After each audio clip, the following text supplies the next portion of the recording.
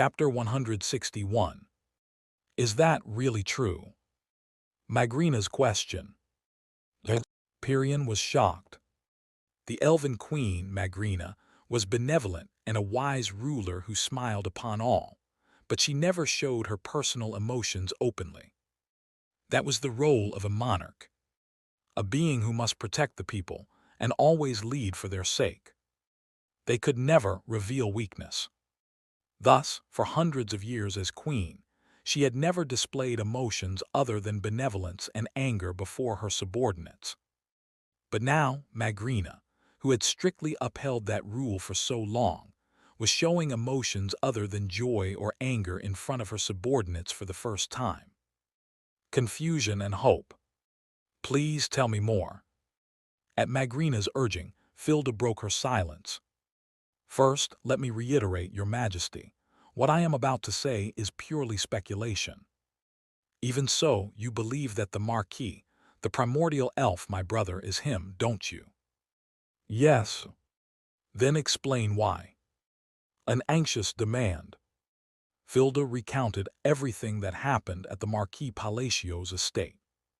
The time when she used magic to observe the Marquis from the outskirts of the estate.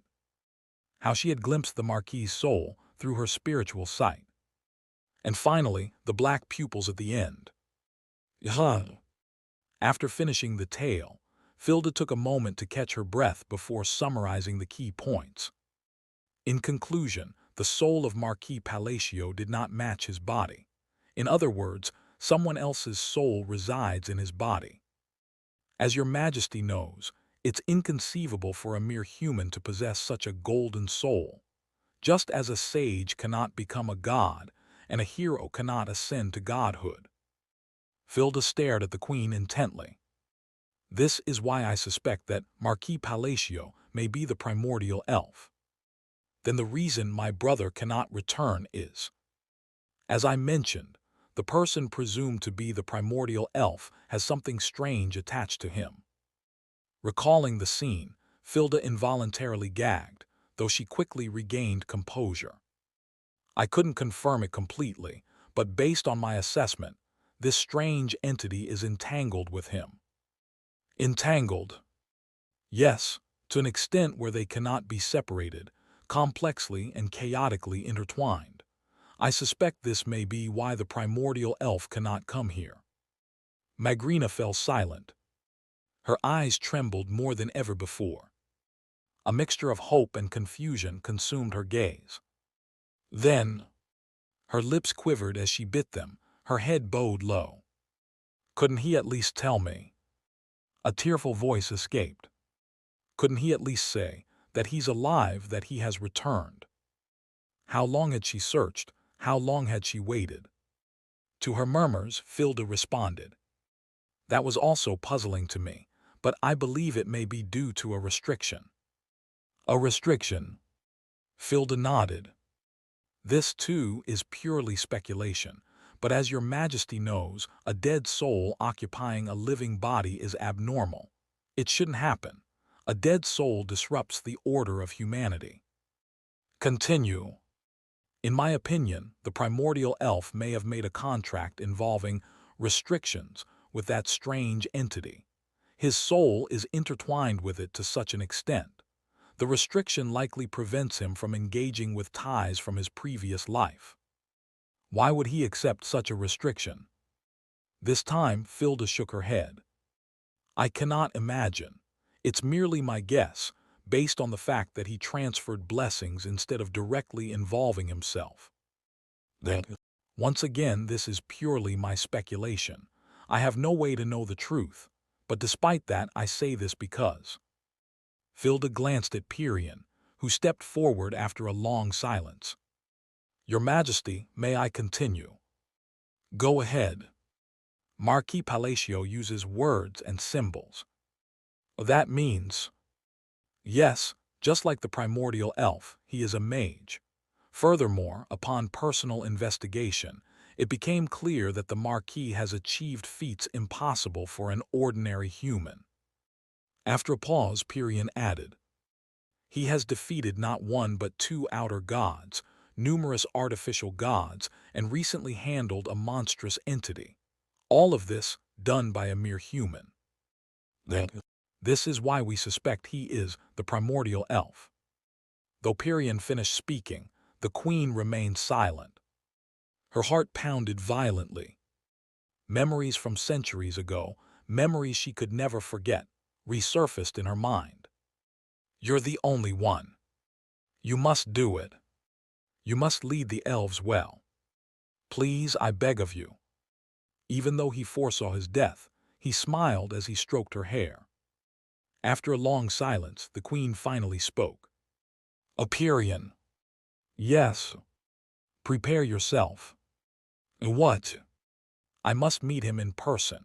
I must confirm whether he is truly who I believe he is. With eyes full of resolve, she looked at Perion. Alan managed to clear the Ironblood Citadel without any harm, thanks to Aliban's help. Is this what you need? Indeed. I'll give it to you. Are you sure? Yes. And thus, he obtained the item he desired. It felt almost too easy, but there was no reason to refuse. Alan accepted the item Aliban handed him with a bright smile. It was an artifact obtained from the Ironblood Citadel. To be precise, an artifact disguised as an object. The footsteps of the past. Alan, staring at the object shaped like feet running on the ground and forged from dark steel, spoke to Aliban. Thank you. No, don't mention it. After all, you came here to help me at my request. Is there anything else you need? Alan shook his head. From the beginning, the only thing he needed from the Ironblood Citadel was the footsteps of the past. Most of the items from this place were warrior-class weapons, and even the rare mage-class items weren't particularly useful to him. No, this is enough. Alan carefully stowed away the footsteps of the past. The eerie gate, which had been open, began to fade away. After watching the scene, Alan and his group headed to the nearest territory, the Duchy of Zenonia. By the time they arrived at the Zenonia Duchy's lands, it was already dusk. I suppose we'll meet again next time. Yes, understood. If I need your help again, may I request it? Sure, as long as it's not too demanding. Thank you. Aliban bowed deeply before moving on with his companion toward the territory. Marquis. Yes. I've been feeling something odd for a while now. May I share it? Speak. Left alone, Evan, as if waiting for this moment, began to voice his thoughts. I've been thinking, this Aliban guy. He came to us for help because he felt there was danger, right? That's right. But doesn't it seem strange? He has skills far beyond what he let on. Why would he come to you for help at all? That's true. The inconsistency, Evan pointed out, had also been bothering Alan. Aliban's words and actions didn't quite align. Alan, with a neutral expression masking his thoughts, quietly gazed at the place where Aliban had disappeared. What is it really? He considered multiple possibilities. A whirlwind of thoughts flashed through his mind in an instant. Of those, he identified a few plausible ones. He narrowed it down to 3 hypotheses. Aliban may have summoned him here for a specific purpose. Or he may have intended to harm him. Or perhaps he was acting on someone else's request. However, Alan quickly shook his head. It didn't seem like Aliban intended to harm him. If that had been his goal, he would have had plenty of opportunities, both before entering the eerie gate and within it. If anything, he was overprotective. Aliban's behavior in the Ironblood Citadel didn't match that of someone with malicious intent. So the remaining possibilities were either that he summoned Alan for a specific purpose or acted at someone else's behest. But neither explanation felt quite right. If he had suffered any harm, he could have used that as a basis for speculation. But instead, he easily acquired what he needed without any losses. For that reason, What could it be?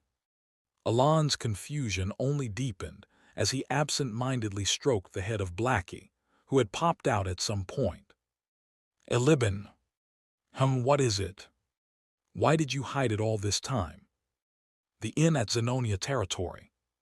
In the quiet inn, Yan hesitated before speaking, her voice wavering. Elibin looked at her. About what? Your strength. Ah. He scratched his cheek awkwardly, as if unsure of how to respond. Sorry, I meant to tell you eventually, but I thought it was still too early. Elibin replied with a sheepish smile. But Yan's expression didn't soften. If you had that level of power, couldn't you have helped in the last situation, or the one before that? She couldn't let it go. Elibin's party had been through life-and-death situations multiple times. When Ralph was about to be crushed to death by the giant wood, or when I almost had my soul devoured by the witch, never once did you use that power. It wasn't just about him hiding his strength that angered her. It was the fact that, despite having such immense power, he didn't use it in situations where his party members' lives were on the line. It implied that their deaths weren't important enough for him to reveal his strength. But for Marquis Palacio, Yan's brows furrowed even deeper. To her, the threat facing Marquis Palacio seemed trivial compared to the brushes with death they had endured as a party. Yet Elibin had revealed his secret without hesitation to protect him. The secret he had kept even when their lives were at stake.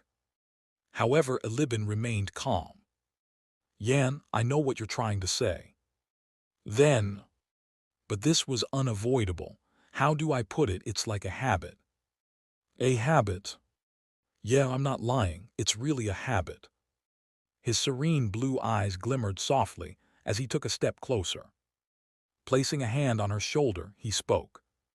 And in time, you'll understand. Understand what? The reason I acted this way. He enunciated every word deliberately, almost as if weighing each syllable. He is an incredibly important person. There was an unsettling fervor in his blue eyes. More important than anyone else. Under the rising blue moon, Yan met his gaze, and a peculiar chill ran down her spine. Chapter 162. By the time the sun was setting, Alon arrived at the Zenonia Duke's residence within the inner castle. It's been a while, Marquis Palacio. It has indeed been a while. Have you been well during this time? Yes. First, let us have dinner. Having met the Duke of Zenonia, whom he had only encountered through the crystal sphere for over a year, Alon decided to share a meal with her. It's massive. Following the Duke of Zenonia, Alon glanced around. He had felt it when entering the inner castle, but stepping into the mansion solidified his impression. The Zenonia Duke's residence was enormous, almost comparable to a castle. The Zenonia Duke's residence was vast in the game too. Briefly recalling how he had often gotten lost in the residence before getting used to the game, they soon arrived at the dining room. Wow! Alon let out an involuntary exclamation. A large dining table was filled to the brim with dishes that left his jaw dropping in amazement. This is. I prepared this, knowing you would come. Thank you. Please, let's start with the meal. Thanks to the Duke's hospitality, Alon sat down and began eating. As he neared the end of his meal, he slowly opened his mouth to speak. Now that I think about it, I have a question. What is it? Do you happen to know anything about the Chosen? Alon recalled the elegant face of Elibin. The Duke of Zenonia nodded at his question. Yes, I know. I've even conducted some personal investigations. Personal investigations? I heard rumors about them coming to block the strange gates near my territory, so I wanted to see if he could bring meaningful changes to the current political structure. And what did you find out? Not much that stands out. If I had to point out one thing. The Duke paused briefly before replying. They might have a connection with Cardinal Yusha, perhaps. Yusha? Yes, I heard that during the process of being appointed as the Chosen, he seemed to act as if he knew Yusha. Or rather, he tried not to show it, but he slipped up. Ahem. Alan tilted his head in thought, recalling Eliban and Yusha. It seemed strange that the two would know each other based on what he knew. Though it's possible they formed a connection without me knowing. Alan knew that Yusha frequently went out for voluntary service. Where could their paths have crossed? He pondered briefly. Could something have happened? If you'd like, I can try sounding out the Chosen tomorrow. You're meeting them tomorrow. Yes, as he dealt with the strange gates near the territory, I should offer some form of reward. Alan shook his head at the Duke's proposal. Unless there was a clear justification, it didn't seem necessary for now. No, I don't think that's necessary. Understood. The conversation shifted to other topics, primarily about Kalfa. By the way, will you be attending the upcoming ball, Marquis? Perhaps I think I will. That's fortunate. Why do you say so? I heard that kings and nobles from other kingdoms might participate in this ball. Kings and nobles from other kingdoms? Yes. I thought it would be a good opportunity to build connections with nobles from other countries. The Duke of Zenonia added, though you already seem to have many connections, Marquis. Moreover, the Duchy of Luxembourg will also participate this time. The Duchy of Luxembourg. They recently purged the corrupt forces and restored power to the royal family. I've heard about that. I also heard they changed their state religion. Yes, and... The Duke placed a finger on her lips, then spoke as if recalling something.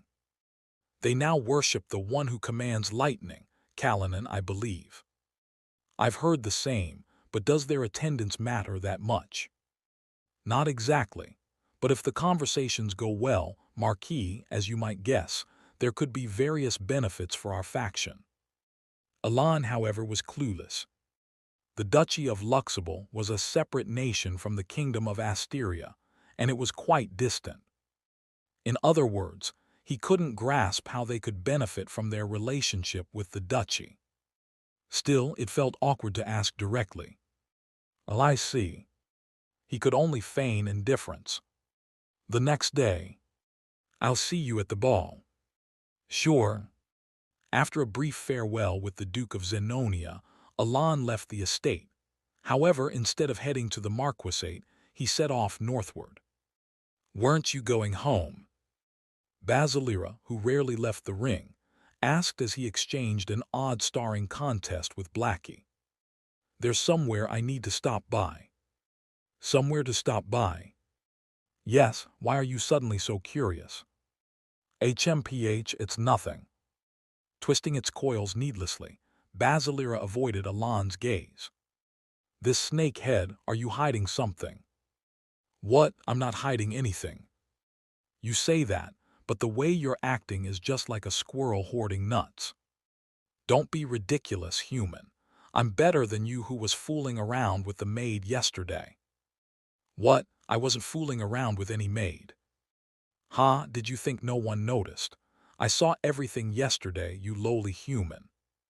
Ridiculous, we were just taking a short walk in the garden. Ha, didn't you brag about things that didn't happen at the strange gate? Are you some kind of stalker? Evan, startled, shouted in disbelief while Basilira mocked him mercilessly. Frankly, in Alan's view, there wasn't much difference between Evan bragging to the maid and Basilira secretly stalking him. Ha, now I see. You're no better than a monkey pretending to be human. Shut it, you snake head. I told you it was just a walk. HMPH. Basilira scoffed dismissively, then suddenly flashed a mischievous smile and began. Oh, Orlais, your eyes are as clear as the violet sky I saw beyond the strange gate. Ah, Sir Evan. Adjusting its tone dramatically, Basilira mimicked voices, as if performing a play. Evan's face turned beet red and he screamed, "Wow! Hey, Blackie, can you please shut this snake head up? I'm begging you." But Blackie merely looked at Evan with a mix of pity and disdain. In the end, after enduring a barrage of humiliation, Evan, now exhausted, turned to Alon. "So, Marquis, we're heading north as you instructed, but where exactly are we going?" "We'll probably need to travel for about 2 more days." 2 days, if we go that far north. Evan thought for a moment before asking, "Isn't there a village called Parsley? Are we headed there?" "Not exactly. We're heading to the ruins near Parsley."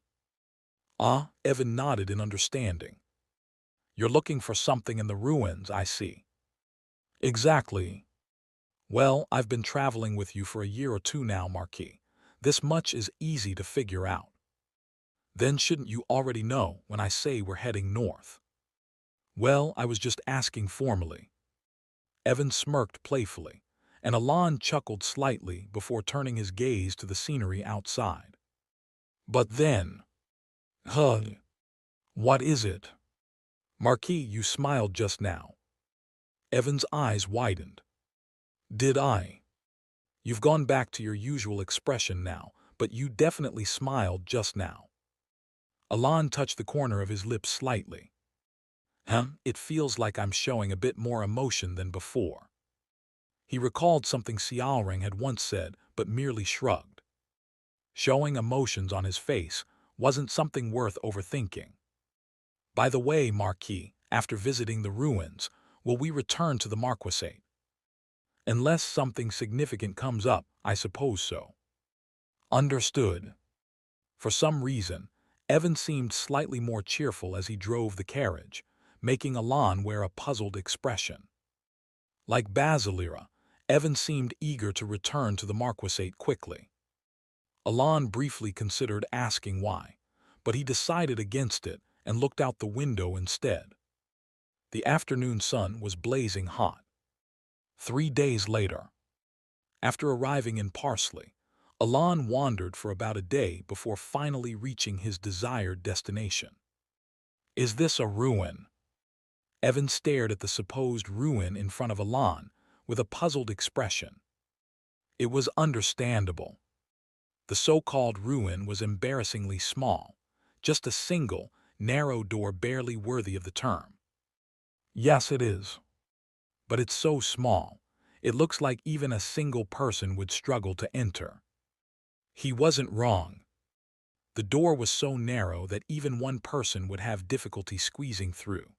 Nevertheless, Alon shrugged and pulled out Lemuel's oath.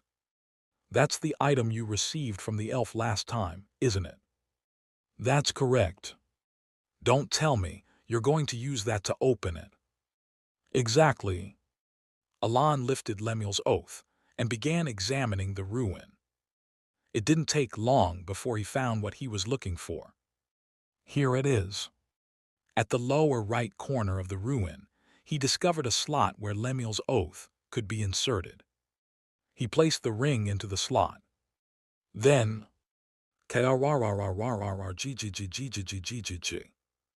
a tremendous noise echoed as the small door before them began to slowly open. "How do you always seem to know these things?" Evan's face was full of awe and curiosity as he asked.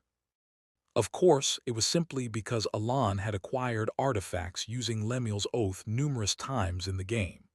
Beyond that, he didn't actually know much. The only additional piece of information Alon had about this particular ruin was one thing. "This is where the staff used by the primordial elf is stored, I believe." He had no idea who the primordial elf was or what status they held. The game never delved into the subject of the primordial elf at all. I think there might have been one other ruin connected to them. Beyond that, Alon knew nothing about the primordial elf. The only conclusion he could draw was that they must have been a remarkable magician, no, a sorcerer of the highest caliber. The artifact itself is proof enough. The door, which had been gradually opening, finally swung fully ajar. And there, inside the ruin, I've found it. With a faint smile hidden behind his neutral expression, Alon laid eyes on the artifact left by the primordial elf. The staff of the Sacred One, an artifact in the form of a pair of gloves. At that moment, let's move out. Do you truly intend to go yourself, Your Majesty? Yes, I want to see it with my own eyes. In Grainafra, to confirm if he is truly the primordial elf. The Queen began her journey. Chapter 163. The desert city of Colony had been unusually noisy recently. The cause was none other than the capital reconstruction project. The capital had suffered significant damage due to the attacks of the Scorpion and Snow Horn.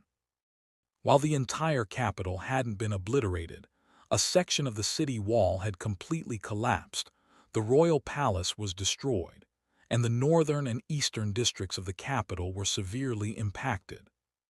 In light of the situation, Carmax's III made a bold decision to use the national treasury to restore the capital. Of course, it was evident that this would negatively affect the governance of the nation later, but thanks to this decision, the capital was being rebuilt at a very rapid pace. However, Carmax's III had another grave concern lingering in his mind. Are you saying that the damage caused by the Shimun, or rather the strange gates, is increasing? Yes. A perfect case of misfortune piling on misfortune. He sighed deeply and after some thought asked, what about the reported damage within Colony? There isn't much at the moment, but it seems likely that reports of damage will start pouring in from various places soon. And the Baba Yagas? Aside from the Golden Flash, they're currently following our directives, but at this rate, they might soon reach their limit. Upon hearing the secretary's report, the king fell into deep contemplation once again. As the secretary had stated, for now, the Baba Yagas were handling the strange gates in line with the kingdom's interests, but this would not last long. Although the 5 Baba Yagas could be considered Colony's greatest force, they weren't officially part of the nation. They were merely gladiators of the Colosseum, free to come and go as they pleased without any obligation to remain tied to Colony. Letting out another sigh, he wasn't sure how many he'd heaved by now. He scratched his head in frustration. Things have been fine up until now. Opinions had long been raised about officially incorporating the Baba Yagas into the state. But Carmax's no, from the very first king, there had been a reason why the 5 Baba Yagas were generously supported without being made part of the national apparatus. The reason was convenience. The very reason Colony, situated in a desert, had managed to thrive to this extent was none other than the Colosseum.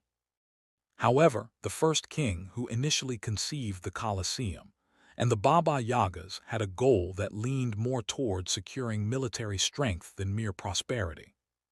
Colony possessed numerous untapped gold mines that were absent in other nations. As a result, before Colony became a unified kingdom, it faced a shortage of resources and the constant threat of invasion by foreign nations. To address this, the first king devised a method. He established the Colosseum and began gathering powerful warriors from across the land who were unaffiliated with any specific nation. Among them, those who ranked in the top 5 were granted treatment better than that of nobles, even if they weren't officially tied to Colony. The title Baba Yaga was created specifically to ignite the ambition of strong warriors. The intentions of the first king proved effective. At the time, unaffiliated warriors from all over flocked to Colony, drawn by money, fame, and status. Colony, which had lagged behind other nations in terms of military power, bolstered its strength with the Colosseum gladiators. Strictly speaking, this was more for show, but it sufficed. The system wasn't intended for launching invasions, but for defending the nation from external threats. The gladiators and Baba Yagas lived up to their names, justifying the system. Moreover, for the king and colony, this system offered numerous benefits. Since they weren't official members of the kingdom, complete control was impossible. But as long as they were beneficiaries of the kingdom's resources, a degree of influence could be maintained. And if they ever caused problems, the kingdom wouldn't be held accountable for their actions. In short, the system allowed the kingdom to leverage the strengths of these powerful individuals without politically involving them or weakening the monarchy. However, that was all in the past. With the emergence of the strange gates, the situation had changed. I need to bring the Baba Yagas under control. Of course, the situation wasn't urgent enough to require immediate action. The current gates were troublesome, but didn't pose catastrophic damage yet. However, other kings were undoubtedly also contemplating how to deal with the strange gates they might face in the future. The strange gates are evolving. Even now, haven't they worsened into something akin to the disastrous gates? What if these gates evolve into an even more advanced form? Or what if they don't evolve but start causing far greater destruction than they do now? If we wait until then to respond, it'll be too late. For colony, more than any other nation, this held true. To Carmax's III, officially incorporating the Baba Yagas into the kingdom was a long-term priority. Among them, the one he was most focused on was the Golden Flash. I must find a way to bring her into our fold. The Golden Flash had already become an existence qualitatively different from the other Baba Yagas. Thus, she became someone they absolutely had to secure by any means. However, it was far from an easy task. From the start, she wasn't swayed by money or fame. The only one who could influence Xiaoreng was Marquis Palacio and no one else. In other words, unless they could first win over Marquis Palacio, bringing Xiaoreng to their side was impossible. Carmax's III, grappling with the matter, eventually muttered to himself, "Is that the only way?" As if he had made up his mind, he spoke resolutely. "How much time is left until the ball in Lartania?" 2 months remain, the secretary replied. At that, Carmax's III thought, "I'll settle it there." His eyes gleamed with determination. At that moment, Xiaoreng's secretary, Lime, stood atop one of the newly reconstructed buildings that had been partially restored in less than 2 months. That should do it, Xiaoreng said. Is this not it? Lime asked as she removed her hands from Xiaoreng's ears. No, but I thought I did it very similarly to him. It's not the same as how Master does it. What part is different? When Master does it, it feels kind of. Xiaoreng furrowed her brows slightly, searching her memory, and said, like there's a soft push to it. She lay down where she stood, pressing her ears with her hands, and muttered in a voice tinged with melancholy. I miss Master. Lime scratched her head as she withdrew her awkwardly raised hands. She seems worse off than before, or maybe, given the circumstances, this is actually better. Lime recalled Xiaoreng's demeanor before the incident. Back then, unless something extraordinary happened, she would spend her days lying around, looking bored, except when exercising or doing handstands. But now, ever since she had personally dug and buried the graves of the guild members who were in the guild during the incident, Xiaoreng's lifestyle had returned to something resembling her past routine, except for hunting a new ability she had acquired. However, 2 things had noticeably changed. I want to feel that push again. She would often say things like that. And unlike before, her previously bored expression was now often replaced with a faint smile at the corners of her lips. Lime bent down to match Xiaoreng, who was lying down and covering her ears. Shall I try it one more time? It's not the same at all. How different is it? If what master does is a 1, then lime is about zero point 0.3. That's quite a difference. Unconsciously, Lime found herself wearing a slightly sulky expression. What makes it so different, she wondered. Meanwhile, Xiaoring, oblivious to Lime's reaction, muttered quietly, "Should I sneak over and visit?" The journey back to the Palacio Marquisate was uneventful. Stables. Check. Assistant officer. Confirmed. You snake-headed bastard. What's your problem? You agreed to it, so why pick a fight now? Just because. Occasionally, Evan and Basilira bickered, but aside from that, they enjoyed moments of peace under the sunlight filtering through the forest canopy. Thanks to this, Alon was able to organize his thoughts at leisure. Now that I've obtained the footsteps of the past, I should go to Lartania soon to use it. Recalling the conditions needed to use the artifact, he took out the staff of the Sacred One from his belongings. Despite its name, the staff of the Sacred One was in the form of a glove. It was an item he had desperately needed. If I remember correctly, its abilities include stabilization of formations and enhancement of mana. A simple ability, but one that surpassed the performance of other staves precisely because of its simplicity. I'd originally wanted this item from the start, but it required having Lemuel's Oath, which was held by Pyrian. That's why it took so long to acquire it. I still don't understand how that became the key item, but... With a shrug, Alon concluded it probably had something to do with ancient elves. Absent-mindedly, he slipped the glove onto his right hand. At first, the glove was loose, but over time, it naturally tightened to fit Alon's hand perfectly. Tilde. He smiled in satisfaction as he admired the glove's black base, adorned with golden embroidery. But then a thought struck him. Wait, wasn't this supposed to have a racial restriction? The reason he had kept the staff of the Sacred One safely tucked away instead of wearing it all this time was simple. It was restricted to elves. In the game, players who obtained the staff of the Sacred One had to complete an additional quest in Lartania to remove its racial restriction before they could equip it. That was why he had never attempted to wear it before. Yet, without thinking, he had slipped it on and it had stayed on.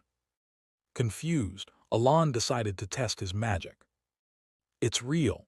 The formation is more stable, and even with less mana, the magic is noticeably stronger. The effects were undeniable.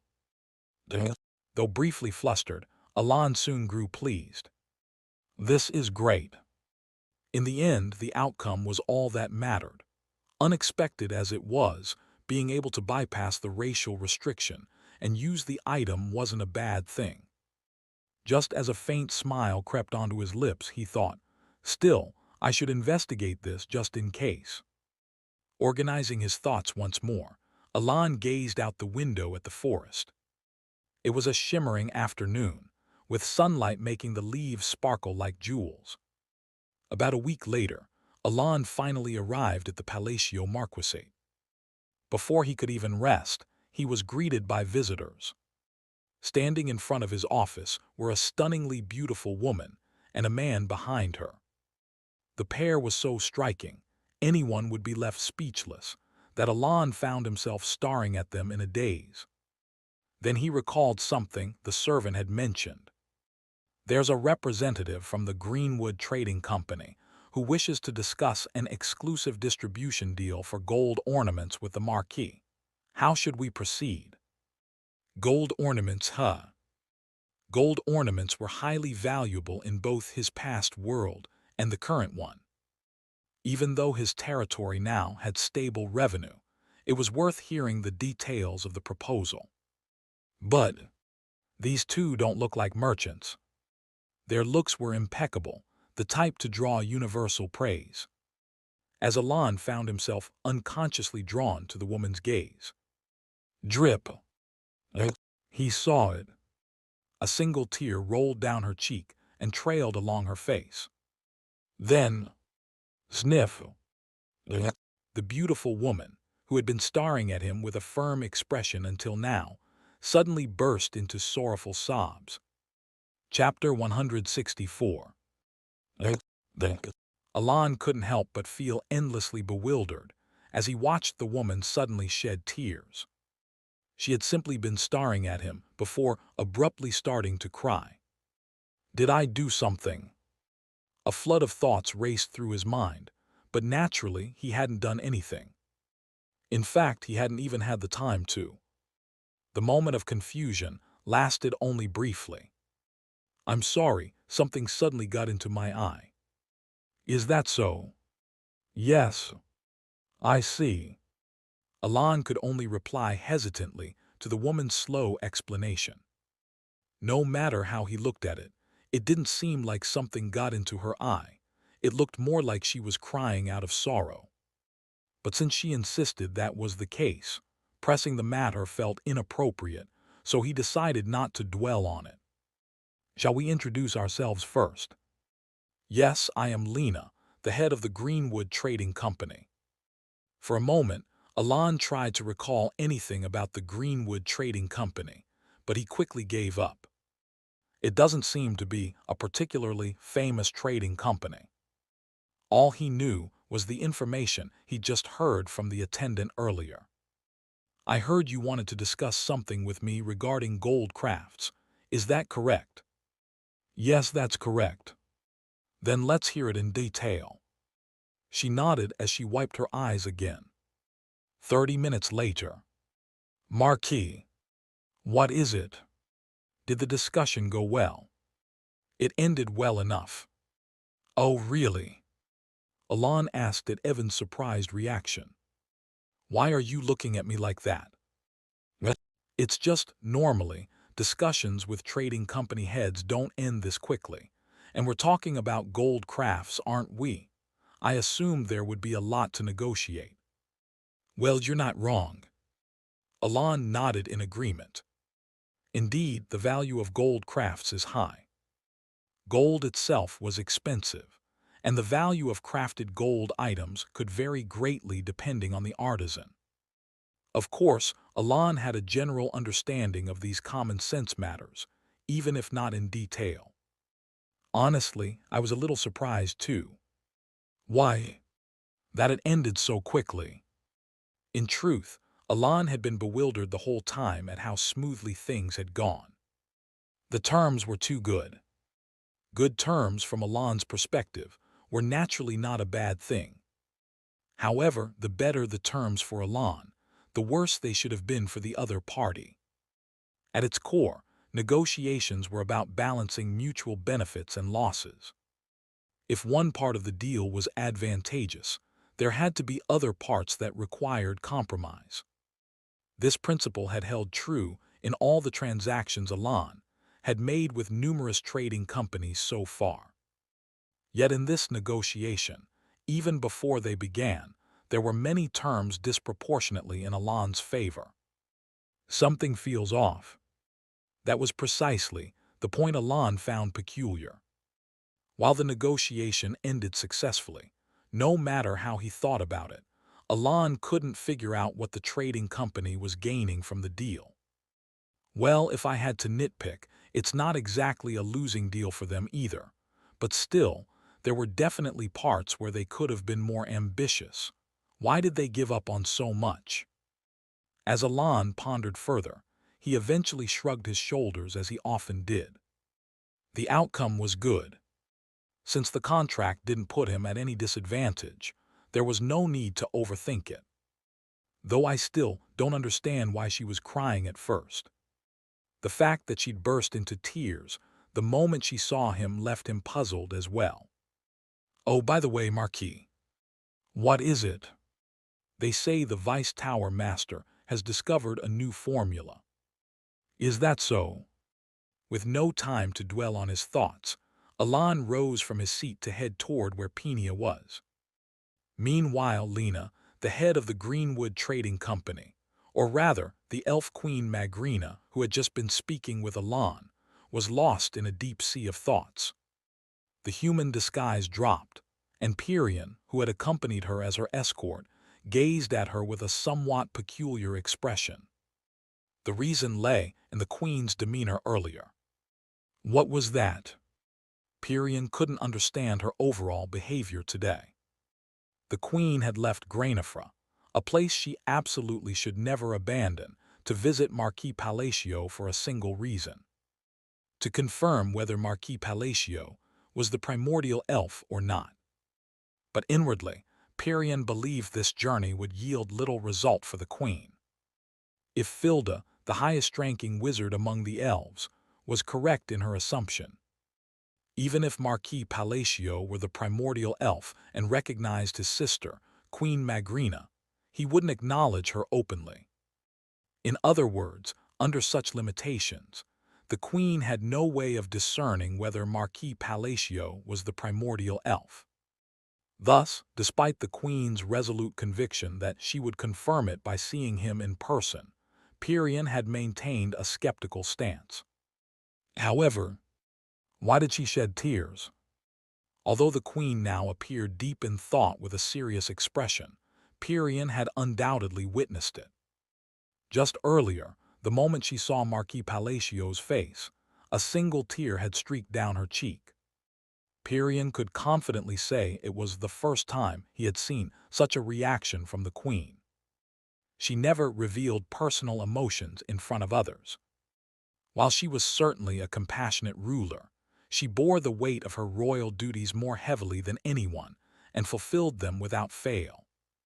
Could she have truly sensed something from Marquis Palacio, in a way unknown to him? But if that's the case, Pirian looked at her again. By now, Magrina had returned to wearing the composed face of a ruler. Not as a sister, revealing fragments of emotion tied to the primordial elf, but as a clear and resolute queen. Just as Pirian considered risking impropriety to satisfy his curiosity.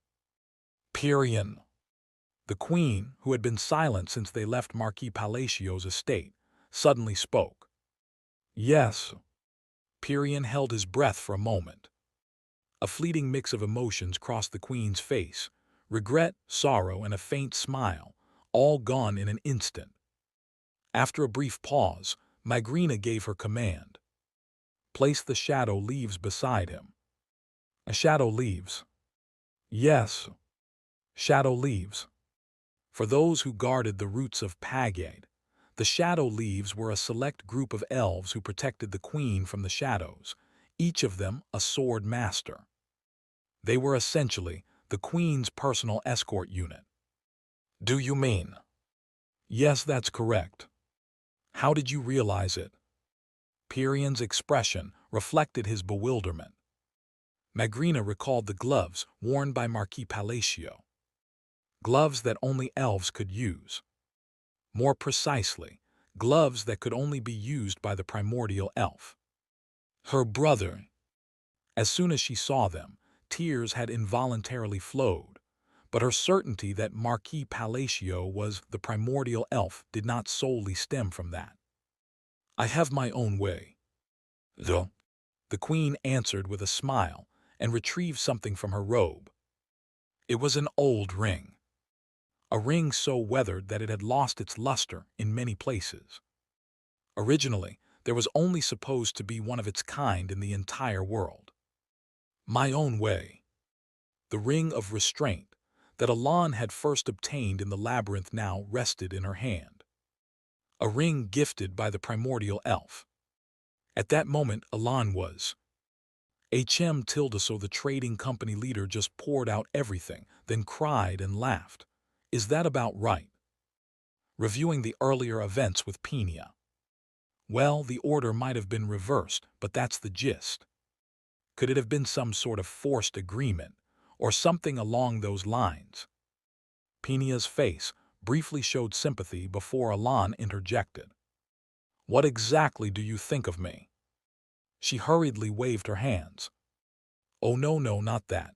Ha, maybe the trading company leader just has mood swings. Perhaps. What a pity at such a young age. And with that their oddly comforting conversation concluded. It was dusk. For Hidden, the regular meetings of the blue moon were generally a bit chaotic. To be precise, they started quietly but grew more unruly as time passed. While the meetings had always progressed this way, Hidden had never found them particularly bothersome. Whenever discussions became excessively noisy or heated, Red Moon would step in to mediate and restore order. However, at this moment, Hidden felt deeply uneasy. The reason? You've all heard right. What? A birthday gift, huh? It was none other than the matter of the Great Moon's birthday gift. No, to be more precise, it was because of the discussions regarding the gift. Deus, just so you know, don't go overboard with an outrageous gift. I know. Are you really sure you know? Yes, I plan to prepare something appropriate. Same here. I'm planning something perfectly appropriate. I feel the same. We mustn't make the gift burdensome for brother. The moons had started a subtle, yet unmistakable competition. Everyone's got the right idea. It seems we all understand that giving an overly extravagant gift could overwhelm him. Yes, I completely understand. Hidden glanced over the other moons, including Yusha. The moons wore relaxed, knowing smiles. At first glance, it seemed as though their words could be taken at face value, but Hidden, who frequently roamed around gathering reports, knew better. The 5 moons were absolutely not preparing appropriate gifts. In other words, yes, we must give something at the appropriate level. Right, I agree, at the appropriate level. Understood completely. Appropriate indeed. Same here. Me too. In this repeated conversation, everyone, except for the cheerful golden moon, was carefully hiding their true intentions while gauging each other. All because they wanted to give the great moon a gift that would surpass the others. Thus, do we really need to go this far? Hidden felt his energy drain, stifling a quiet sigh deep within. Chapter 165. After a brief discussion about what gift to present to the great moon, the meeting resumed as normal. Of course, there were moments when Deus abruptly brought up the great moon or Xiaoreng exclaimed, "I'll be the gift," disrupting the flow temporarily. Nonetheless, the meeting, which proceeded a bit more smoothly than usual, began to draw to a close just before dawn. As everyone prepared to say their closing remarks, Xiaoreng, "Huh." Deus suddenly called out to Xiaoreng. "By the way, what's with your ears?" Xiaoreng had been pressing her ears shut with her hands. And not just once or twice. Throughout the meeting, she would press her ears intermittently whenever she found a chance. Deus had found this peculiar habit rather baffling.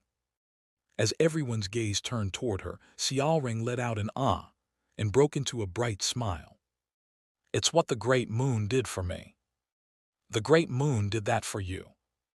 "Yes, like this, like this." Although no one had asked, Xiaoreng began recounting the events of the recent colony one by one. That's how it happened. As her story ended, the others each expressed their reactions in their own way. To think the great moon showed such a genuinely concerned expression. That's remarkable. Deus and Raiden looked envious, perhaps because they were used to Alan's usual expressionlessness. The fact that the great moon had shown even a fleeting emotion toward Xiaoreng held great significance for them. Even Rhine, who had spent several days in the colony, gazed at Xiaoreng with a subtly envious and sulky expression. However, of course, Xiaoreng, the great moon cares for us. It's only natural to be concerned when one of us like you is in danger, right? Only Yusha retained her usual serene smile, a calm smile with no hint of emotional fluctuation.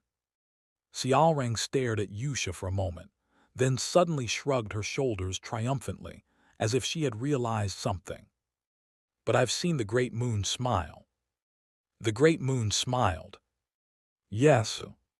When Deus hesitantly asked, Xiaoreng nodded vigorously. Even Yusha's lips twitched slightly at this. That must have been because the great moon was worried about you. Still, Yusha didn't lose her smile.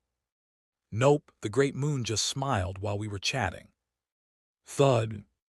A sudden shift in the atmosphere. Yusha's mouth closed tightly. Xiaoreng, now even more triumphant, shrugged her shoulders once again. You haven't seen the great moon smile, have you, Yusha? Declaring victory, Xiaoreng made a V sign with her fingers. The expression of Hidden, who had been silently observing the situation, grew peculiar. While it was true that the moons often reacted like children whenever the great moon was mentioned, even considering that, Xiaoreng's taunt was quite juvenile to say the least. There's no way the red moon would lose composure over something so trivial. Hidden turned his gaze to Yusha with confidence, but soon found his mouth agape. The unchanged smile Yusha had been wearing until moments ago was now visibly twisted for anyone to see. In other words, it was undeniable that Xiaoreng's words had scratched her pride. Hidden cautiously averted his gaze. Right, so I'm the first to see the great moon smile, huh? Xiaoreng, seemingly intoxicated by her victory, continued speaking gleefully, completely oblivious to the mood shift. But only for a while. When the great moon pressed my ears like this. After a few minutes of boastful chatter, even Xiaoreng began to trail off and glance around nervously. What? Because Yusha was no longer smiling at all. The moment Xiaoreng realized she had been far too caught up in her sense of triumph. I have some urgent matters to attend to, so I'll be taking my leave now.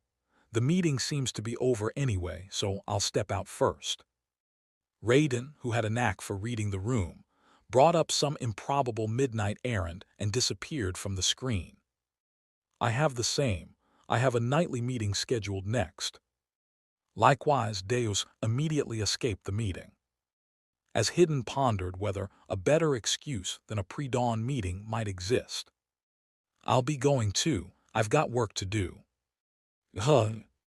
Rhine, who had been glaring at Xiaoreng with slight dissatisfaction, also left. Only then did Xiaoreng realize something was wrong. And soon, Ika. Noticing the sneer forming at the corner of Yusha's lips, Xiaoreng unconsciously released her grip on her ears. Her freed ears instinctively folded back. Xiaoreng, who began glancing around nervously, slowly started retreating. I should get going now too. She fled. And then the last two people remaining in the meeting were Hidden and an extremely upset Yusha. When Hidden cautiously raised his head, he realized he had missed his chance to leave. What should I do? Hidden began to feel suffocated. Surely the other moons had fled because they understood.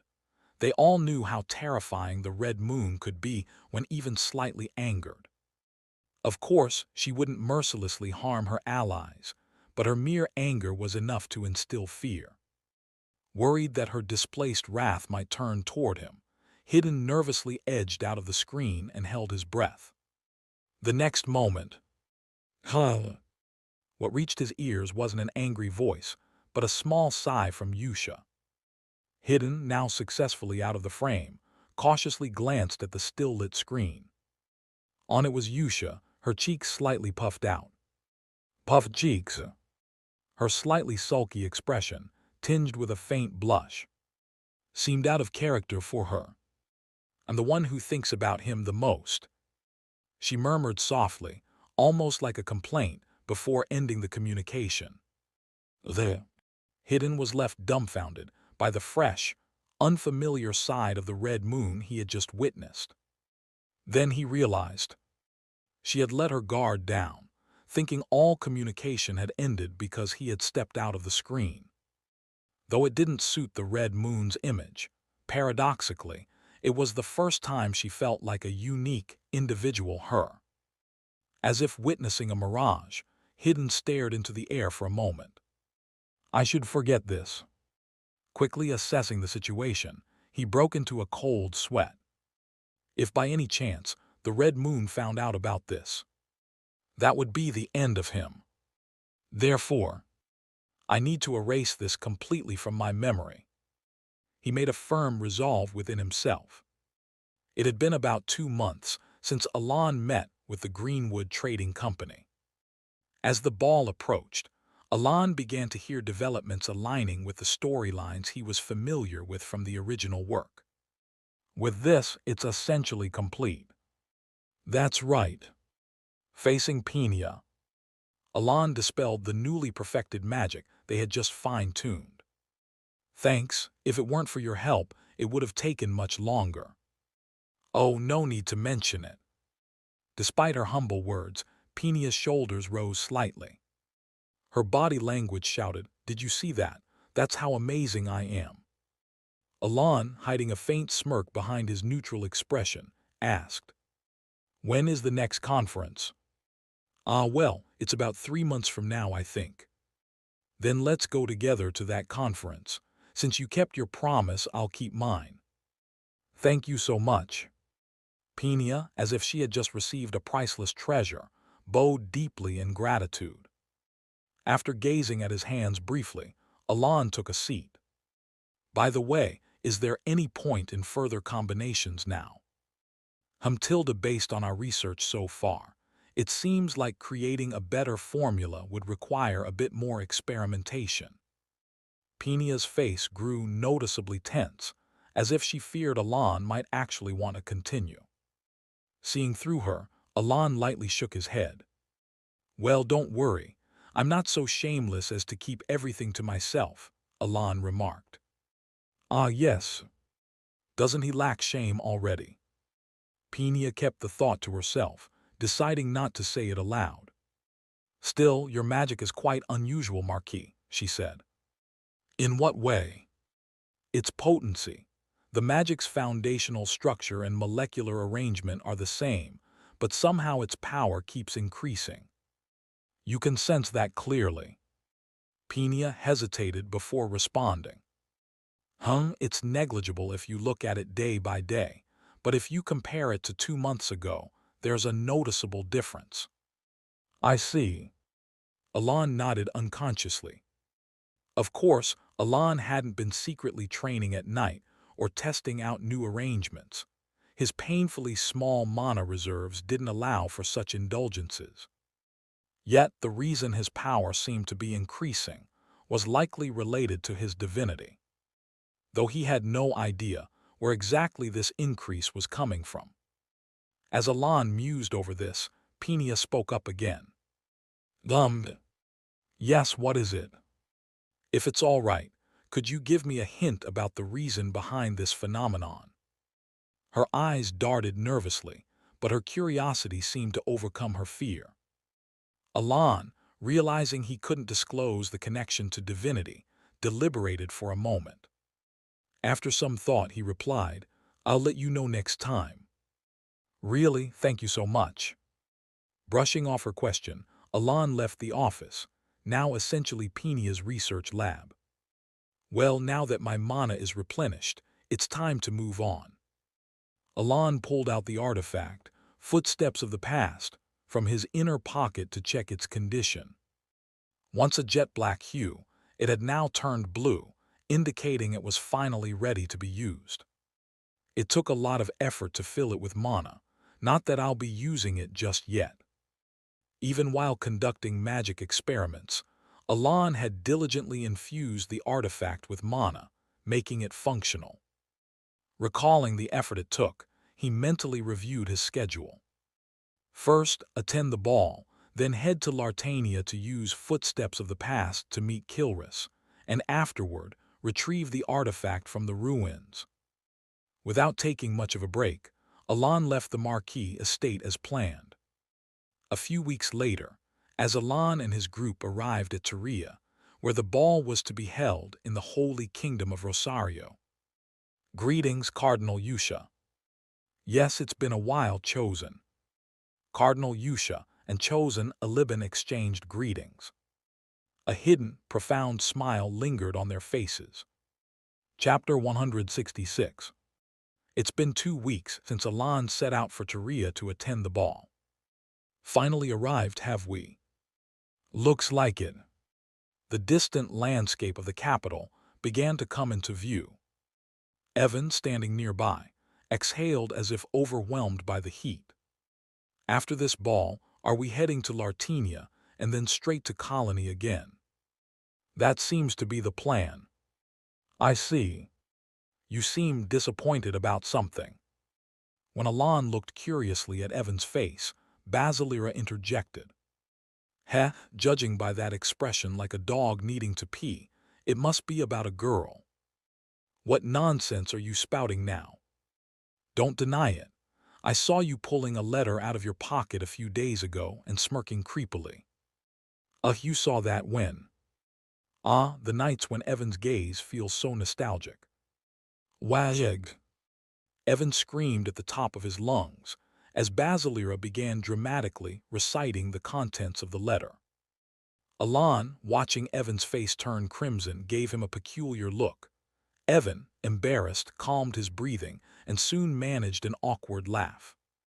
Haha, well, you see, when we visited the Zenonia Duchy last time, I met a lady knight. We got along quite well. So, you've been exchanging letters, I take it. Yes, something like that. Alan, observing the embarrassed Evan, asked quietly. You seem more flustered than I expected. Haven't you been in relationships before? Well, that's true, but... Evan, who had always followed Alan closely while chatting and laughing with all sorts of women, now seemed different. But there was a hint of grievance in Evan's voice. This feels different, you know. In what way?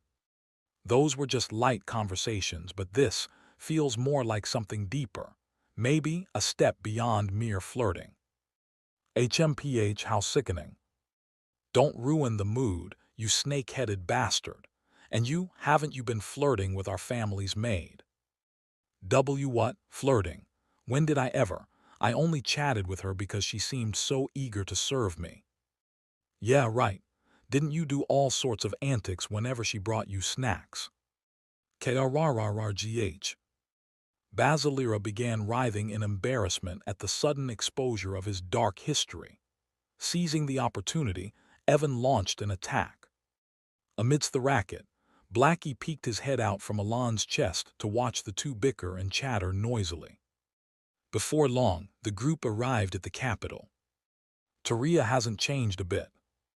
Their carriage crossed the well-maintained, thriving streets of Turia and entered the inner city. When they arrived in front of the ballroom, Alan stepped out of the carriage. Marquis Palacio, before attending the ball, His Majesty requests an audience with you.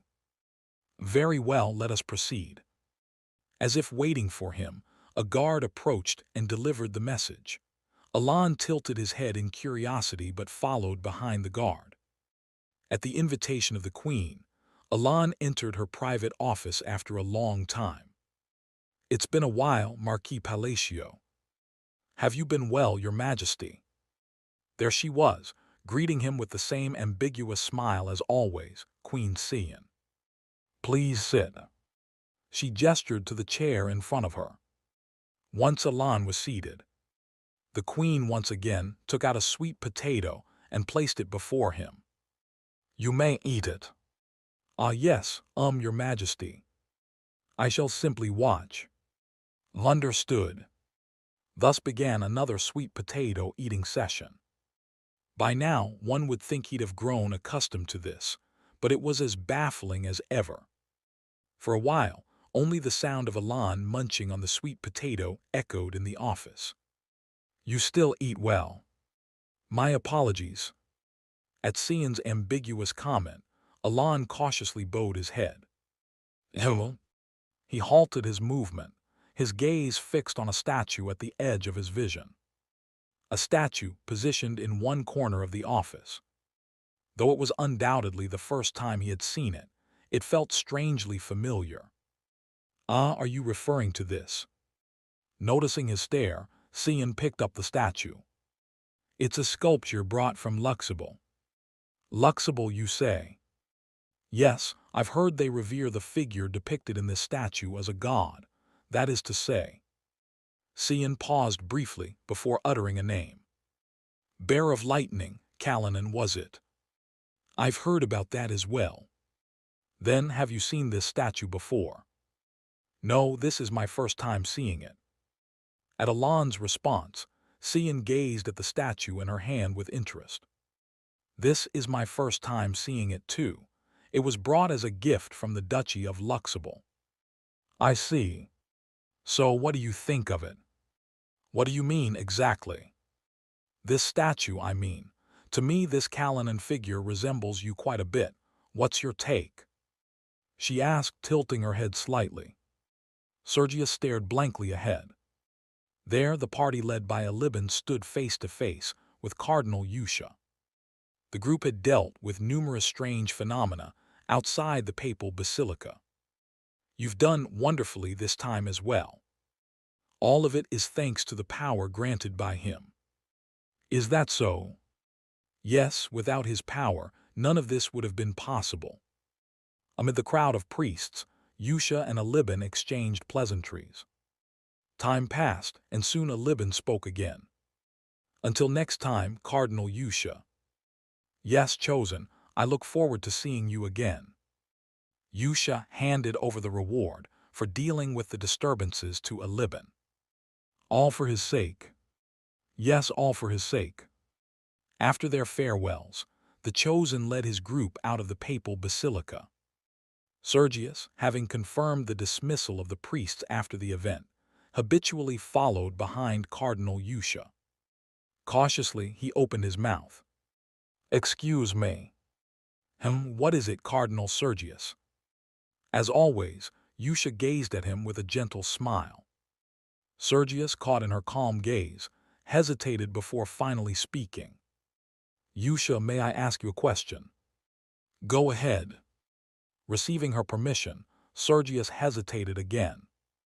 Even with her consent, he wasn't entirely sure whether it was wise to ask what was on his mind. He knew better than anyone else, having experienced it firsthand, that questioning Cardinal Yusha was a reckless endeavor. But despite knowing that, Sergius couldn't suppress the curiosity and doubt that had been relentlessly building in his mind. It's about the chosen. The chosen, you mean? That person didn't receive their power from Cyrenia, did they? Sergius recalled the chosen, whom Yusha had previously acknowledged as having been selected by Cyrenia. Indeed, their power bore a striking resemblance to the divine energy Cyrenia was known to bestow.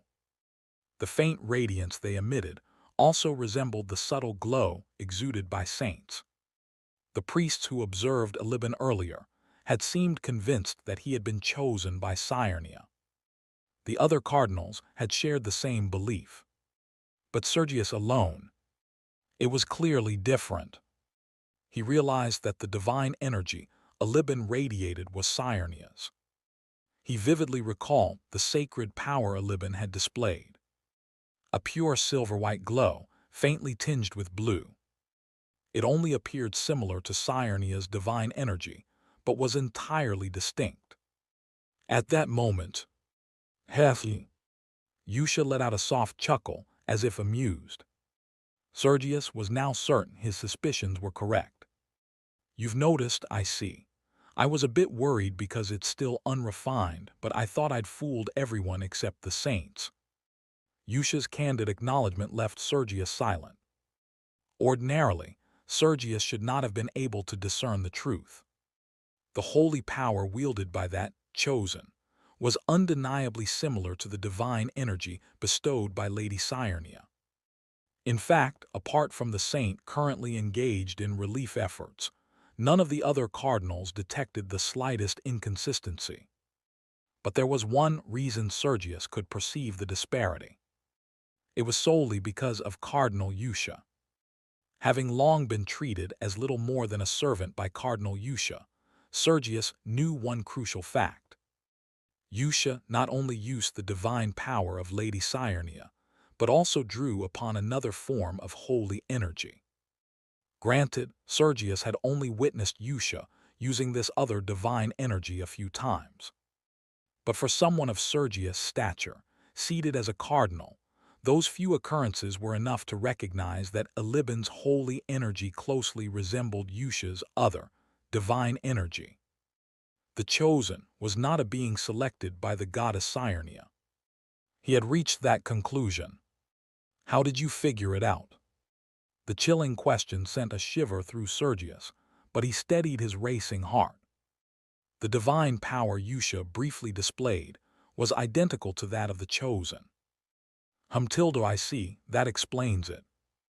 Yusha nodded as though she had pieced together the situation. Her crimson eyes turned towards Sergius again. Still, it seems you haven't realized everything yet. Excuse me. Never mind. More importantly, you don't need to concern yourself with this matter too much. Is that so? Yes, after all.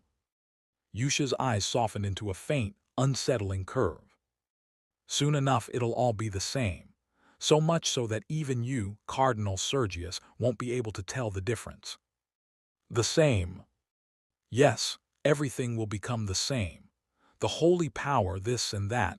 Right now, they may appear a bit different, but eventually, all of it will be indistinguishable.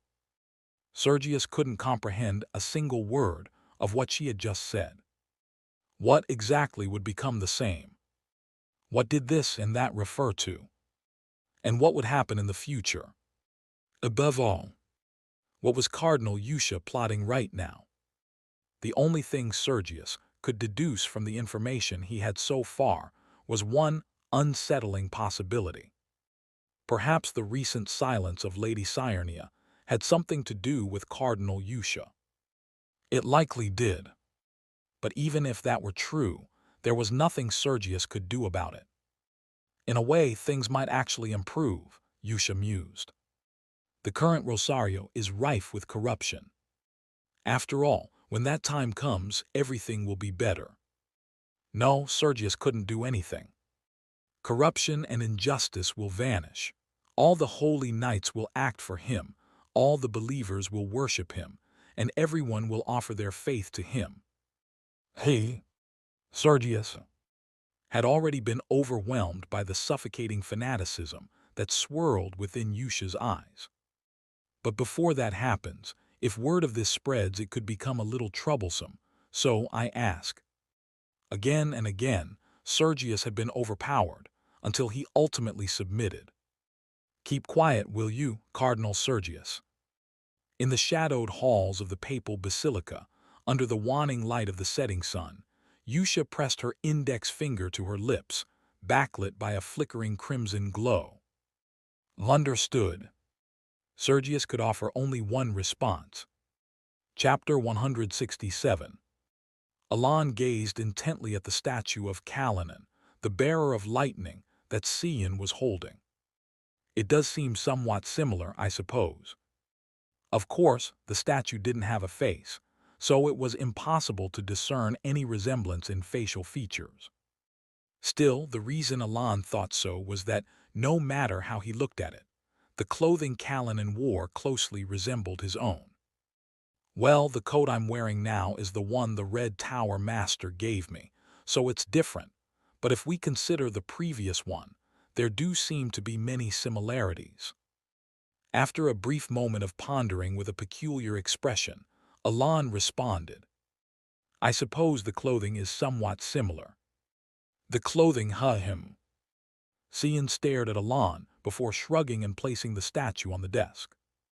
Well, it's clear that you, a Marquis of the Asteria Kingdom, couldn't possibly be the Kalanan, the bearer of lightning, newly revered in the Luxable Principality. Just think of it as a light-hearted joke and let it go. Understood. Satisfied with Alan's straightforward reply, Cian nodded a couple of times before changing the subject. So, I've heard that you've been caught up in various matters recently. Can you share what you've been up to? Understood. Why was she asking this? Though a bit puzzled, Alan dutifully reported. And then, The chosen, huh? Yes. Having recounted everything, Alan posed a question in return. May I ask something as well? Go ahead. Did you call for me because something came to mind? The last time they met in the office, Cian had certainly said, if something else comes to mind, I'll summon you. No, not particularly. I see. This time, I simply called you because I wanted to see you. It's been a while after all. An unexpected answer. I see. Is that a problem? No, not at all. Cian stared intently at Alan, who denied it indifferently. Fufu tilde. She let out a soft chuckle. Alan's face showed confusion. Just kidding. Pardon. I'm saying I didn't summon you without a reason. Your reaction is a bit underwhelming, though. My apologies. As Alan bowed his head, he briefly wondered if Cian had always been like this. You don't need to apologize for that. Enjoying her little tease, Cian smiled as she rested her chin on her hand and spoke. As you guessed, there was something else that came to mind. What is it? In the inherited memories, it was said that you visited the World Tree of Grainifra and obtained something you needed there. The World Tree of Grainifra. When Alan asked again, Cian nodded. Yes, do you not know it? The land of the elves located in the south is called Grainifra. Only then did Alan realize why the word Grainifra felt unfamiliar to him. The land of the elves, huh? It makes sense that I wouldn't know much about it. Of course, it wasn't the first time Alan had heard of it. Yet the reason Grainifra felt unfamiliar was that the land of the elves was part of the DLC area in the game, Psychedelia. He hadn't purchased the DLC. In other words, while he had occasionally heard the name Grainifra during the game, he had never actually visited the land of the other races. In addition, the relationship between the Allied Kingdom and the other races is not very good, though not as hostile as the Empire. As a result, it is rarely mentioned at all. Because of this, Alan had even less information about it. Something necessary is there, huh? As Alan quietly pondered, Cian added, of course, there's no need to go immediately. Is that so? Yes, to be more precise, you don't have to go at all. It's ironic for me to say this after bringing it up, but that place isn't exactly friendly to humans. Indeed, I've heard as much. Recalling the tense relationship between the Allied Kingdom and the other races, Alan nodded, and Cian shrugged as she leaned back in her chair. So think it over at your leisure, but if you do end up going, I'd appreciate a report. Understood. After a bit of small talk, Alan left the office. Once his figure completely disappeared, Cian, staring at the door, stroked her chin as if lost in thought for a moment. Well, that should suffice. She soon stood up, leaving behind an enigmatic smile. Attending the ball, Alan was inwardly overwhelmed by the much larger crowd compared to last time. However, greetings, Marquis. Hello. Before he could even glance around, he was bombarded by an unrelenting stream of greetings from the nobles. It took over 30 minutes of receiving individual greetings from the Kalfa nobles, led by Duke Zenonia and Count Altia, before Alan finally found some freedom. Letting out a sigh, he thought to himself, as expected, balls are exhausting. Moving to a corner of the ballroom, Alan picked up an egg tart from a table at the edge and began eating when. It's been a while, Marquis Palacio. A man approached him. The face wasn't immediately familiar, but felt oddly recognizable. With a brief moment of thought, Alan identified the man. Duke Mercalian. At last, the man's identity came to him. The second brother of Filion and the current head of the Mercalian family, Duke Mercalian smiled and gave a slight bow. It's an honor to be remembered. It would be hard to forget. It wasn't an empty statement.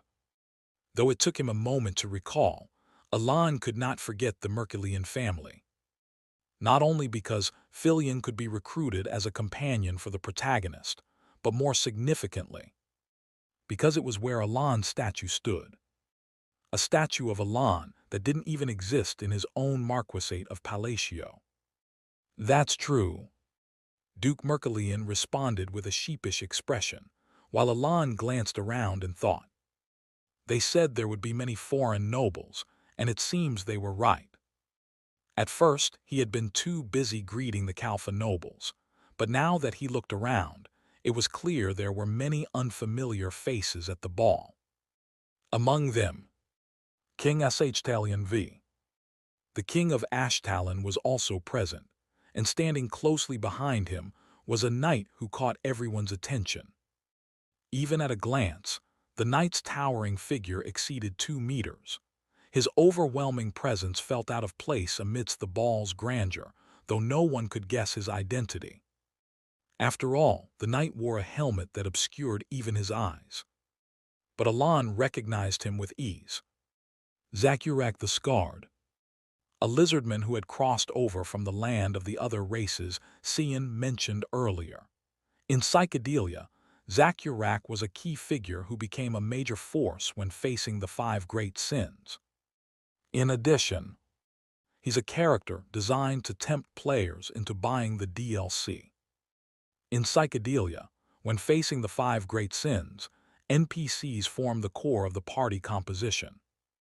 Depending on the nation where the sin manifests or the player's actions, thus far, relevant NPCs join the party to assist. Zakurak, too, was an NPC who provided assistance if the 5 great sins appeared in Ashtalon, distinguished by his unique traits among other characters. The difficulty of dealing with the 5 great sins, which could smash a controller in frustration, is reduced somewhat by Zakurak's strength. Though it only adjusts the difficulty from Hell mode to something closer to very hard mode, even that is a significant relief in Psychedelia, where there are no other ways to lower the difficulty. Additionally, Psychedelia's DLC allows players to summon Zakurak, who otherwise only aids during the Ashtalon chapter, in battles against the 5 great sins. On top of that, clearing the DLC storyline unlocks other powerful non-human allies, comparable to Zakurak, who can also assist in battles against the 5 great sins. For this reason, most players who wanted an easier time playing purchased the DLC. Except for players like Alan, who clung to their pride in the base game.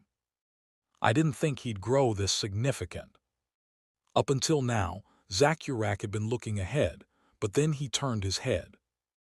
Although his helmet obscured his expression, his gaze unmistakably landed on Alan. For a moment, Alan wondered if he should attempt to establish a connection, but unfortunately, he knew very little about Zakurak. Neither his reasons for aiding the protagonist in battles against the 5 great sins, nor his motives or goals were revealed in the base game. In short, there wasn't a single thread Alan could use to create a link. Just as he decided to give up and averted his gaze. Flinching. Alan saw it. The massive frame of Zakurak, clad in armor, shifted slightly. Before he could ponder further. Marquis. Mercalian's voice brought Alan back to the conversation at hand, and he gave a slight nod in apology. My apologies. Not at all. Actually, may I ask you for a small favor? A favor? Yes, it's not a particularly difficult one, but... Alan tilted his head slightly, his expression neutral, and responded. Please go ahead. It's about my brother. Could you write him a letter? Your brother, you mean Filion? Yes, the thing is. Mercalian hesitated awkwardly before revealing the situation. Alan summarized the story after hearing the explanation. So, you're saying that he wants to replace the current statue and erect a new one of me, but the costs are excessive. Yes, exactly. My brother doesn't seem to have much sense of money and even suggested making it out of solid gold this time, but he doesn't listen to me. Muttering, I suspect he gave the current statue to Deus Macalian of Caliban as an excuse to erect a new one. Mercalian sighed deeply, his frustration palpable. Alan was at a loss for words. Why is he so insistent on erecting a statue of me? Of course, Alan had helped Filion, but he couldn't fathom why they were going to such lengths. And he doubted he ever would. Still, Alan nodded to indicate he understood. Thank you, I appreciate it. Mercalian let out a relieved sigh. Meanwhile, Alan couldn't shake the vague feeling of guilt, even though he had done nothing wrong. Late into the night, as the first day of the ball drew to a close, Alan began preparing to return to his quarters. To be honest, he had wanted to leave hours ago. However, he had been caught up with the nobles, unable to rest, and now felt as though he had spoken more in half a day than in 6 months. Finally breaking free, Alan headed toward the corridor leading to his assigned lodging. There he encountered 2 very familiar faces. Siakol. It was Siakol and her younger sister, Janira. Alan tilted his head in momentary confusion, but soon recalled why they might be here. The Thunder Serpent tribe aligned with the Principality of Luxable, didn't they? As he remembered the rumor he had overheard from Evan, Siakol and Janira approached him. Longed. Before Alan could finish his greeting. We greet Callanan, the bearer of lightning. We greet Callanan, the bearer of lightning. The sisters spoke in unison. They bowed deeply and respectfully. Gum. Above Alan's head, an infinite cascade of question marks seemed to materialize. Meanwhile, from behind a pillar in the corridor. What was that? Carmax's III, who had stealthily followed Alan to make a discreet proposal that no one else was supposed to overhear, froze in place. Marquis Palacio is a god. His jaw dropped as he tried to process the unbelievable truth unfolding before him. Chapter 168. First, one clear fact. Alan knew very little about Callanan, the bearer of lightning. At best, he knew Callanan was another deity worshipped by the Thunder Serpent tribe and the state religion of the Luxable Kingdom. We greet Callanan, the bearer of lightning. We greet Callanan, the bearer of lightning. Thus, Alan couldn't comprehend what Siakol and Janira were saying before him. To be honest, he was so startled that he almost blurted out, Callanan, the bearer of lightning, me. What? Alan opened his mouth to deny it, but quickly stopped. He realized this situation might not be so bad. To be precise, he realized he might actually benefit from their misunderstanding. Looking at the 2 girls bowing their heads, Alan recalled past memories. By the way, Marquis, your mana is somewhat unusual. In what way? It's its power. Although the mana's foundational methods and molecular structure are the same, its strength has been increasing remarkably. Can you clearly perceive it? Well, day by day, the difference is subtle, but comparing now to 2 months ago, there is undoubtedly a noticeable change. I see. A conversation with Penia.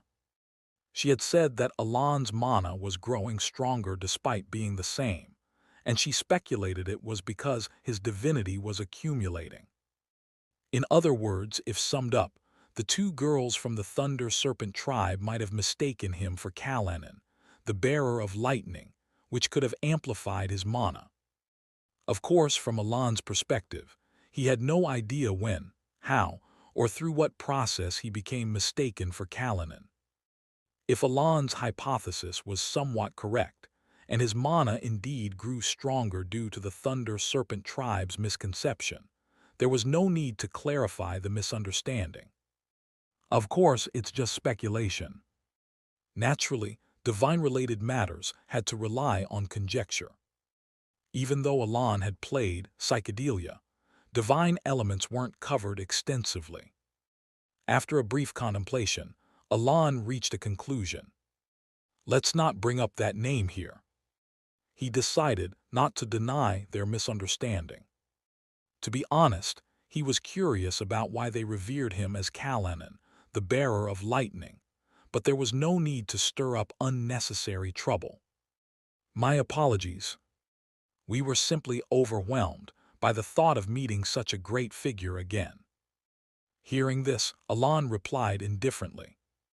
So why have you come? There's no particular reason. It's just improper not to greet a great figure when they are nearby. Siekel's attitude, much more courteous than before, contrasted sharply with her previous fierceness. So they just came to greet me. Alon's mind wandered with various thoughts and curiosities. Above all, he was most curious about how the Thunder Serpent tribe perceived him. Do they see me as a reincarnation of a deity, or perhaps as the deity himself? However, to solve this mystery without breaking their misconception, eloquent words were essential. I'll pay a visit sometime. For now, he suppressed his curiosity, deciding to gradually formulate questions and visit the Luxable Duchy later. We'll await your visit with joy. Sure. Suddenly, he recalled the statue of Kalanen, the bearer of lightning, that Cian had shown him this morning. The one Cian had said bore a striking resemblance to him. Was that really me? Behind his impassive face, Alon wore an incredulous expression as he returned to his quarters. After Siekel and Janira left, someone stepped into the empty hallway. It was Carmax's III, who had been hiding behind a pillar, eavesdropping on the conversation between Marquis Palacio and the Luxable Kingdom's envoys. Marquis Palacio is Kalanen, the bearer of lightning. With an expression of utter bewilderment, he recalled the scene from just moments ago. The envoys of the Luxable Duchy bowed in greeting to Kalanen, the bearer of lightning. And Marquis Palacio received their greetings as if it were the most natural thing. From this alone, it seemed certain that Marquis Palacio was indeed Kalanen, the bearer of lightning, who had become the state religion of the Luxable Duchy. However, accepting this as fact was not easy. It was a matter of common sense. How could a living, breathing man, neither a king nor an extraordinary noble but merely human, be considered a deity? It defied comprehension. Despite this, Carmax's III did not dismiss this as merely strange and kept pondering it. There were two particular points that bothered him. One was the ancient texts he had read, which mentioned that some other races believed in sage gods. The other was Sialring. If Marquis Palacio were truly a god, it would make sense why Sialring followed him so fervently. Until now, Carmax's III had no clue why Sialring was so loyal to Marquis Palacio. Hidden beneath Sialring's usual lazy and relaxed demeanor was a sharp instinct for survival, something Carmax's III was well aware of. Her worldview revolved entirely around survival of the fittest. By her standards, Marquis Palacio should have been far beneath her. The Marquis was certainly strong, but he was no match for Sialring. However, reality was different. He always seemed to defy Sialring's standards, standing on an exalted plane above her. Although there were rumors that she owed him a significant favor in the past, her actions toward him couldn't be explained by gratitude alone. But if Marquis Palacio were truly a god, it would somewhat explain things. Why someone with Sialring's ruthless worldview would follow, adore, and revere Marquis Palacio so devoutly. In the quiet, deserted hallway, Carmax's III stood for a moment, staring at the spot where Marquis Palacio had been. It seems I need to properly investigate these sage gods. He turned, adding this to his plans. Over the following week, Alan enjoyed the grand ball that continued for a while longer. However, he began preparing to leave. Though the ball had about 2 days remaining, he felt no desire to stay until the end. Honestly, for Alan, the ball was more exhausting than anything else. "Are we heading to Lartania?" "Yes." "I'll prepare right away." Evan, who had been leisurely eating dessert at the lodging, got up and left. Alan calmly sorted through the bits of information he had gathered at the ball. Most of it was useless. The only piece of actionable information was that the country has been in turmoil lately due to the strange gate incident. He also heard through a Caliban noble that Deus Macalian had been very busy in Caliban recently. Apparently, he's making something. While he didn't hear the details, he was momentarily curious. But his thoughts soon shifted to yesterday's peculiar event. "I greet the King of Colony." "It's been a while, Marquis Palacio." "What? Yes, but why are you addressing me so formally?" "Oh, never mind that." The sudden change in Carmex's I's tone. Why did he suddenly start using formal speech? As Alan furrowed his brow slightly at the memory, Evan interrupted him. "Marquis, the preparations are complete." "Already?" "I figured you might be ready to move soon, so I prepared in advance." Following the ever-diligent Evan, Alan boarded the carriage to head to Lartania. Deus Macalian's younger sister, Silly Macalian, had been wearing a peculiar expression frequently of late. The reason was a statue erected in the middle of the private training ground Deus had personally prepared for her magical practice. A statue of only the lower half of a body. While Silly didn't have any major complaints about having something like that in her training ground, she couldn't help but find it odd.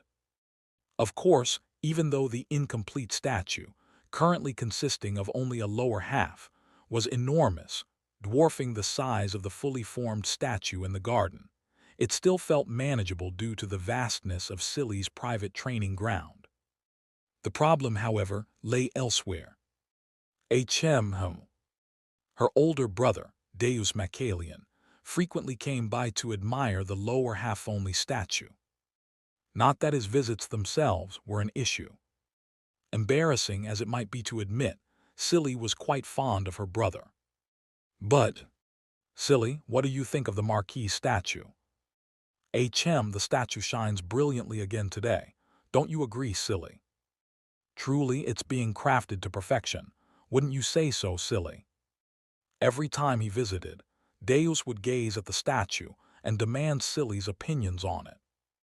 Of course, Silly would awkwardly nod and agree with Deus's observations, but deep down, her genuine thoughts could be summed up in one unimpressed sentence. "It's just pants." But since speaking the truth was out of the question, Silly always managed with a smile. And as usual, today she came to her training ground for magical practice, only to notice something peculiar. The lower half-only statue seemed bigger. No, it wasn't just a little bigger. Originally, it had been about the height of a typical 2-story building. But now, its height had surpassed the second floor with ease. Silly frowned slightly. "You're here, Silly." "Brother." "Yes." Switching her gaze between Deus's solemn expression and the growing statue, Silly forced a smile and asked, "Brother, the statue seems a bit larger." "Yes, that's right. I made it a little bigger." This isn't a little, though Silly barely stopped herself from blurting out. Instead, she cautiously asked, "At this rate, won't the completed statue easily surpass the height of the mansion?"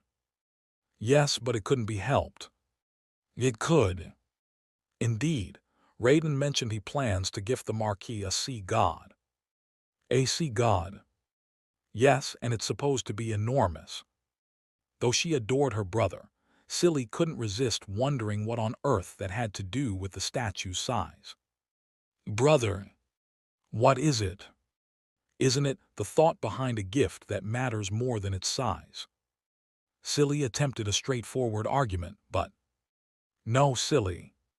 No. Yes, a gift should inspire awe, and the bigger it is, the more awe it inspires. Surely you feel the same. Deus radiated satisfaction as he spoke. Silly silently turned her gaze back to the statue. Still just a lower half. Deus exhaled in quiet admiration, as if the statue embodied all his aspirations. What even is this? Oh, by the way, I'll be making a brief trip to Lartania. Lartania. Yes, to personally acquire the gemstones to adorn the Marquis's eyes. Once those are in place. Deus's eyes sparkled as if he were envisioning the cosmos itself. It will suit the Marquis perfectly. Watching her brother become inexplicably youthful whenever it came to Marquis Palacio, Silly couldn't help but resent the Marquis just a little bit. Chapter 169. Rhine suddenly looked ahead. The scenery before her felt extremely alien. A world where everything appeared murky. Yet within that world there was a single source of warm light, a small hut. The moment she saw the hut, Rhine realized she was in a dream. For over 10 years now, she had been having this dream consistently. A fleeting thought crossed her mind, I don't want to go. She had already had this same dream hundreds of times. Knowing exactly what was inside the hut, she had no desire to enter. But soon she moved. Unless she entered the hut, this dream would never end. Silently, she took a step forward. With each step Rhine took, the hut gradually grew closer. And finally, when she reached the hut and quietly opened the door, Kriok a gruesome sight unfolded before her. The corpse of a woman with her throat torn open. A man's body with his limbs twisted in unnatural angles. And 3 children, their bodies lifeless, blood pouring from every wound. It was far from pleasant, but Rhine was familiar with this sight. Not only had she seen it countless times, but she had also created such corpses with her own hands. Yet despite that, her once calm eyes began to fill with terror, and her heartbeat gradually quickened. As if she had gone back 10 years. Back to the day she saw the corpses of her parents and siblings. And then. Rhine opened her eyes and looked around. The scenery had changed. She could see clearly now. It was the room where she had fallen asleep. There were no corpses, no blood, and no warmly glowing hut. It was just a room bathed in the morning sunlight. She covered her face with her hands, as if exhausted. She wasn't sure why, but she had been having this nightmare frequently as of late. And so, drenched in sweat, Rhine lay in bed, unable to get up for a while. After the ball had completely ended. King Talion V, seated in his carriage on the way back to the kingdom, rubbed his eyes with a weary expression. This kind of thing really isn't for me. To be honest, he hadn't wanted to attend the ball in the first place. But he had no choice. There were political reasons, of course, but more importantly, there was still unfinished business regarding the remnants of Duke Comelin. To put it more bluntly, by attending this ball, he could elevate the prestige of Asteria's king and uphold the dignity of the monarchy, thus mitigating the financial compensation required for the artificial outer god incident.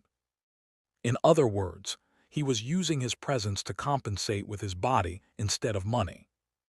And so, letting out another deep sigh, King Talion V, King of Humans, turned his gaze toward the voice that had called him. Standing there was a man clad in full armor. A being he had brought through a secret contract with an enigmatic non-human race for future purposes. The man suddenly posed a question. His tone was far too arrogant for someone addressing a king. Yet Talion V did not feel the slightest irritation. Because he knew.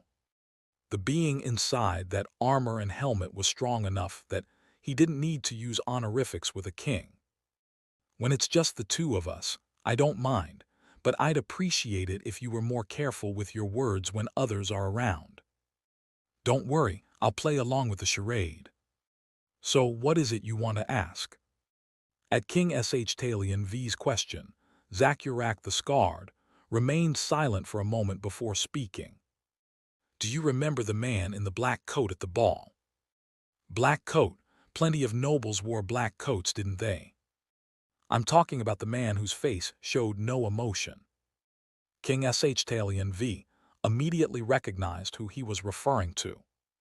Are you talking about Marquis Palacio? That's his name. Yes, he's quite a renowned figure in the Allied Kingdom. He must have built quite a reputation. Can you tell me more? I don't really want to, but it's not difficult. King Talion V began sharing details about Marquis Palacio. After some time had passed. Well, that's about it. I see. But honestly, I think some of it might be exaggerated. What makes you think that? Of course, Marquis Palacio's abilities are beyond question, but things tend to get exaggerated in retellings. For example, there are rumors that he single-handedly defeated the outer god in the north. At first, the story was that Marquis Palacio had simply played a crucial role. But as time went on, people added to it, and it became a tale of the Marquis single-handedly took down the outer god. Listening quietly to Talion V's words, Zakurak finally spoke. If you ask me, he's probably even greater than the rumors say. It doesn't seem exaggerated at all. What do you mean by that? Exactly what I said. The rumors about Marquis Palacio don't seem like an exaggeration. You sound quite certain. Why is that? At King Talion V's question, Zakurak grinned and, because he's someone worthy of it. Worthy of it? He answered concisely. King Talion V, his voice filled with doubt, asked again. But Zakurak didn't respond. Instead, he recalled the image of Marquis Palacio from a few days ago. The man who had locked gazes with him with an expressionless stare. And the grotesque presence lurking behind him, so horrifying that merely perceiving it could make one's eyes weep blood. Zakurak was not the type to take interest in others. Of course, the ominous presence behind Palacio was a concern, but even that wasn't enough to sway him. There were far more urgent matters at hand, and he had left his world to collaborate with humans for a reason. The fundamental reason he became interested in Marquis Palacio was, how in the world does that man have the gauntlets of the primordial saint? Because that man was wearing the gauntlets of the primordial saint. The Supreme One, the savior who had once rescued the forsaken races, abandoned by the gods, whom the elves had arbitrarily named the primordial elf. And those were the gauntlets he had used. At first, Zakurak thought he was mistaken. But there was no doubt. The gauntlets the man was wearing were the same ones the Supreme One had wielded. The memories engraved in his bloodline, passed down through hundreds of generations, confirmed it. And that wasn't the end of it. He wouldn't have been so convinced just from the gauntlets alone, if not for the shadow leaves around Marquis Palacio. There were at least 6 of them.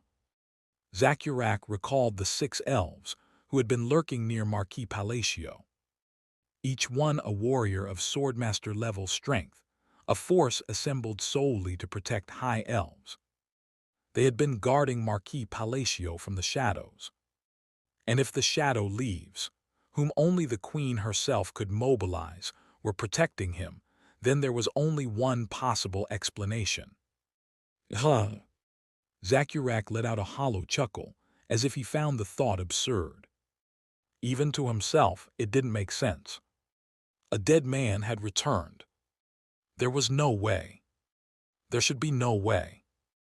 And yet here stood a man who made him question that very certainty. Zakurak, lost in thought for a while, finally broke the silence. Prepare a letter when we return. It's not the usual reporting period, though. I know, but this needs to be sent, if what I suspect is true. A grin spread across his face. Then everyone needs to be prepared, because the world might soon be shaken. About 4 days after Elan and his group departed from Tyria for Lartania. As he traveled at a leisurely pace, Marquis Deus. Elan unexpectedly ran into Deus in a village not too far from Lartania. It's been a while. Yes, I hope you've been well. As soon as Deus saw Elan, he approached swiftly and bowed deeply. What brings you here? Elan asked with a hint of confusion behind his usual impassive face. I was on my way to Lartania. Lartania? Yes. Then, wasn't there no reason for you to stop here? Elan was right to be puzzled. Deus shouldn't have been here. Considering Lartania's location, Asteria was to the east, while Caliban was to the west. If Deus had been traveling from Caliban to Lartania, there was no reason for him to pass through this village. As Elan voiced his doubt. Well, I had something to acquire nearby, so I came this way. Something to acquire? Yes. Now that I think about it, I heard you were making something. Was it for that? Yes, I was preparing a gift for you, Marquis. A gift for me? This was news to him. Yes. So that's what you were working on? That's right. Deus nodded firmly, a confident expression on his face. Seeing the anticipation in his pure and eager demeanor, Elan felt strangely flustered. Why all of a sudden? That thought briefly crossed his mind. But hearing that someone had gone out of their way to prepare a gift for him, he couldn't help but feel a little pleased. Even if he felt a little guilty seeing Deus putting in so much effort. Well, the happiness outweighed the guilt. Where are you headed, Marquis? Deus asked this time. I'm also going to Lartania. Then let's travel together. All right. With that, Deus joined Elan's group. The next day, Elan met Deus' younger sister for the first time in a long while. Greet him, silly. Hello. Yes. Elan was quietly pleased to see her again. But silly. Her expression was complicated. A mixture of emotions, with just a hint of resentment. In an underground location on the outskirts of Lartania. Ron, the manager of the Lartania branch of the Intelligence Guild, silently observed the hooded woman before him. Rustle, rustle. With each slight tilt of her head and movement of her hand, another page of the document turned. The next page. Then the next. The woman read through to the final page of the document, then casually placed it on the blackwood desk and spoke leisurely. This isn't quite enough. Do you have anything more? More? Yes. If you want deeper information, the money you've brought won't cut it. Really, wasn't it quite a lot? 10 gold coins is already a generous price. Information on High Counselor Rhine is expensive. At Ron's blunt reply, the woman hummed thoughtfully, as if calculating something, then smirked and shrugged. Well, fine. It'd be nice to get more information, but this much should be enough. Then leave. Aren't you being a little too cold to a woman like me? You're hiding your face under a hood, and this is a workplace. At Ron's detached response, the woman grinned. Then how about we talk business? As I said, business requires money. I heard that you sometimes buy valuable information, too. HMPH, and you think you have something valuable. Of course, at this moment no one else knows what I do. Ron looked down at her with a skeptical expression. However, I'll hear the information first and then decide on the price. If it's something we already have, I won't pay for it. He couldn't afford to miss a potential lead. Well, we'll see if you can even afford the price. Ron gave her a chance. Slowly the woman stepped closer, bringing her face near his ear, and then the demon buried beneath the roots, and $% She whispered softly. And the moment she did, Ron realized something. The woman's face, which had been visible just moments ago, was now obscured by a veil of black mist. A bizarre object began to take shape before him. As the eerie entity's eyes slowly opened, splatter! Ron's head exploded. Blood instantly drenched the pitch-black room in crimson. And then, see, I told you wouldn't be able to pay the price. The woman, or rather the apostle of greed, looked down at Ron's headless corpse. With a twisted smile, she flicked the blood-stained documents off the desk and into the air. Now that everything's ready. As the documents were sucked into the air with a ripple, a glimpse of a sinister abyssal entity briefly flickered into existence. Well then, time to move. The apostle of greed quietly stepped out of the dark chamber, leaving no one behind. Chapter 170. Shadow Leaves. Their sole purpose is to protect the current elf queen, the only remaining high elf since the age of the Forgotten God. Since the organization's founding, they have never guarded anyone else. No, they had not. Not until today. Two carriages stood side by side on the unpaved road, shrouded in pitch-black darkness.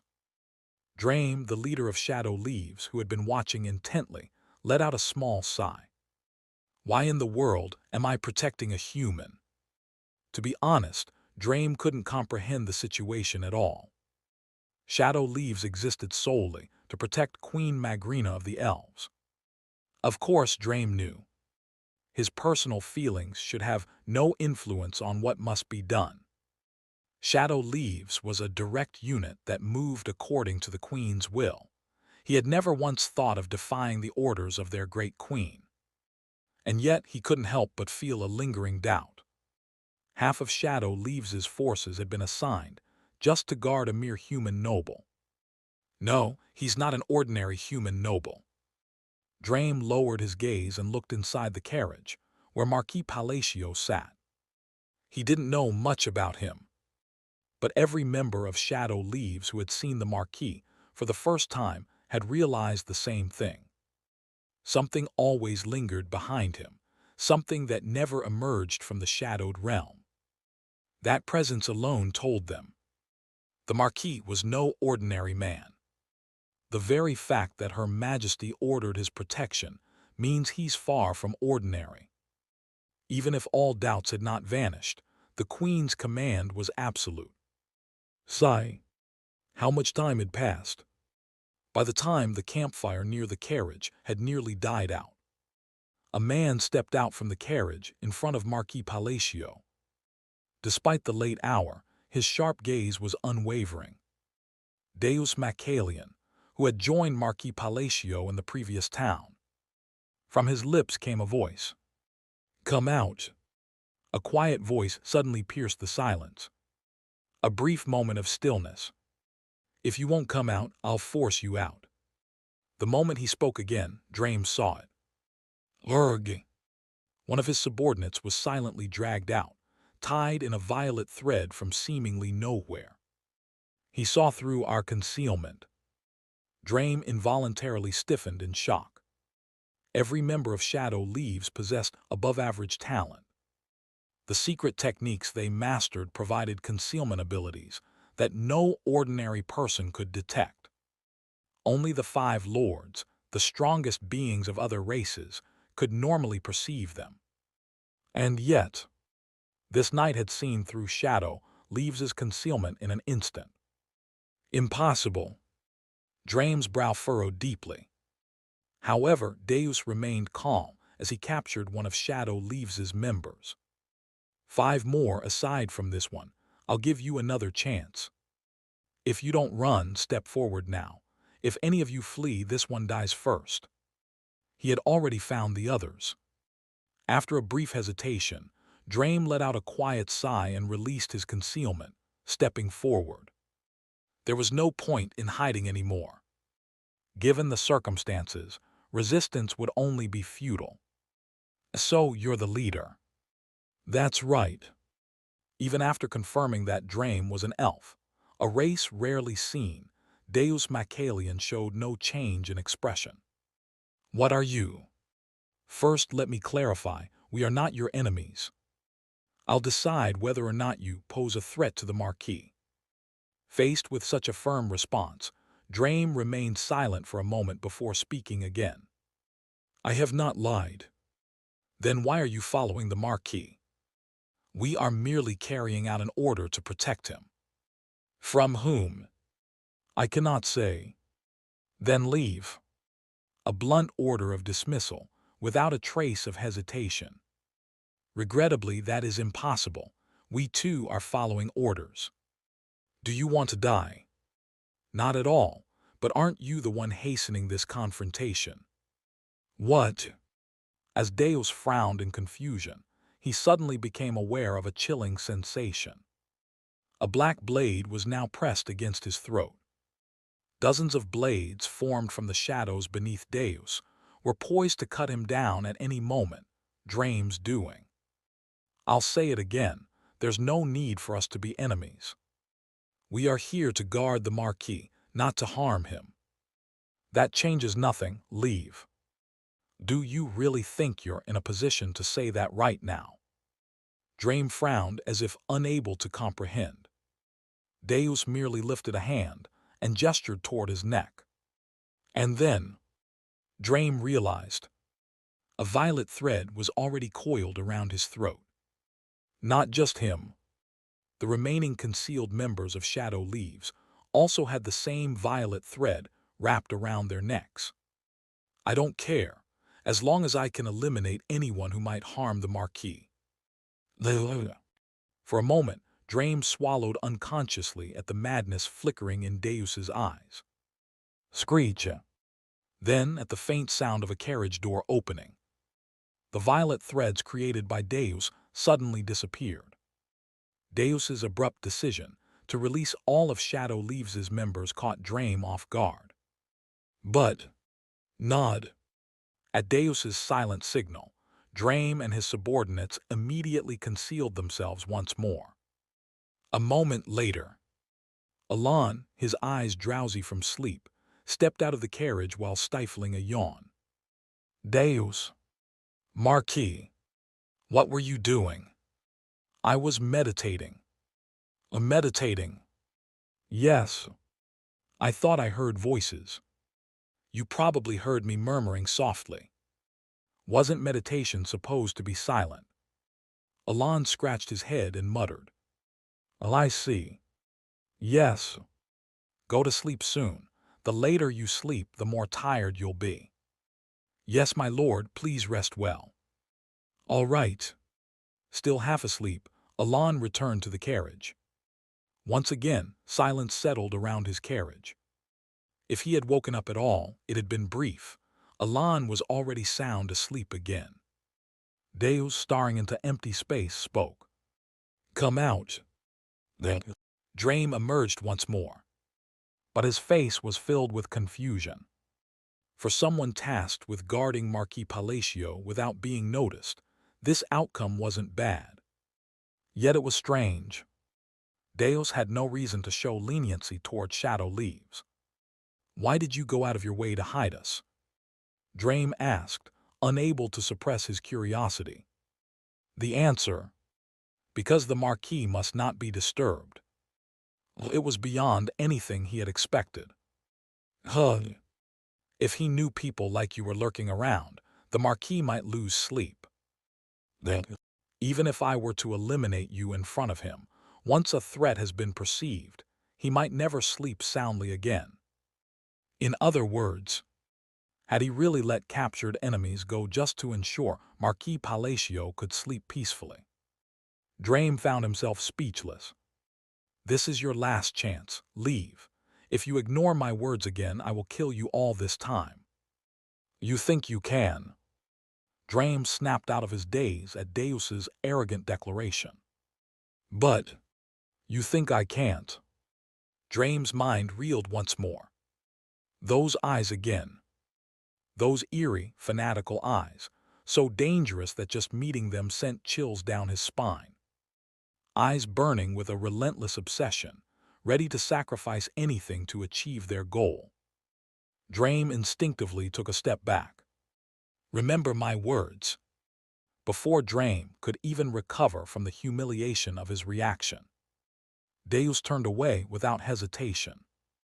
It was late at night, and the next morning, Deus could no longer sense any trace of shadow leaves. After about a week, Alon arrived in Lartania. It's been a while. Hello, Godfather. And Deus, it's been a while for you too, hasn't it? Indeed. At last, in the now familiar city of Murd, he met Rhine. By the way, why did Deus come here? He said he had something to take care of. A very important matter, no doubt. Deus nodded and turned to Alon. Then, Marquis, I will be heading to the labyrinth for a while. You have business in the labyrinth? Yes, there's something I need to obtain inside. Alon, though outwardly composed, found it odd. Did he really need something from the labyrinth just to prepare a gift? Well, various items could be found in labyrinths, after all. Don't overdo it, be careful. Alon quickly let the thought pass. Understood, I will be extremely careful. All right then. Alon nearly blinked in confusion at Deus's unexpectedly intense reaction. But after Deus left for the labyrinth, have you been well? Of course, what about you, Godfather? I've been fine, nothing out of the ordinary. That's good to hear. Sitting in the office, Alon exchanged casual conversation with Rhine. Then he recalled something he had asked Rhine to look into before arriving in Lartania. Rhine, were you able to find the place I mentioned? If you mean the location you wrote about in your letter, yes, I found it. I see, that's a relief. Thank you for your hard work. There's no need to thank me. It's you and me, Godfather. Rhine smiled warmly, then asked, by the way, why are you looking for that place? There's something I can only use there. The reason Alon had specifically asked Rhine in advance to search for a location hidden beneath Lartania was because footsteps of the past could only be activated in that particular place. I see. Rhine nodded in understanding. For now, it's late. Rest tonight and I'll see you tomorrow. Yes, let's do that. The two agreed to meet the next day. Beside the elven land of Grainifra lay the territory of the lizard men. Inside the grand hall of the ruling chieftain, Calmec. Is this true? I have delivered Zakurak's letter exactly as it was written. The one revered by all lizard men. The sage god who bestowed his power upon them through sacred markings. Could he truly still be alive? A faint but unmistakable excitement twisted the hidden corners of his lips. Chapter 171. Inside a massive altar that had existed since ancient times, resembling a pyramid, the shaman of the great tribe Calmec, Maricula, who had subdued hundreds of tribes by force and brought them under his control, looked up in astonishment. A staircase so high that it would take several minutes to climb. At the top stood Hazed, the god his tribe had worshipped for generations, the very being who had transformed Calmec, once merely a small tribe, into the great tribe ruling all of Karambol. Maricula could not clearly see Hazed's figure. All he could perceive was a dark form, presumed to belong to the great god. That was not unusual. No matter how great a shaman Maricula was, he was not permitted to gaze upon the god's form. Only those who had been engraved with Hazed's mark, the engraved ones, were allowed to witness him. Even so, Maricula could tell. He is in a good mood. He could hear the voice of the great God clearly, and that voice was filled with undeniable anticipation and excitement. What on earth was written in that letter? Maricula grew curious about the contents of the letter Hazed had received. He was merely a messenger, a servant of Hazed. He knew he should not be curious about the letter's contents. Yet, ever since he had begun serving Hazed, he had never heard such an expectant and excited tone from him. Maricula instinctively covered his mouth to keep his question from escaping. Then, a moment later, "Interesting, very interesting," Hazed muttered repeatedly in his neutral voice. Soon, he casually let go of the letter in his hand. The letter began to fall down the stairs. Though it had been dropped carelessly, it naturally glided down the steps, folding itself neatly as if untouched, and landed before Maricula. "Messenger, deliver this to the one engraved with my mark, and tell them to bring me a reply as quickly as possible. May I ask if this takes precedence over your previous command?" "Yes, this comes first." Maricula was taken aback. Even if he had to send out an engraved one, this order was to be prioritized over what he had planned. He had asked just in case, but he never expected such an answer. "Understood." Though momentarily shaken, he quickly obeyed and rose to his feet. As he watched his servant depart, Hazed murmured with a smirk, "If you are truly alive, this will be quite fun." Softly, "My one and only friend." The next day, as planned, Alon finished his preparations to depart for the location Rhine had arranged. However, Rhine looked more troubled than usual. "Rhine, did something happen?" "I know it's nothing, Godfather." "It doesn't seem like nothing, you don't look well." His voice was calm, but there was clear concern in it. Rhine gave a faint smile, as if his words had lightened her mood. "Don't worry too much. It's just because of a dream I had last night." "The nightmare?" "Yes." "What kind of dream was it?" "Ugh." Rhine hesitated to answer. Seeing that, Alon raised a hand slightly. "If it's difficult to talk about, you don't have to." "I'm sorry, Godfather. It just wasn't a pleasant memory." "That's understandable, but if you ever have something troubling you, talk to me. I'll listen as much as I can." Truthfully, he wanted to ask her right away. Unlike the others, Rhine was usually not prone to emotional fluctuations. It was the first time he had seen her like this. However, since she was unwilling to speak, he could not force her. Just as Alon was about to turn away, "Godfather." "What is it?" Rhine stopped him.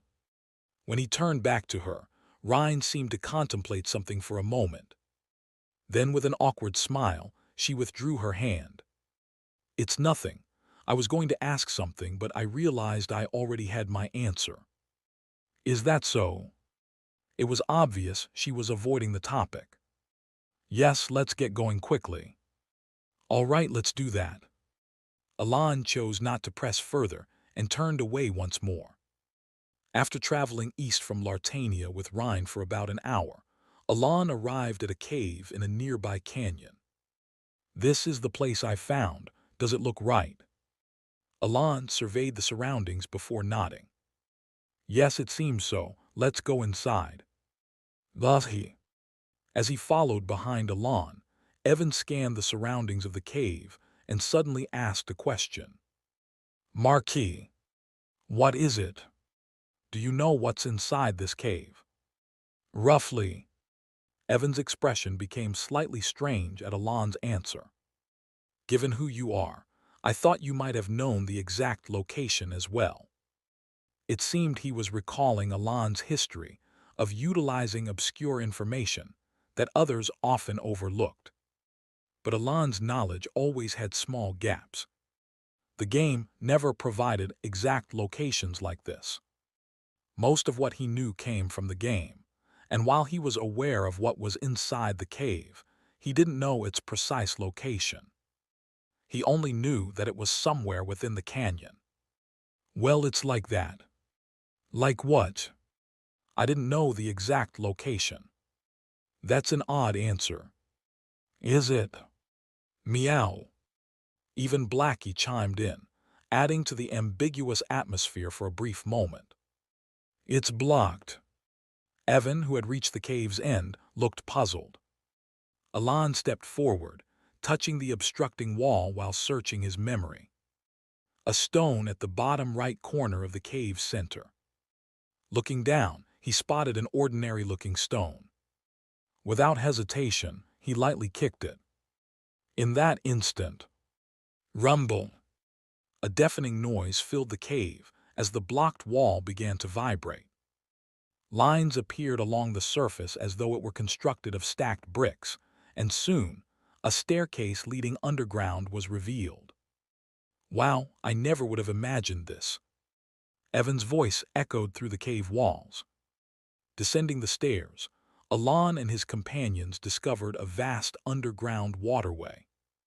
There, tied to the side, was a boat, one that had clearly been abandoned for a long time, yet showed no signs of decay or wear. Let's go. They boarded the small boat. Using the softly glowing luminous stones as guide markers, they followed the long, straight waterway forward. After quite some time had passed, Marquis, what is it? I know you probably won't answer me, but how exactly do you find places like this? Instead of responding, Alon simply looked ahead. At the end of the waterway, a massive passage came into view. Not just any passage, one that bore the marks of time yet was still remarkably well maintained, resembling a grand chamber. The floor was covered in old but intact marble, and the pillars, though covered in dust, were also made of gray marble. After surveying the scene, Alon spoke. Let's go. He stepped off the boat, recalling the game's details in his mind. The Forgotten Era's royal palace, was that it? Even in the game, not much was detailed about this place. Among players, it was simply referred to as the Ancient Palace. The only reason players ever came here was to use the footsteps of the past, to encounter celestial beings and enhance their abilities. In the game, it was simply, use the footsteps of the past, meet a celestial, and receive a stat boost. But in reality, how does it actually work? As they continued walking, an altar gradually came into view. Alon set aside his curiosity for now. I'll find out today. The group arrived near the altar. Wait here for a moment.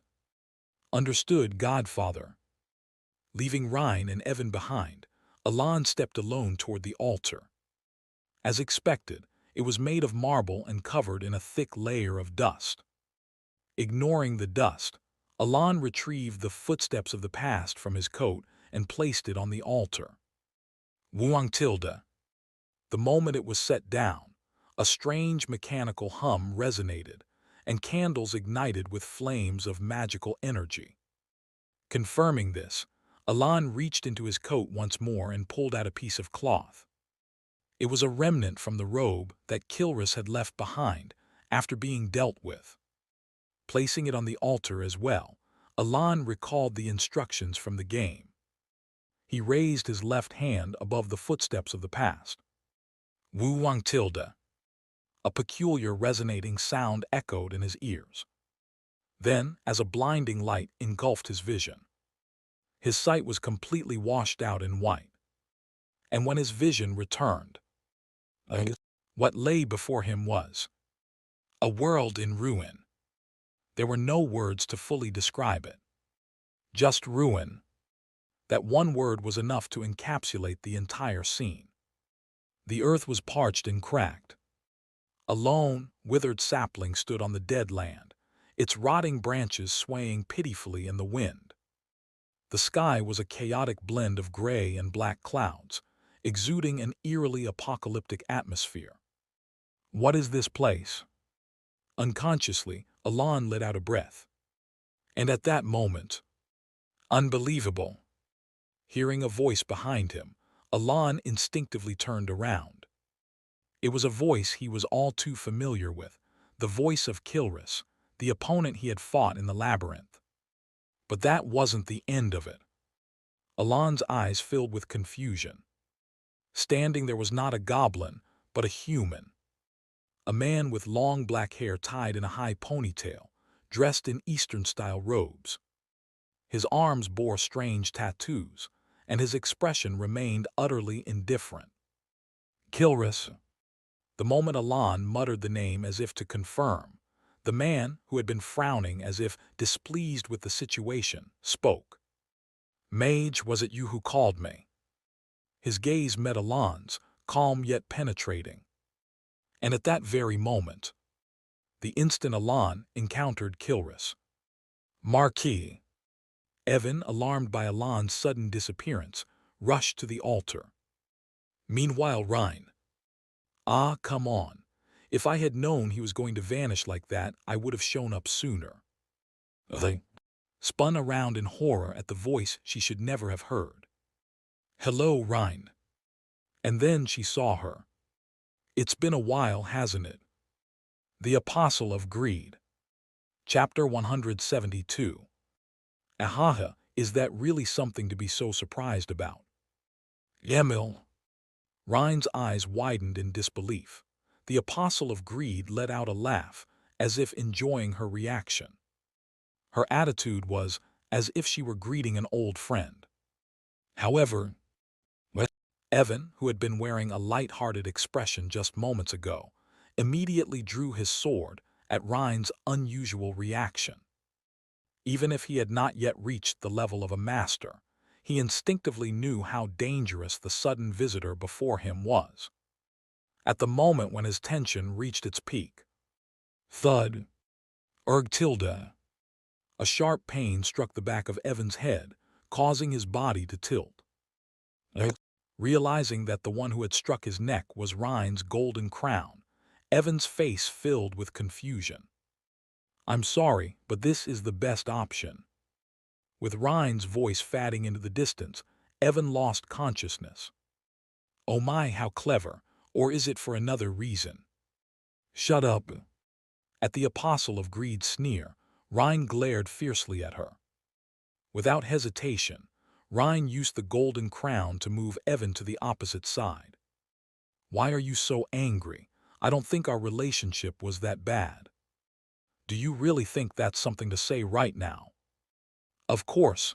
Who do you think first taught you how to use the library? The library. At that word, Rhine's body flinched slightly. I never needed something like that.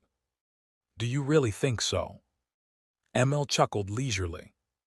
Rhine's expression twisted in irritation, her lips tightening as if there was no longer a need for conversation. At that moment, golden eyes unseen just moments ago revealed themselves. Crash!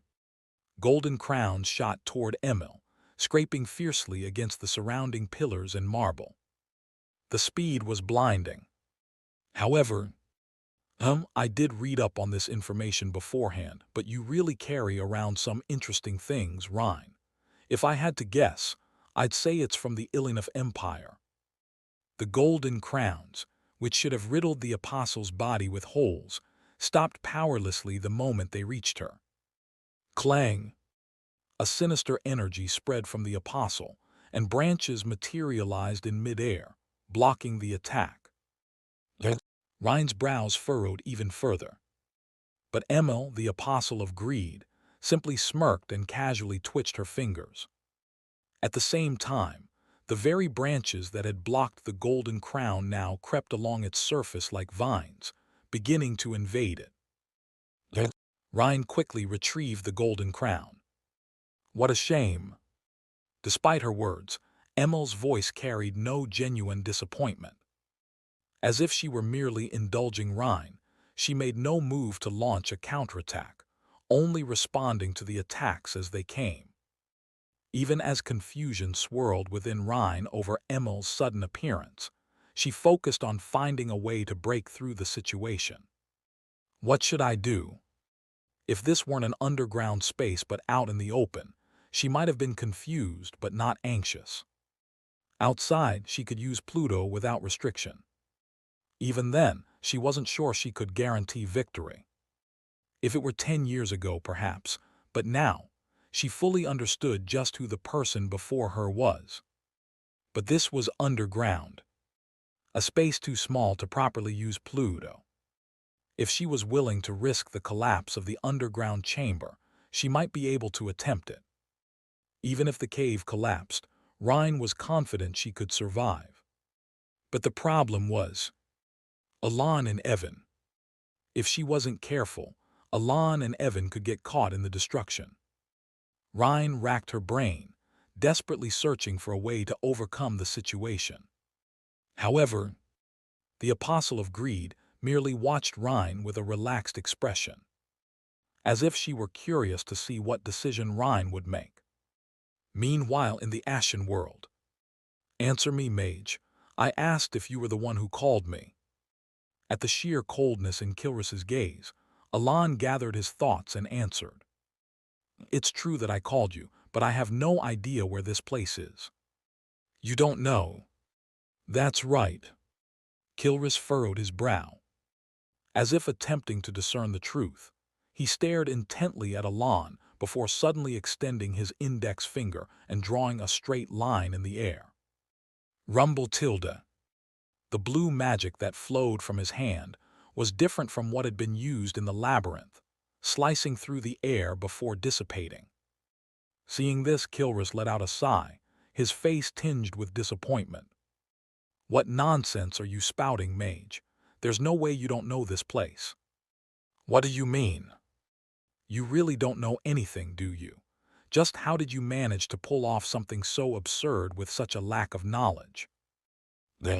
"I'll explain it only once, so listen carefully, brat." With those words, he instantly downgraded Alan from a mage to a mere rookie of the past. "This place is a realm of the mind, separate from the world you live in. Every person who has achieved a great deed carries their own unique world." "Then, is this your realm of the mind?" Alan thought his reasoning was quite plausible. Recalling the story of the golden dragon, Lanisius, he knew that the mage before him had fought against the Black Ones, regardless of what his final fate had been. Then, could this be a manifestation of the world after his battle with the Black Ones? Alan silently observed the ruined world around him. Just looking at this devastated landscape was enough to remind him of the Black Ones' true danger. "The world from 1,000 years ago is far worse than what I saw in the game. In Psychedelia, the Black Ones inflicted great damage on the continent, but they were ultimately stopped by Eliban and other powerful figures. Because of that, the situation had never escalated to this extent. However, in a world where the Black Ones had not been stopped, the result was utter destruction, complete and absolute ruin. Even Alan, who usually remained indifferent, was momentarily stunned by the sight. Then, Kilrus let out a hollow laugh. "What nonsense are you spouting, brat? This realm of the mind." His next words were even more shocking. "It's yours." "What?" Alan's mouth fell open, unable to process the words. "My realm of the mind. Yes, I who have lost everything, have no reason to possess a realm of the mind."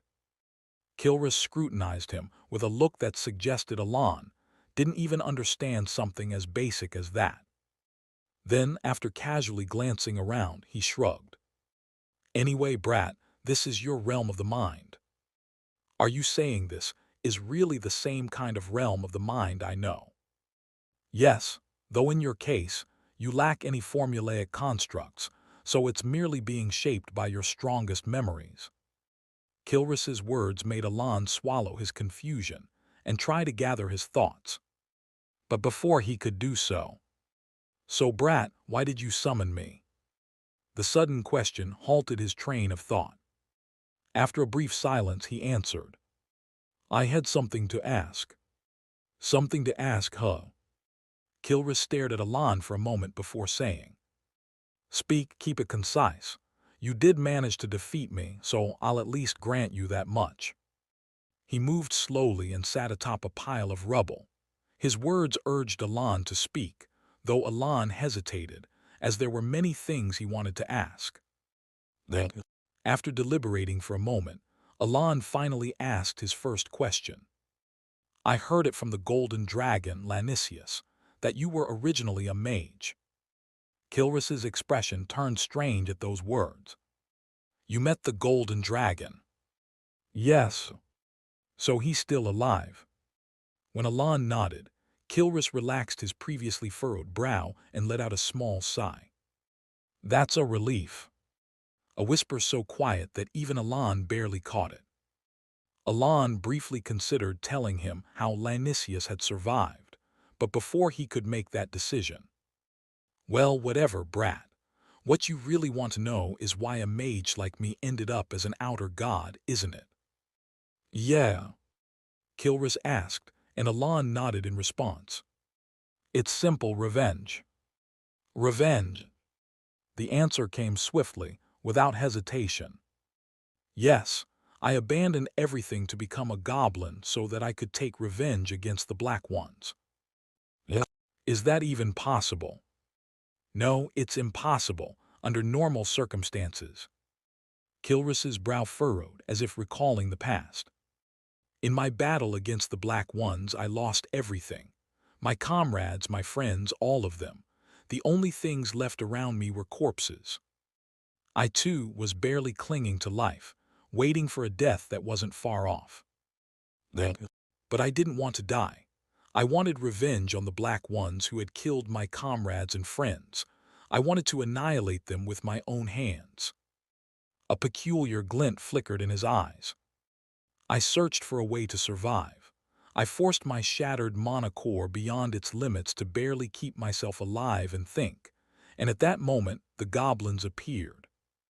His expression, however, remained unnervingly calm.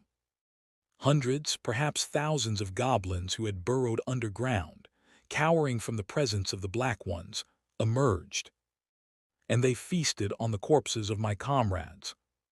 Kilrus's eyes burned, as if he were witnessing that moment all over again. It was then that Alan finally understood the strange light in his gaze. A mage's hand, the same hand that had exchanged jokes just the day before, was mercilessly chewed to pieces in a goblin's mouth. A mage's head, the same head that had worried for his disciple just the day before, became nothing more than a plaything for the goblins. A young mage's body, the same body that had envisioned a future just the day before, was ground into mincemeat and fed to young goblins. And it was rage. A quiet, emotionless rage that only burned all the fiercer for its stillness. In that moment, as I watched those goblins devouring my comrades' corpses, I found my way to survival. The next words came from Alan's own lips. "The goblin's god." As if affirming that deduction, Kilrus continued his tale with eerie composure. "I squeezed out the last dregs of my mana and transformed into a goblin. I slaughtered goblins with my broken mana core to instill fear. I seized my comrades' corpses before the goblins could devour them, only to then grant them back, earning their worship. I degraded my fallen comrades into mere chunks of meat, offering them up to the ravenous goblins, stuffing them down their insatiable throats to secure their reverence." In that moment, the puzzle pieces clicked together in Alan's mind. Why Kilrus, once a mage, now bore the appearance of a goblin as an outer god. Why he could no longer use the death shadow dragon. My realm of the mind, my magic, my honor, my dignity, my comrades. "I abandoned everything," Kilrus said, but then. His voice wavered. His face twisted. "And I became the outer god, Kilrus." At last, Alan understood. Where Kilrus's strange, simmering rage was truly directed. It wasn't toward the Black Ones. It wasn't toward the goblins either. It was That's the reason I still exist in this world as an outer god. A self-hatred. The rage wasn't for his enemies. It was for himself, the one who had survived in disgrace, the one who had clung to life in the most wretched, grotesque way possible. A deep, unrelenting self-loathing. Then, Alon could find no words to say. Chapter 173. Dozens of golden crowns burst from Rhine's eyes, shooting out in all directions like a complex circuit diagram. Unlike her previous emotionally charged attack, these golden crowns moved much more stably and instantly shot toward Emil. Crack! Yet again, Rhine's attack was blocked by the tree emanating black energy. Tilda, it's no fun if you just keep defending. The Apostle of Greed smirked with a sinister grin. Rumble! Black branches sprouted from her back, rapidly expanding as if they were exploding. Like they were claiming dominion over this vast cavern, the tree's trunk grew at an astonishing rate and soon intertwined behind Emil, forming a grotesque-looking tree. A tree devoid of leaves, exuding an ominous energy. Rhine's instincts screamed in warning. This is dangerous. She hurriedly manipulated her golden crowns to crush the tree. But you can't do that, Rhine. That won't do. The aggressive branches blocked all the golden crowns. And with that, crunch! Despite having been empty just moments ago, the tree began to bear fruit. Black fruits. Crack! Dozens of fruits swelled in an instant, and soon they burst open, spewing out various grotesque creatures along with thick, dark fluids. Even Rhine, with all the knowledge stored in her library, could not identify these monsters. Letting out eerie, blood-curdling screams, the creatures charged at her. Rhine quickly moved her golden crowns. Crash! With an unsettling sound, the golden crowns pierced through the creatures' bodies. Born mere moments ago, they trembled before instantly perishing. However, even though she was eliminating nearly 10 creatures at a time, their numbers only continued to grow. As if her attacks were of no threat at all. There must be a weakness somewhere. For the first time in her life, a type of anxiety she had never experienced before filled Rhine's mind. The feeling of walking blindly through fog, while facing an enemy, was unfamiliar to her. Rhine always structured her battles with victory in mind. Her vast library made that possible. Even in unpredictable situations, it provided countermeasures. Even when no perfect solution existed, it would guide her to an answer that was close enough. In other words, Rhine had never fought without having an answer before. But now, the power that the Apostle of Greed was using. Not even her enormous mental library could comprehend it. That only deepened Rhine's anxiety. No, that wasn't the only reason. Emil's appearance had certainly unsettled her, but the true source of her distress lay elsewhere. Something was gnawing at her mind. Confusing, isn't it? Because it's something your library doesn't contain. As if she could see right through her, Emil curled her lips into a smirk. Rhine tried to compose her expression. But as Emil, still smiling, approached her, her brows furrowed involuntarily. Quagagayak. The golden crowns shot toward the Apostle without hesitation. However, they failed to penetrate the black branches protecting her. Effortlessly, Emil closed the distance between them. Now standing right in front of her, she grinned, her face mere inches away from Rhine's. Eyes as blue as hers, yet with whites darkened to an eerie black, exuding a sinister aura. So should I tell you? Her cold, piercing gaze curved into a crescent moon smile. No, actually, I don't even need to tell you. You just have to make a choice. You're smart enough to know, aren't you, that your library holds far more hidden spaces than you admit. The scornful tone made it painfully clear what the Apostle was implying. The forbidden domain, Kogumya, Inus, Chinese letter. A place where, upon entry, one could learn all the secrets of the world. But in return, the user's mind would be driven to madness. Get lost. There was no need to hesitate. To be honest, Rhine had no idea what Emil's true goal was. From the beginning, all she knew about Emil was that she was connected to the black energy.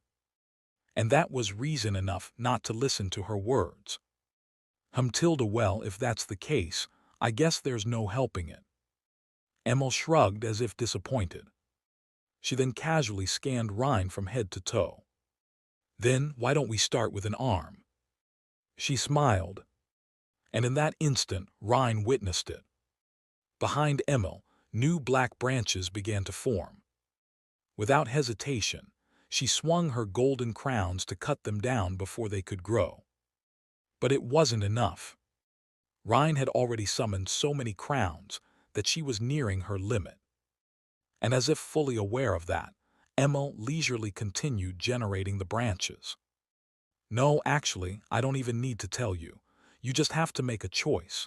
You're smart enough to know, aren't you, that your library holds far more hidden spaces than you admit. Amidst the overwhelming sense of helplessness, Emil's voice echoed in Rhine's ears. Dripping with temptation. The forbidden domain. A fleeting moment of hesitation. Rhine's mind spun rapidly. If she stepped into the forbidden domain now, could she kill that woman? No. Could she kill that woman before Godfather escapes? That was the most important question to her. More than anything else. Solely the most important issue. That was why, just as she was about to make her choice, while staring at the black branches shooting toward her, Rhine suddenly realized something strange. In her irregular breaths, shaken by tension, she felt a cold chill settle over her. At the same time, as Rhine confirmed that the branches had frozen over, a familiar back entered her field of vision. A man dressed in a coat, scattering frost crystals in accordance with the magic he had cast. I'm a little late. The back of Marquis Palacio. To put it simply, Alon had not been able to finish his conversation with Kilris before leaving. The reason was that Kilris had informed him about the situation outside. I don't know how you managed to summon me here, but this place seems to be your mental world while also allowing you to sense some aspects of the external reality. And from what I can tell, it seems like an unpleasant guest has arrived outside. Upon hearing that, Alon hurriedly ended their conversation and returned to reality, where he found a woman with a peculiar smile. And in that instant he understood. An apostle. That the being before him was one of the apostles of the 5 great sins. You're making quite the grand entrance, like a prince. Emil, surrounded by grotesque monsters that filled the massive cavern to the brim, so horrifying that words could not do them justice. She swayed slightly, as if thrilled by the sight. Alon calmly assessed the situation and turned around. There, he saw Rhine, unmistakably stricken with fear. It was a sight he had never witnessed before. For a brief moment, Alon was taken aback, but he quickly deduced the reason. Is it like what happened with Xiaoring? Of course, Alon had no way of knowing what had transpired between the apostle and Rhine. However, based on his previous encounter with an apostle, he had a rough idea of the situation. Handle this quickly. Making his decision, Alon scanned his surroundings. The situation was far from favorable. The vast underground cavern was already overflowing with monsters. The ceiling, the floor, the walls, the pillars. Everywhere within his field of vision. Moreover, even in her panic state, Rhine had tried to wield her golden crowns, but they were now entirely ensnared by the apostle's tree vines. In other words, relying on Rhine's help was not an option at the moment. Our prince, let's see what you've got. With that mocking remark as the signal, the ravenous creatures lunged at Alon, eager to devour him. Black Square, a headless monster soared through the air. A beast with a gaping maw leaped from a pillar. A creature, as if abandoned mid-creation, spilled its intestines as it charged toward him. In an instant, they closed in on Alon. But, just as the monsters were about to touch him, expansion, Chinese letter. Snap. Everything stopped. The monster that had been flying through the air. The gaping maw that had been baring its teeth. The abomination that had been rushing forward, trailing its entrails. Everything came to a halt. Even the apostle furrowed her brows in apparent confusion at the sudden turn of events. But only for a moment. I had a rough idea that you were a mage from the information I gathered, but this is an interesting trick you're using. Her expression quickly relaxed again. Having realized that this stopping effect was due to the expansion of mana, she nonchalantly reached out to pull out her tree vines. But she couldn't. A look of puzzlement crossed the apostle's face, as it gradually twisted further into an expression of clear bewilderment. Letting out a deep sigh, Alon began deploying his magic. In truth, the apostle's decision hadn't been wrong. Mana expansion created a virtual volume that compressed and restricted the movements of the monsters, but that was all. Anyone with sufficient physical or magical strength could break free from its influence without much difficulty. That is, if the mana Alon had scattered was the usual kind of mana. What is this? By default, mana is inherently fragile and easily destroyed unless it is given a specific form. The reason Alon had only been able to restrain the previous apostle for less than a second was precisely because of this characteristic. Mana is easily shattered by even the slightest physical force. However, if one were to add an additional seal to its composition, restructuring the very molecular framework of the mana itself, then mana would no longer be something that could be broken by conventional physical or magical force, especially for those caught within the range of a mage's constructed field. This was the very first linked incantation that Alon had successfully developed, a technique that seamlessly combined two seals. It was the culmination of his research and training, an effort to overcome the typical limitations of mages, who require time to form seals and recite incantations. And from here, Alon had accidentally taken an even greater step forward. Through a misunderstanding by Penia, who had aggressively documented his theories, he discovered that using 6 or more seals in conjunction produced a remarkable synergy. Of course, for a human, forming 6 seals simultaneously was practically impossible. After all, a human has only 2 hands, but Alon ultimately found a way to overcome that limitation. If he lacked enough hands to form the seals, then he would simply create them. Crack! Behind Alon, ice began to take shape. The crystallized ice split into 6 distinct branches in an instant. Soon, they molded into the form of hands and fingers. Click! And the seals were formed. The first ice hand solidified the expanded mana structure. The second ice hand fused the modified molecular framework. The third ice hand stabilized the merged mana.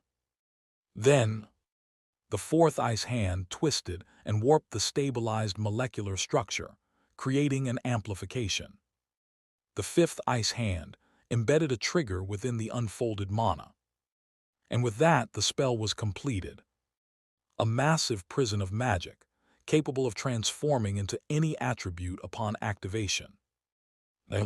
As the apostle's eyes widened in sheer shock, the final ice hand moved. And from its fingertips fell a single tiny snowflake.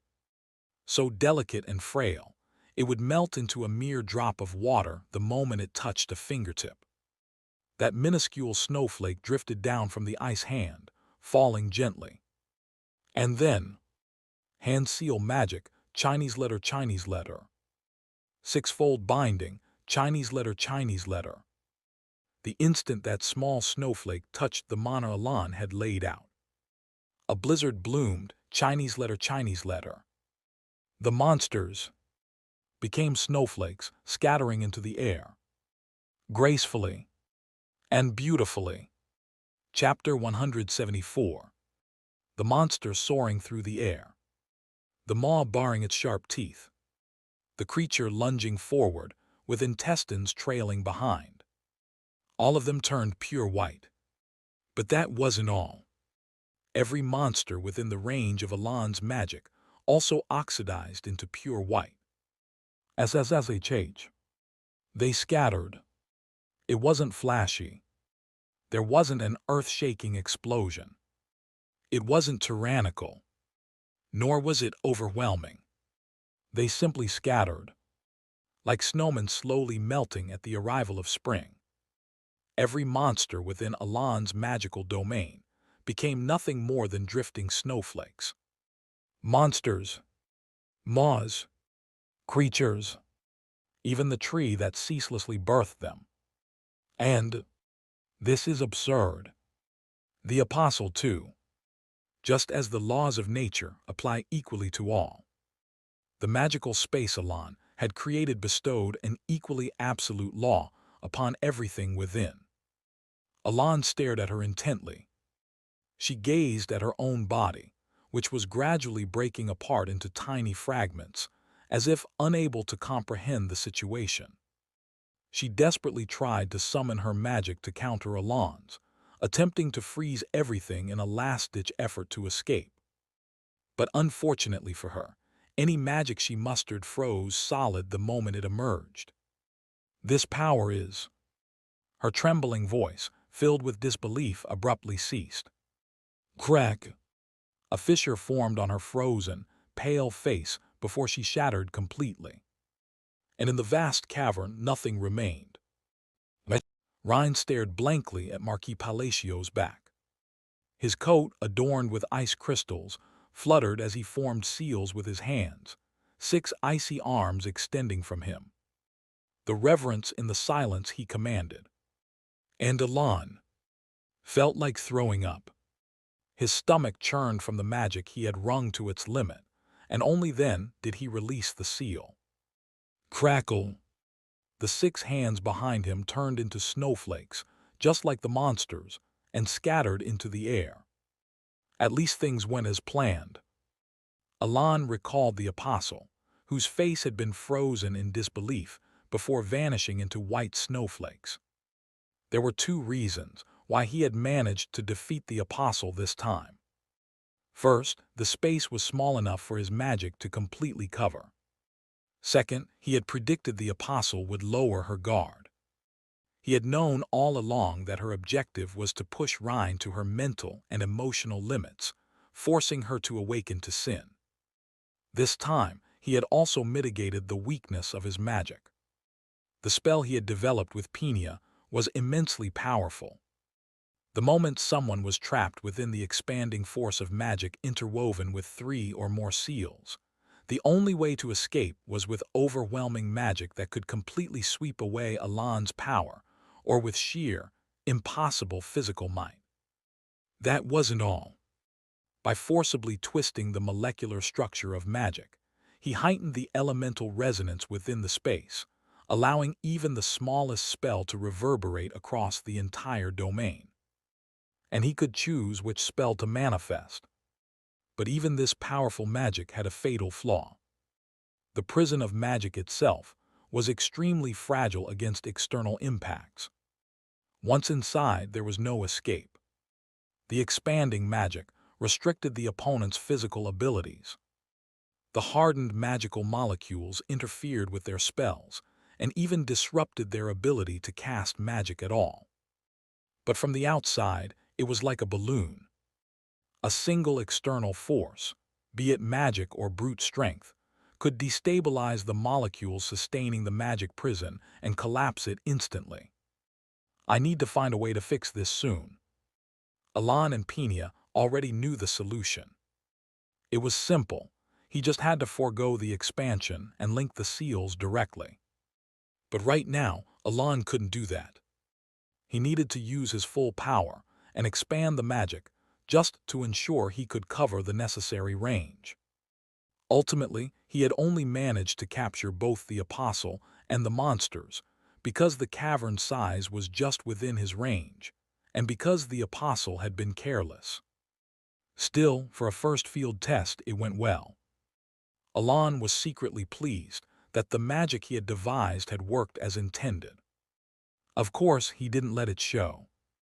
Instead, he turned to Rhine with an impassive gaze. "Are you all right?" "Yes, I'm fine, Godfather." She said the words, but her complexion told a different story. "We should return for now." His voice carried a faint trace of concern. Alan woke the unconscious Evan and left the cavern with him and Rhine. Evan, who had been unconscious and knew nothing of what had happened, soon heard the details from Rhine. "If you listen to that thing, you die."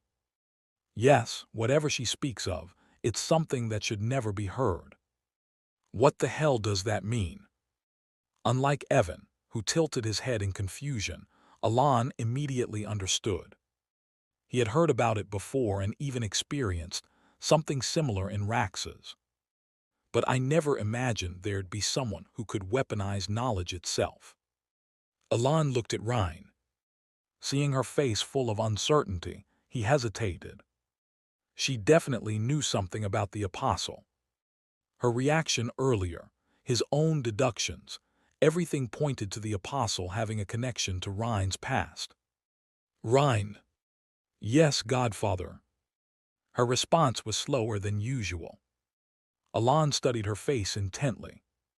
Her complexion had recovered slightly, but a different emotion flickered in her eyes.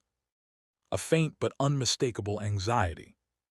Catching this, Alan hesitated briefly before making his decision. "You've been through enough. Rest when we return." He chose not to press her about her past. He was curious, of course, but it was obvious. She didn't want to talk about it. Still, if Alan asked, she would surely answer sincerely. But he didn't want to force her to bring up something she didn't wish to discuss. "Thank you, Godfather." Rhine bowed her head. To an outsider, it would seem like a simple expression of gratitude for his concern. But Alan knew better. She had recognized his consideration and was thanking him for it. "What's going on with you two, leaving me out of this?" Evan, unable to grasp the subtle atmosphere, simply looked back and forth between Alan and Rhine in confusion. By the time the sun began to set, Alan had returned to Lartania and encountered Deus, who had just returned from the labyrinth. "You came back sooner than I expected." "Yes, finding the path was easy, so I was able to retrieve what I needed quickly." A satisfied smile played on Deus's lips, as if he had acquired something valuable. "Did you get what you wanted as well, Marquis?" "I did." Alan nodded, idly fingering the artifact, footsteps of the past inside his pocket. Truthfully, he should have returned only after finishing all his discussions with Kilris. Strictly speaking, he had only obtained half of what he truly sought. But there was one reason he could still confidently say he got what he wanted. "Now I don't have to go back there to meet Kilris."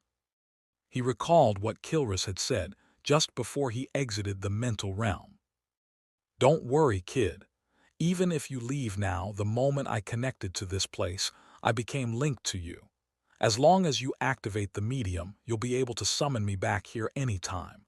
We'll continue our conversation then." A very brief exchange. Of course, to use Footsteps of the Past again, he would need to replenish his mana.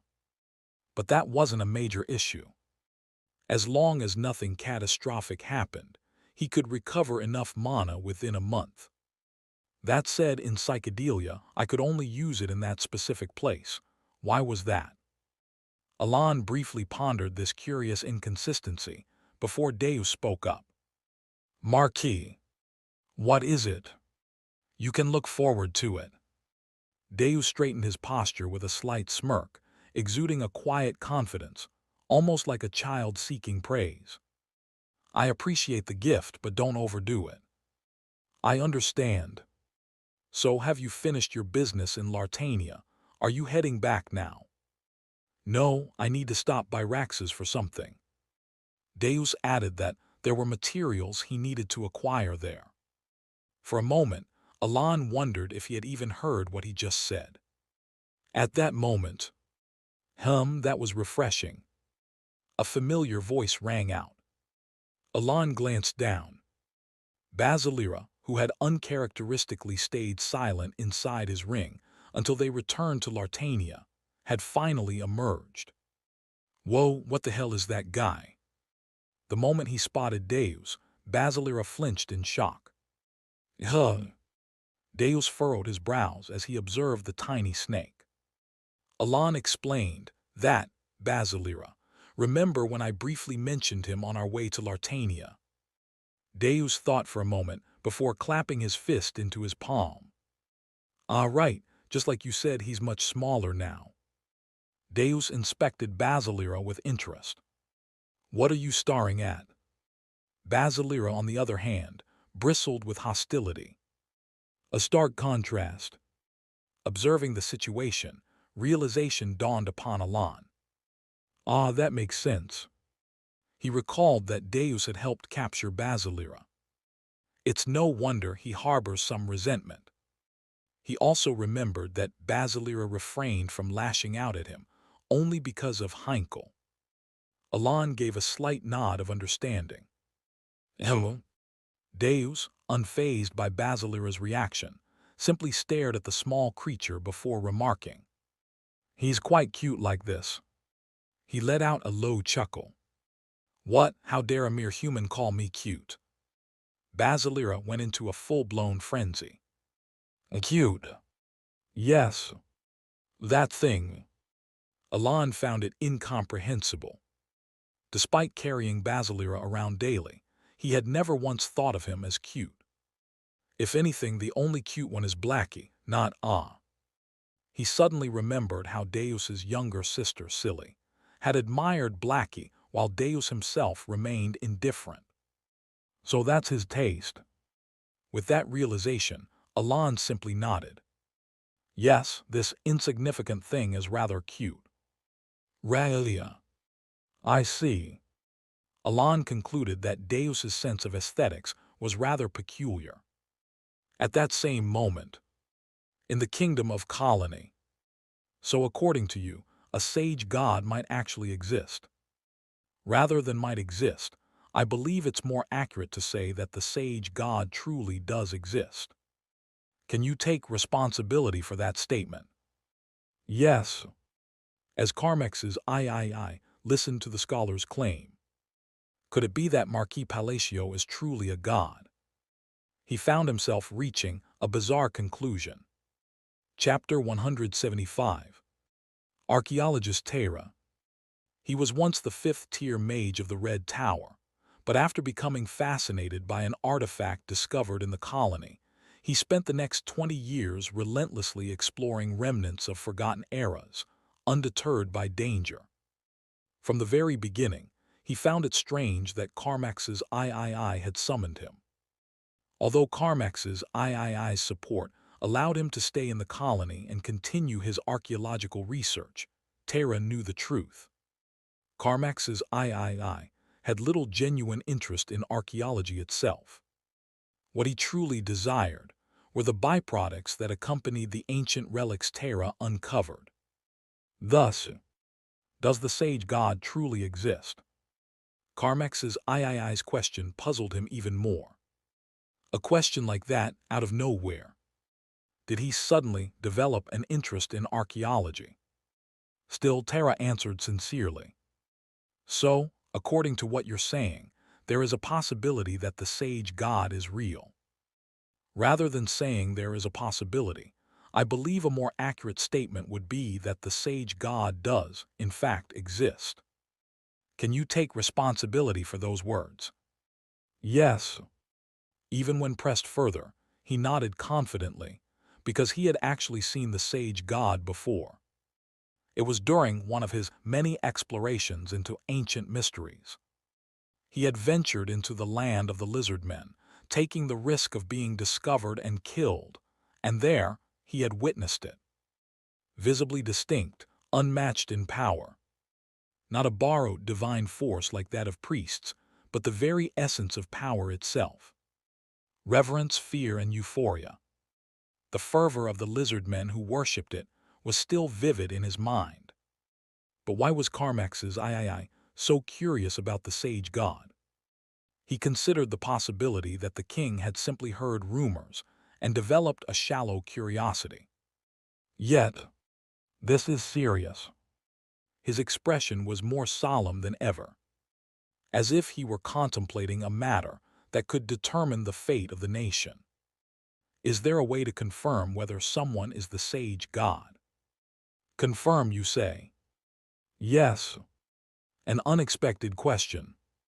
I apologize, but could you clarify what exactly you mean? I mean it literally. Is there a way to verify if someone is the sage god? Rather than verifying, the sage gods are visually distinct from ordinary humans. In other words, they can be identified just by sight. Is that so? Carmax's III's face twisted slightly. After a brief moment of thought, he carefully spoke again. Then, what if the sage god were disguised as a human? Would that be possible? If you are purely asking about the possibility, I wouldn't say it's impossible. Then, is there a way to see through such a disguise? Preferably, without the target realizing they are being tested. As the questions continued, Tara began to sense why Carmax's III was asking about the sage god. Has someone appeared who is suspected of being a sage god? A brief speculation. But due to the lack of information, he didn't dwell on it and simply nodded. I have never attempted it before, but in conclusion, yes, there is a way. Is that so? Yes. Tara recalled an item he had recently obtained from one of the forgotten ancient ruins. Then when the time comes, I'll call for you. It won't take long. This individual is coming to the colony soon. Understood. Suppressing his curiosity, Tara responded and took his leave. Left alone, Carmax's III murmured to himself. If Marquis Palacio is truly a god. His eyes darkened with gravity. The next day, after concluding all his affairs in Lartania, Alan met Rhine before departing. You're leaving now. I should.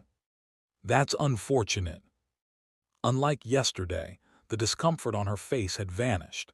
In fact, she seemed even more composed than usual. No, she was trying to appear composed, hiding her true emotions behind a subtle smile, making a desperate effort not to show anything else. Observing her, Alan hesitated for a moment. And then, pardon, he spoke calmly. The past is nothing more than the past. The faint smile on Rhine's face gradually faded.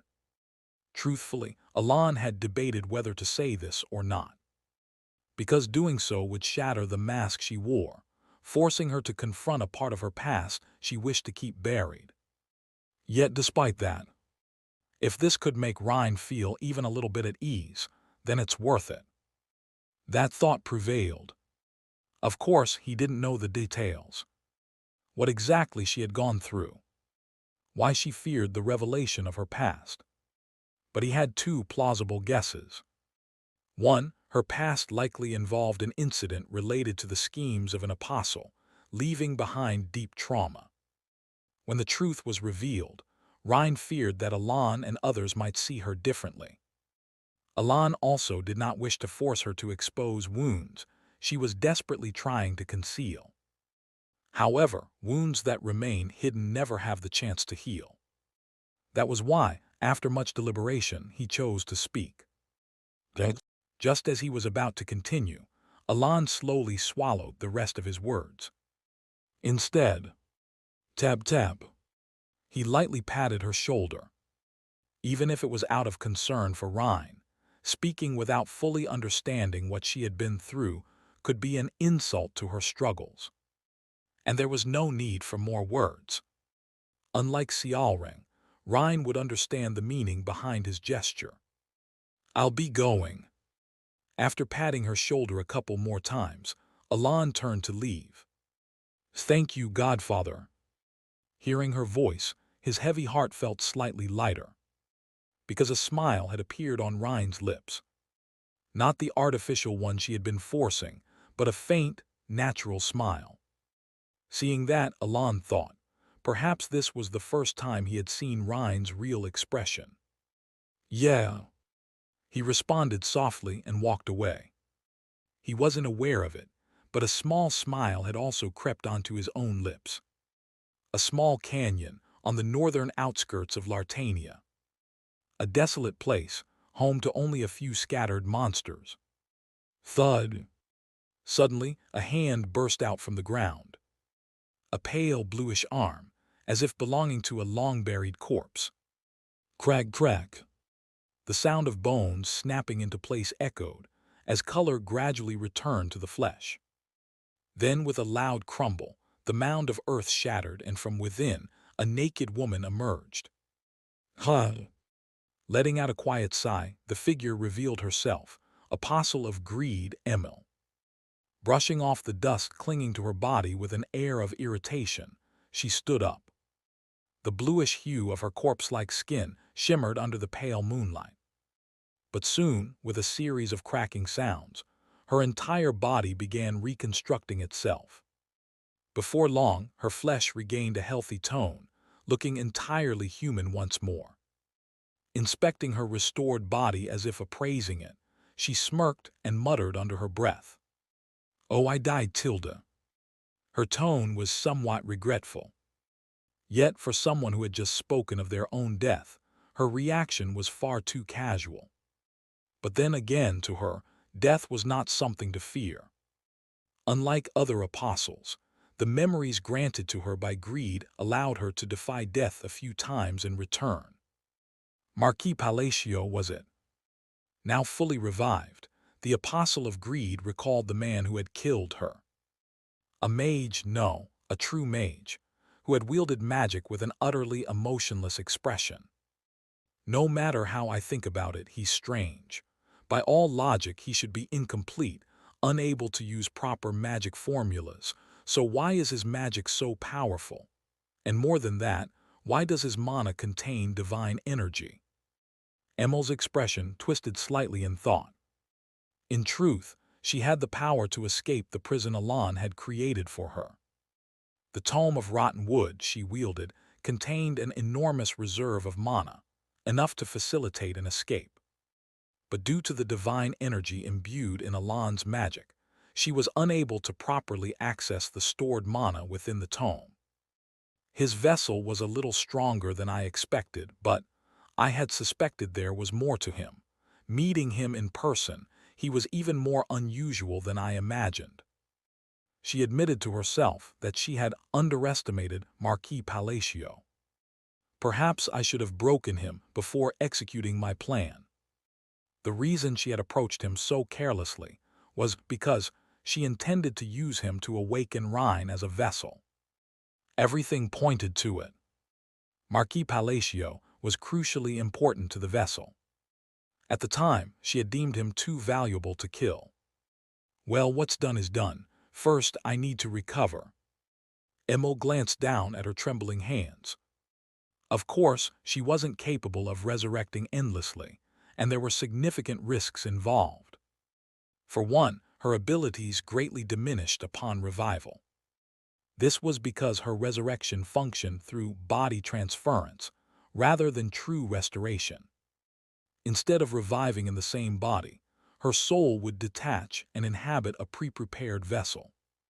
In other words, no matter how much effort she put in, the moment she died, She lost everything that was tied to her physical capabilities, though her knowledge remained intact. It was like restarting a game at level 1, but retaining special traits. Still, since her experience remained, she could quickly regain her former strength. Well, I can always prepare again. Good thing I didn't use up my materials yet. Emil began restructuring her plan in her mind. This time, she wouldn't underestimate Marquis Palacio, and she would ensure Rhine fully awakened as a vessel. After adjusting her plan accordingly, this time I'll take it slow and steady. Smiling to herself, she stepped into the dark forest. Thud. Ugh. She couldn't move forward. Hello there. Under the blue moon, eyes as clear as a pristine lake gleamed. Behind her a blade had been gently, yet precisely, plunged into her back. Chapter 176. The Apostle of Greed looked at the man with an unreadable gaze. With the blue moon behind him, he wore a genial smile and stared at Emil with bright blue eyes, as luminous as the moon itself. Splat tilde. Blood burst from Emil's lips, trickling down her throat and pooling on the blade that had pierced through her body. Soon, drops of crimson blood pattered onto the ground. Who are you? Sensing her impending death, Emil asked, her pale face now void of its former smile. Yet in stark contrast to Emil's grave expression, the man's smile remained unshaken. Does that matter right now? Isn't it obvious?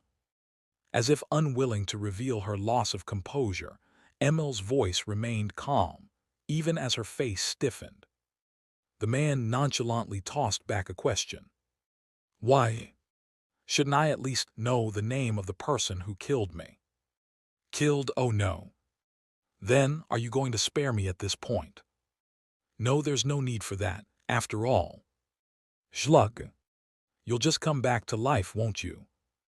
At those words, Emil's expression hardened even further. She had somewhat expected it when he drove his blade into her back, but now, his words confirmed her suspicion. He knew about her reincarnation magic, a secret known only to the apostles. Her mind whirred frantically, trying to piece everything together. Who among the apostles had leaked the secret of reincarnation magic? And more importantly, just how much did this man know? How precise was his knowledge? But her thoughts were cut short. Exhale. As if punishing her silence, the man drove his sword even deeper. She coughed up another mouthful of blood. Drip, drip, tilde. Crimson droplets splattered onto his pants like disordered raindrops. Yet the man's face remained eerily serene. You don't need to worry too much. I don't know where your next reincarnation will take place, after all. Emil clenched her teeth. She didn't believe him. If he truly didn't know, he wouldn't be foolish enough to reassure her. A flicker of unease crossed Emil's face as she lifted her gaze to him with great effort. The man was still smiling. Even in this blood-soaked scene, he remained unchanged, standing against the backdrop of the blue moon with his ever-pleasant smile. Then, as if extending a hand of salvation to a dying soul, he reached out. I came here to give you a warning. A warning. He gently stroked her cheek. That's right. A warning about what? For a brief moment, his eyes flashed coldly. Do not touch Marquis Palacio. What? I said it clearly. Schlug. Urg-uhi. Do not touch Marquis Palacio. Of course, I know he isn't someone your people can take down easily. But you see, people are strange creatures. Crunch tilde. They tend to worry. Aliban chuckled awkwardly, scratching his head, an expression completely unfitting for the situation. Approaching the brink of death, Emil felt an inexplicable sense of dissonance. A bizarre, unsettling familiarity. As if she had seen this man somewhere before.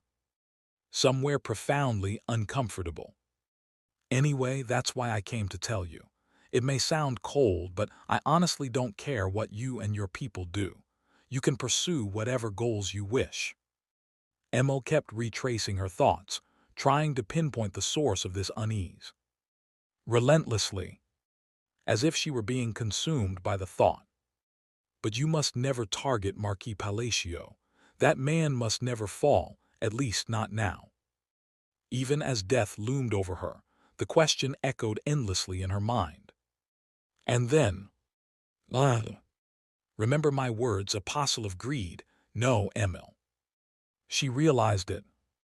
The identity of the unsettling familiarity. If you don't want your greed to lead you to eternal slumber, you'd better heed my warning. Where she had seen the eyes of the man who now held her weakness in his grasp. Never lay a hand on him. It was from deep beneath the roots, far below even themselves. The nebula. Rumble. Emil's thoughts could go no further. The world went black. The moment she realized the source of her unease, her head had already twisted around twice, her neck snapped, and her life extinguished. And a Libyan. As if his smile had never existed, he erased it like a lie. Without a word, he turned away and walked off. A few days after leaving Lartania. I'm exhausted. Why did you tire yourself out from being so adorably insignificant? Human, if you utter one more word, I swear I will tear you apart. And how exactly do you plan to do that? Grrrrrrrr. If only I could manifest physically you. But you can't, can you? What are you gonna do about it? Craia. For days now, Evan had been relentlessly teasing Basilira, as if he had found the perfect excuse. The phrase, adorably insignificant, had triggered an unexpected ripple effect. Watching the two bicker, Alon quietly sighed to himself. During their time in Lartania, things had happened in rapid succession, leaving little room for contemplation. But now that he had time, there was too much to think about. And foremost in his mind was the vision he had seen when he met Kilris. A world utterly destroyed, nothing left but desolation. What nonsense are you spouting, brat? This is your mental world. Recalling Kilris's words, Alon tilted his head in confusion. From what he knew, and from what Kilris had said, a mental world typically reflected one's inner self. Kilris had also explained that a mental world always fell into one of two categories. For mages, whose inner worlds were solidified through the reception of mental images and formulas. Or for those without such training, where deeply ingrained memories shaped the landscape. Alon, of course, could wield runes, but he had never received an imprint nor possessed any kind of magical formula. That left only one possibility. A deeply ingrained memory.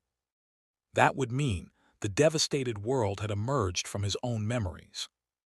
But Alon couldn't comprehend this. He had lived in this world for over a decade. He had, for all intents and purposes, become a part of it. Yet, technically speaking, he was not originally from this world. He had no memory of ever seeing such a ruined world.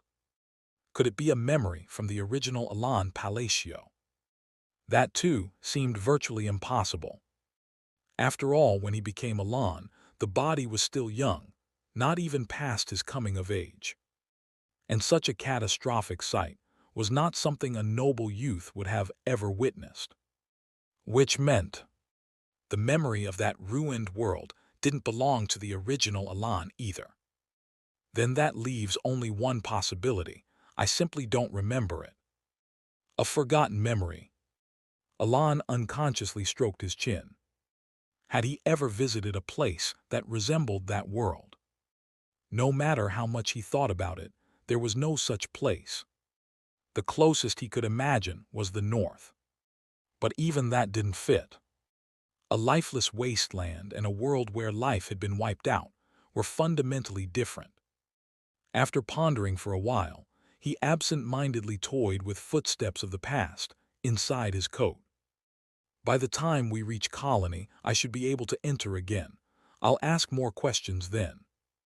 After organizing his thoughts, Alon reached out and stroked Blackie, the little creature that had wriggled out of his chest pocket and was now purring against his hand. It was the height of summer. About a month later, Tara arrived at the royal castle under orders from Carmex's III. And soon, he heard the name of the person suspected to be a sage god. Marquis Palacio, is it?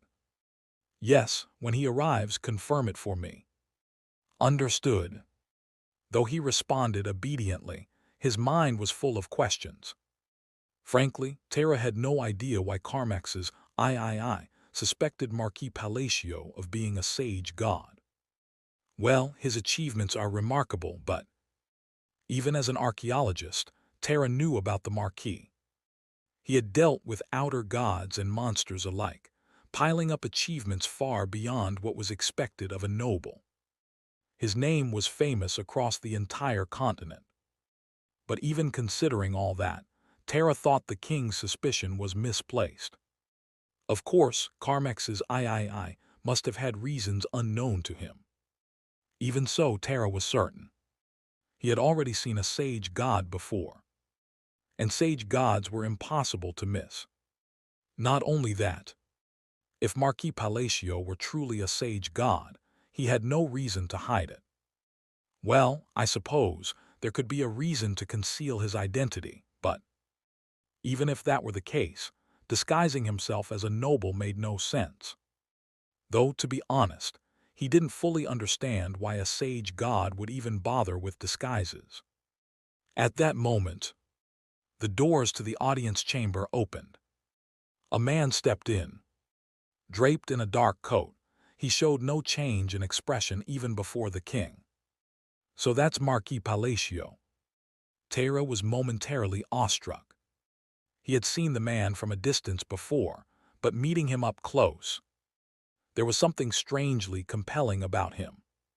Something difficult to describe. A presence unlike anything he had ever encountered. He stared at the Marquis in a daze until, "How have you been, Marquis Palacio?" "I have been well." Carmex's III's voice snapped him back to reality. He had to act now, discreetly, just as ordered. As the two men exchanged pleasantries, Tara quietly gathered his mana and channeled it into the artifact hidden in his coat. A blue orb-like artifact he had acquired from an ancient jungle ruin 10 years ago. Its function was simple. It manifested the target's power as a visible image.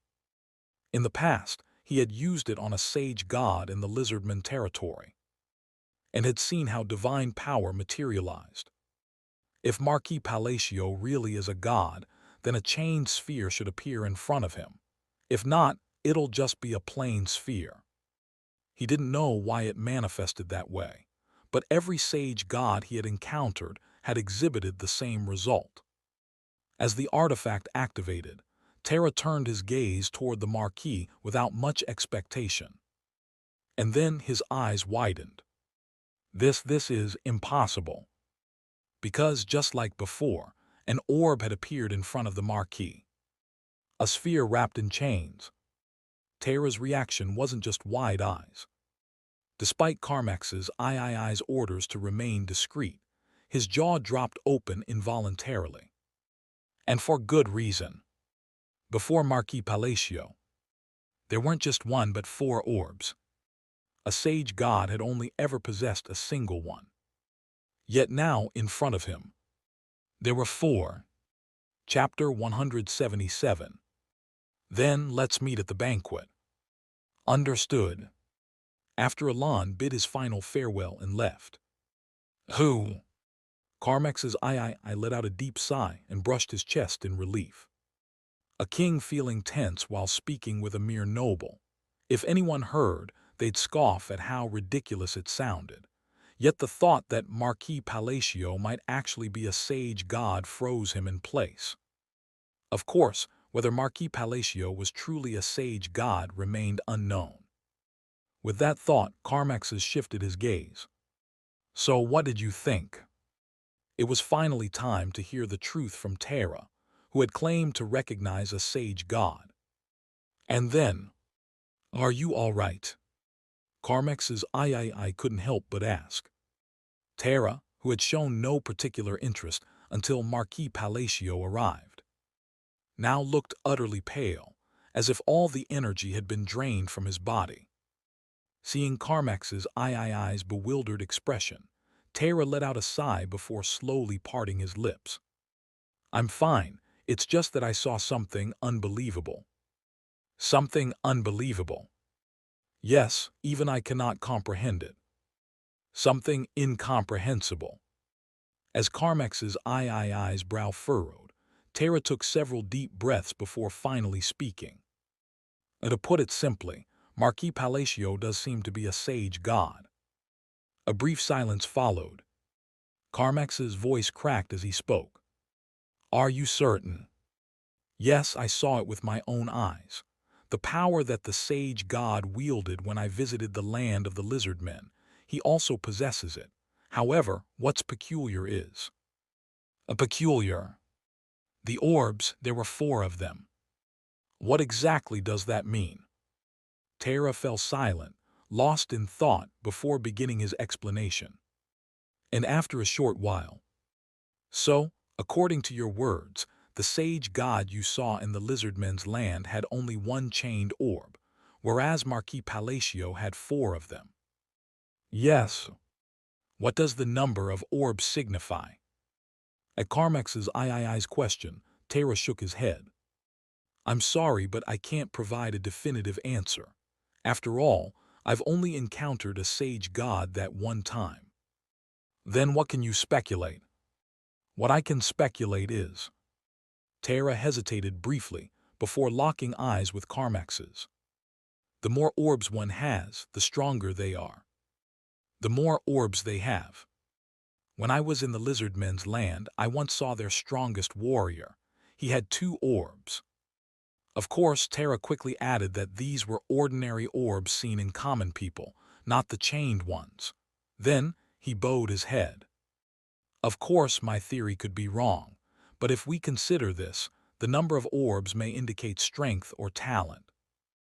"Strength or talent, huh?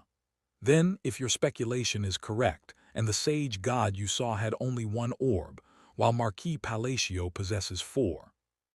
As Carmex's murmur trailed off, the tension in the room grew.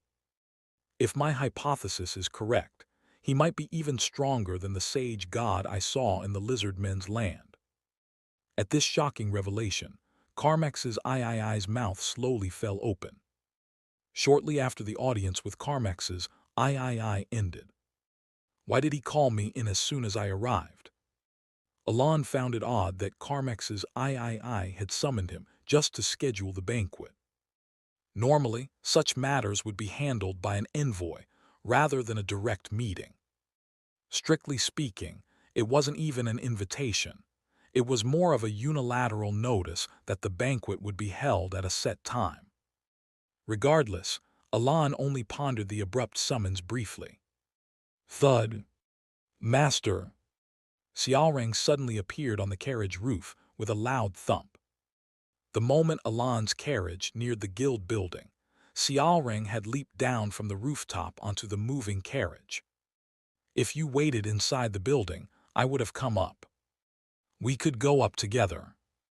Xiaoreng leaned in close to Alon, her eyes sparkling. Then, perking up her ears as if anticipating something, she gazed up at him.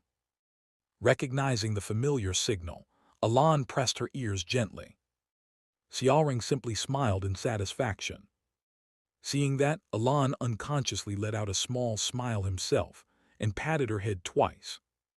As he ascended the building, Alon felt relieved. "I was worried at first, but—" Around the time they arrived in the desert, Alon had remembered something he'd forgotten due to his mental realm. That upon reaching the colony, he would finally have to give Xiaoreng an answer about her long-postponed proposal. For a while he struggled with what to do, but upon reaching the colony, his concerns eased. Because even though Xiaoreng was friendlier than ever, she hadn't brought up the topic at all. At first, he found it strange, but then he wondered if she had finally learned to distinguish between like and love. Her change was undeniable. She was growing, both mentally and emotionally, like a child maturing into an adult. Upon entering the guild, the two exchanged greetings. Then suddenly, Xiaoring turned toward the window and paused. Ahem. She glanced back at Alan and smiled brightly. Master, I'll be right back. Where are you going? I have some business at the royal castle. All right, go ahead. Okay, I'll be back soon, master. With a crackling burst of lightning, Xiaoring dashed off. Watching her disappear, Alan's expression turned into that of a father watching his daughter go out to play. Marquis. Soon after, Evan called out to him. What is it? Oh, you remember that request you made. I've got it here. The investigation is already done. Well, it's been over a month since you asked, so they had plenty of time. Without hesitation, Alan unfolded the paper Evan handed him. Ahem. But Marquis, what is it? Why are you looking into this? It doesn't really concern us, does it? It was a fair question. The list Alan had requested contained information about various underground organizations and secret factions operating within the Allied Kingdom.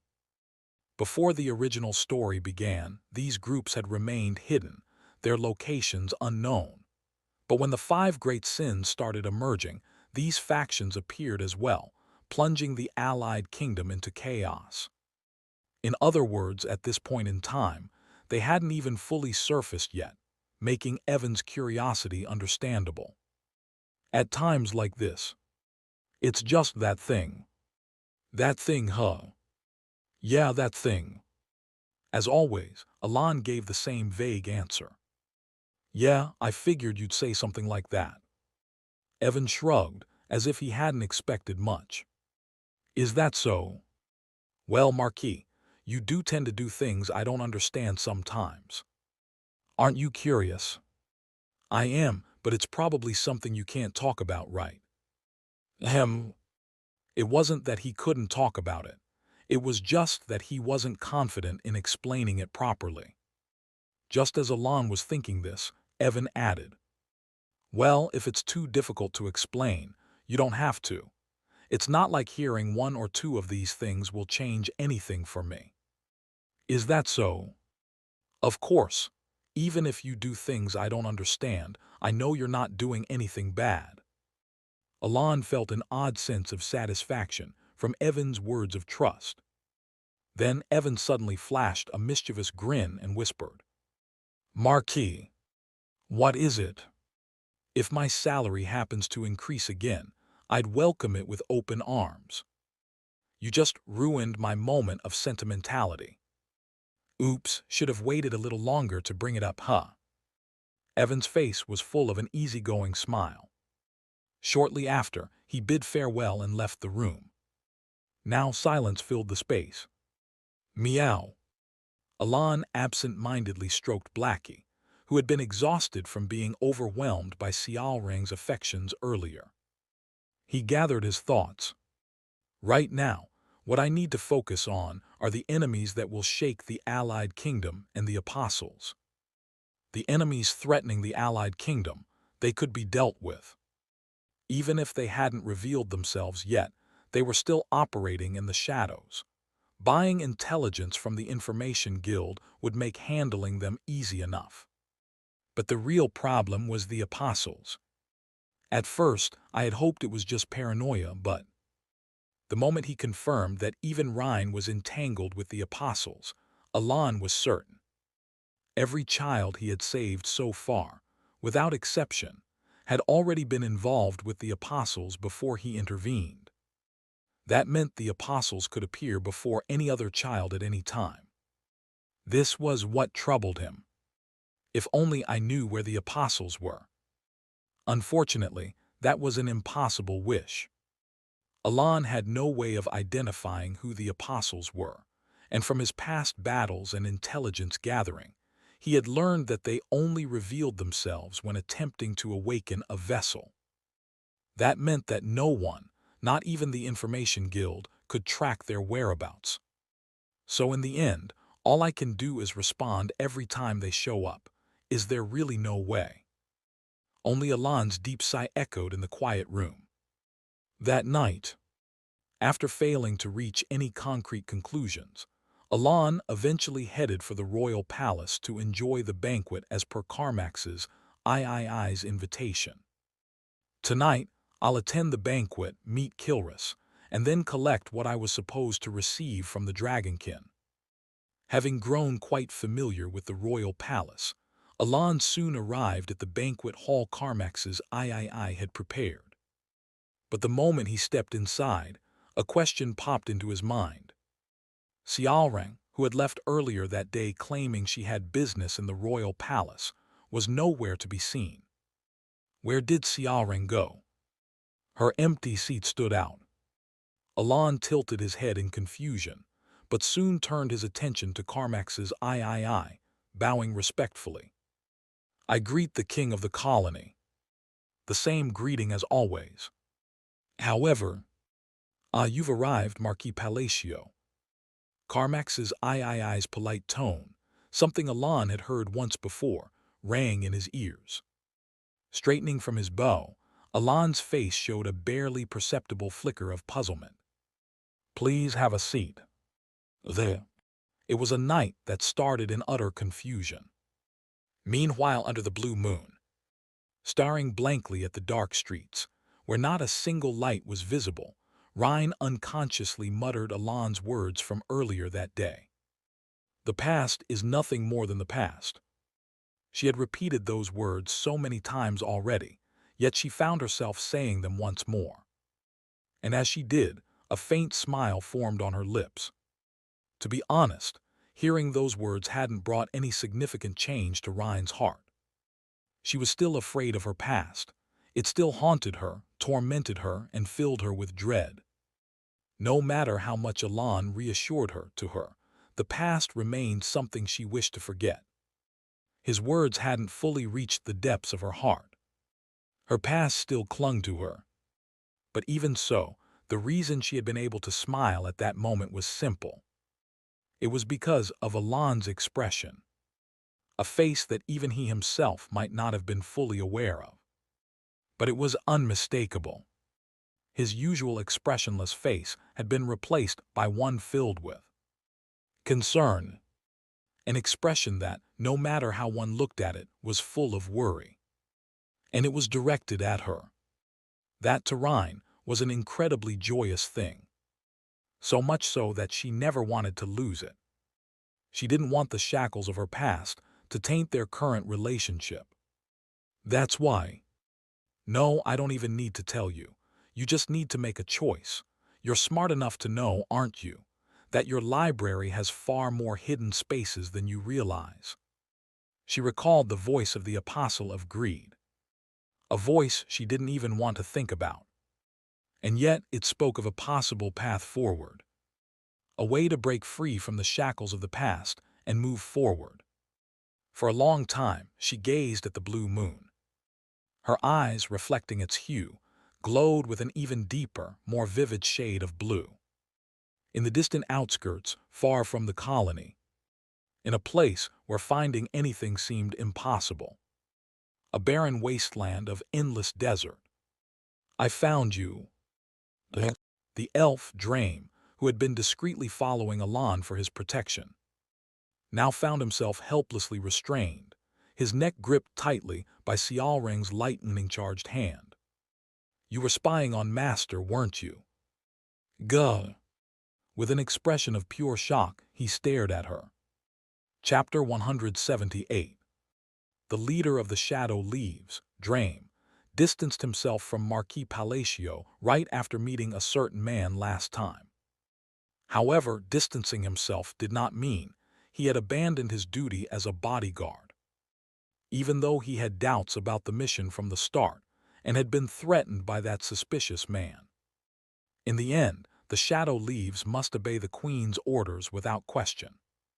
In other words, until the order was rescinded, he had no choice but to protect Marquis Palacio, whether he liked it or not. Instead, Drame chose to observe the Marquis from a distance. Of course, close-range protection was the norm, but there was no other way. He's no ordinary man. A man so powerful that even Drame himself could not guarantee victory. The one who had threatened him in an instant.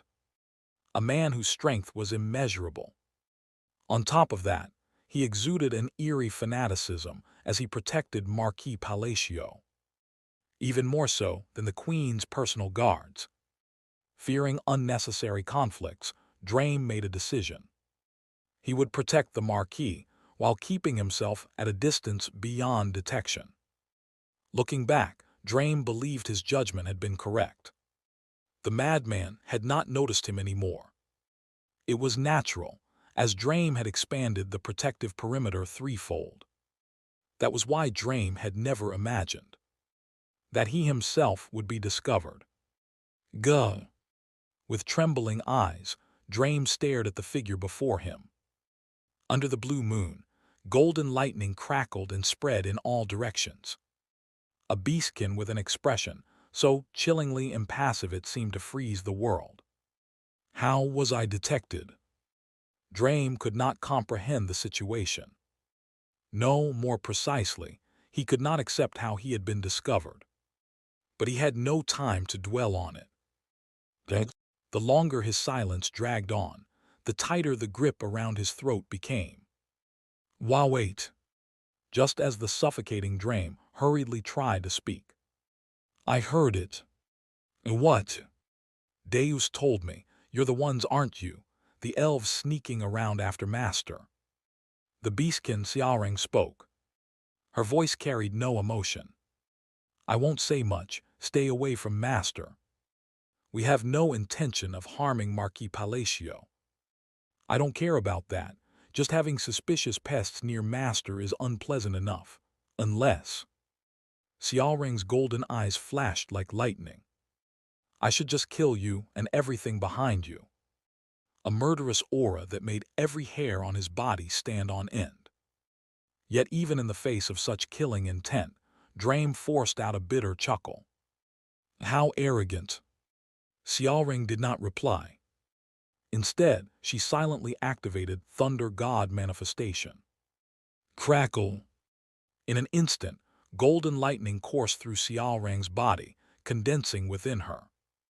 As if unable to contain the immense energy, the compressed lightning burst outward, dyeing her entire form in golden light.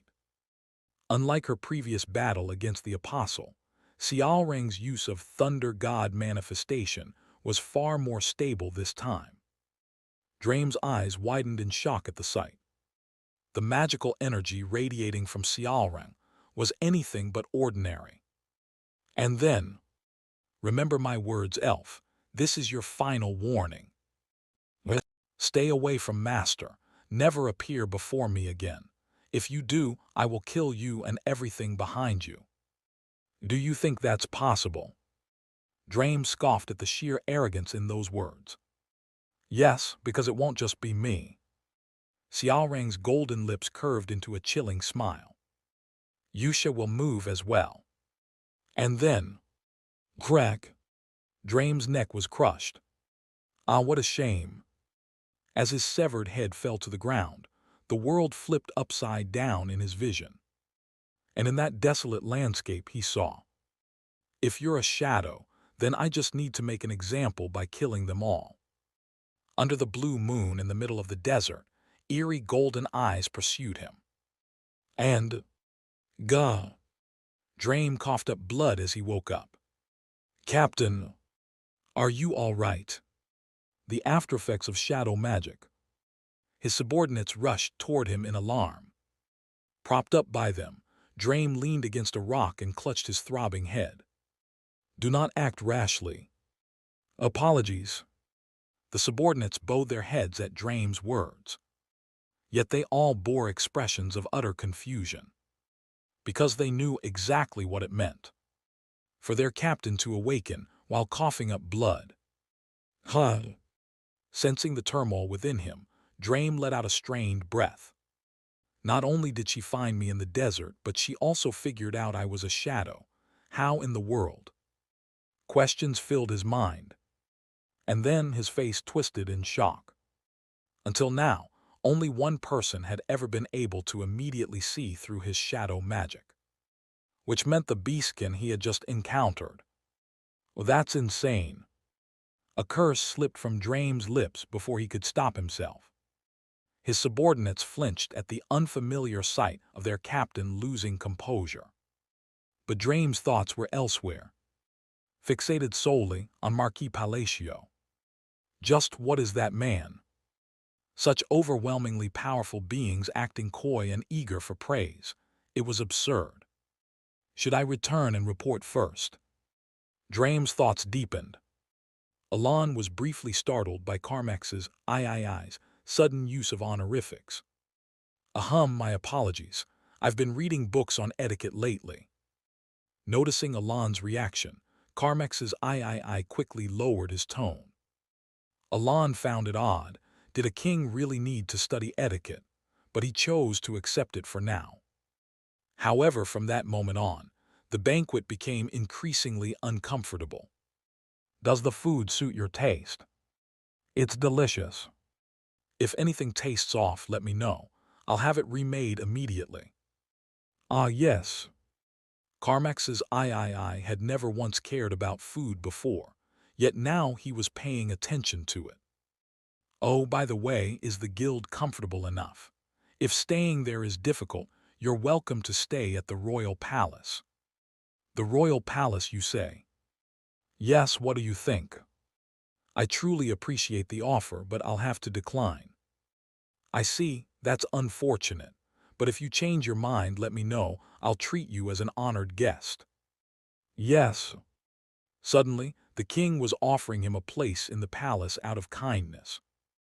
And in the end, Marquis. Yes. Is there anything you find inconvenient or anything you need? Are you asking if I need anything? Yes, if there's anything at all, just say the word. I'll spare no effort to provide it. If anything comes to mind, I'll let you know. He seemed desperate to do something for Alon. Did I do something wrong? If not, is there something he wants from me? Naturally, suspicions and questions arose. However, well then, I'll be taking my leave. All right. If you ever need my help, don't hesitate to ask. I understand. In the end, the banquet concluded without any requests being made. Alon barely managed to shake off Carmax's III, who seemed reluctant to let him go, and boarded the carriage. Marquis, what is it? Did you happen to find some sort of leverage over Carmax's III? Something incriminating about him? Evan, who had accompanied him, also sensed something unusual and asked. Alon shook his head. Of course not. I figured. Yeah. But then, why is he acting like that? That I have no idea. You really don't know. Evan's face showed a hint of suspicion. Alon shrugged as if to say he was telling the truth. Yeah, I truly don't know. That's strange. In fact, Alon himself was the most baffled. He had no clue why Carmax's III was acting that way. As the unanswered questions lingered, the carriage soon arrived at Xiaoreng's guild building. Xiaoreng. Oh, master, you're here. The moment she spotted Alon, Xiaoreng threw her arms around his neck, wrapped her legs around his waist, and clung to him like a cicada. Alon no longer found her excessive greetings surprising and simply asked, I went to the palace, but you weren't there. Where did you go? Oh, I was heading to the palace, but I suddenly remembered something and got sidetracked. Something you forgot? Yeah, there was something I had to do, and it just popped into my head. Tilda. Nod. Xiaoreng's head bobbed vigorously. Like a father respecting his growing daughter's privacy, Alon chose not to pry further. the day after recovering from the banquet's fatigue. Good morning. Early in the morning, Karsim arrived, leading a group of soldiers. Karsim, it's been a while. Yes. Not only had Karsim lost weight, but his muscles had also grown more pronounced, bulging through his clothes as if declaring their presence. Beside him, Evan muttered under his breath, "Wow, life really is unfair." Alan almost unconsciously agreed. "I heard you're heading to the ruins. I will escort you." Karsim's booming voice echoed.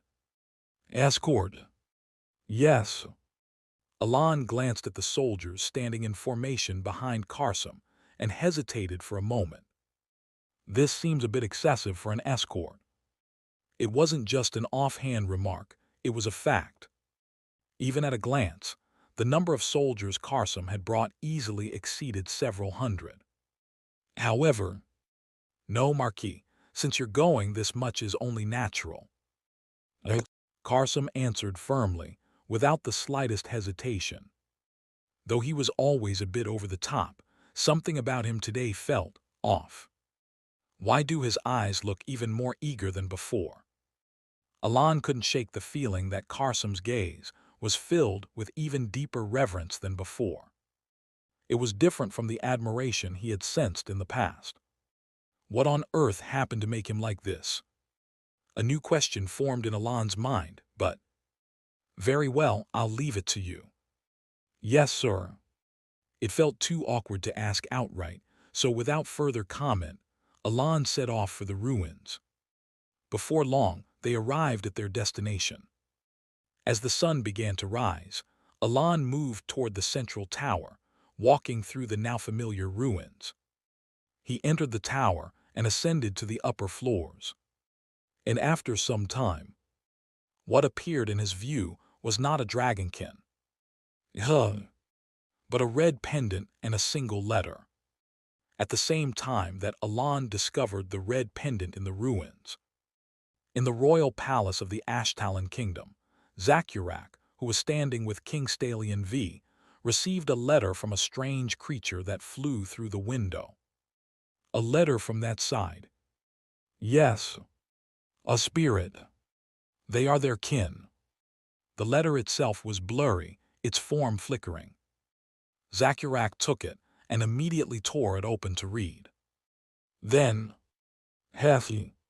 His heavy, dark-colored armor shifted slightly as his shoulders trembled with laughter. "What's so amusing?" Hearing the chuckle, King Stalion V raised an eyebrow in curiosity. "I apologize, but I'll need to act alone for a while." All of a sudden, "Yes, it would be troublesome to move together." "What's the matter?" "There's something I need to confirm." "Confirm?" Stalion V shrugged and returned his attention to his documents. Since nothing major had begun yet, Zakurak's absence wouldn't cause any issues. "So, fine, it must be important." He casually acknowledged and picked up another document. "Yes, I need to confirm whether Marquis Palacio is truly a close friend of the one we serve." "That makes sense. Marquis Palacio is a close friend of the one you serve." "What?" Stalion V reflexively lifted his head. "What did you just say?" Without realizing it, the words escaped his lips. Chapter 179. When the face of Stalion V turned pale with confusion, Zakurak's head slowly shifted. "Why is that?" A calm question.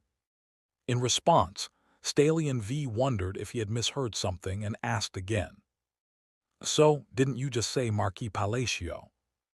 "I did, though." His head started spinning. Had he ever been this flustered even while managing state affairs? "What do you mean by that?" "What are you talking about?" "I'm asking about what you just said." "Exactly as I said, we're going to confirm if Marquis Palacio is truly his friend." Silence fell in an instant.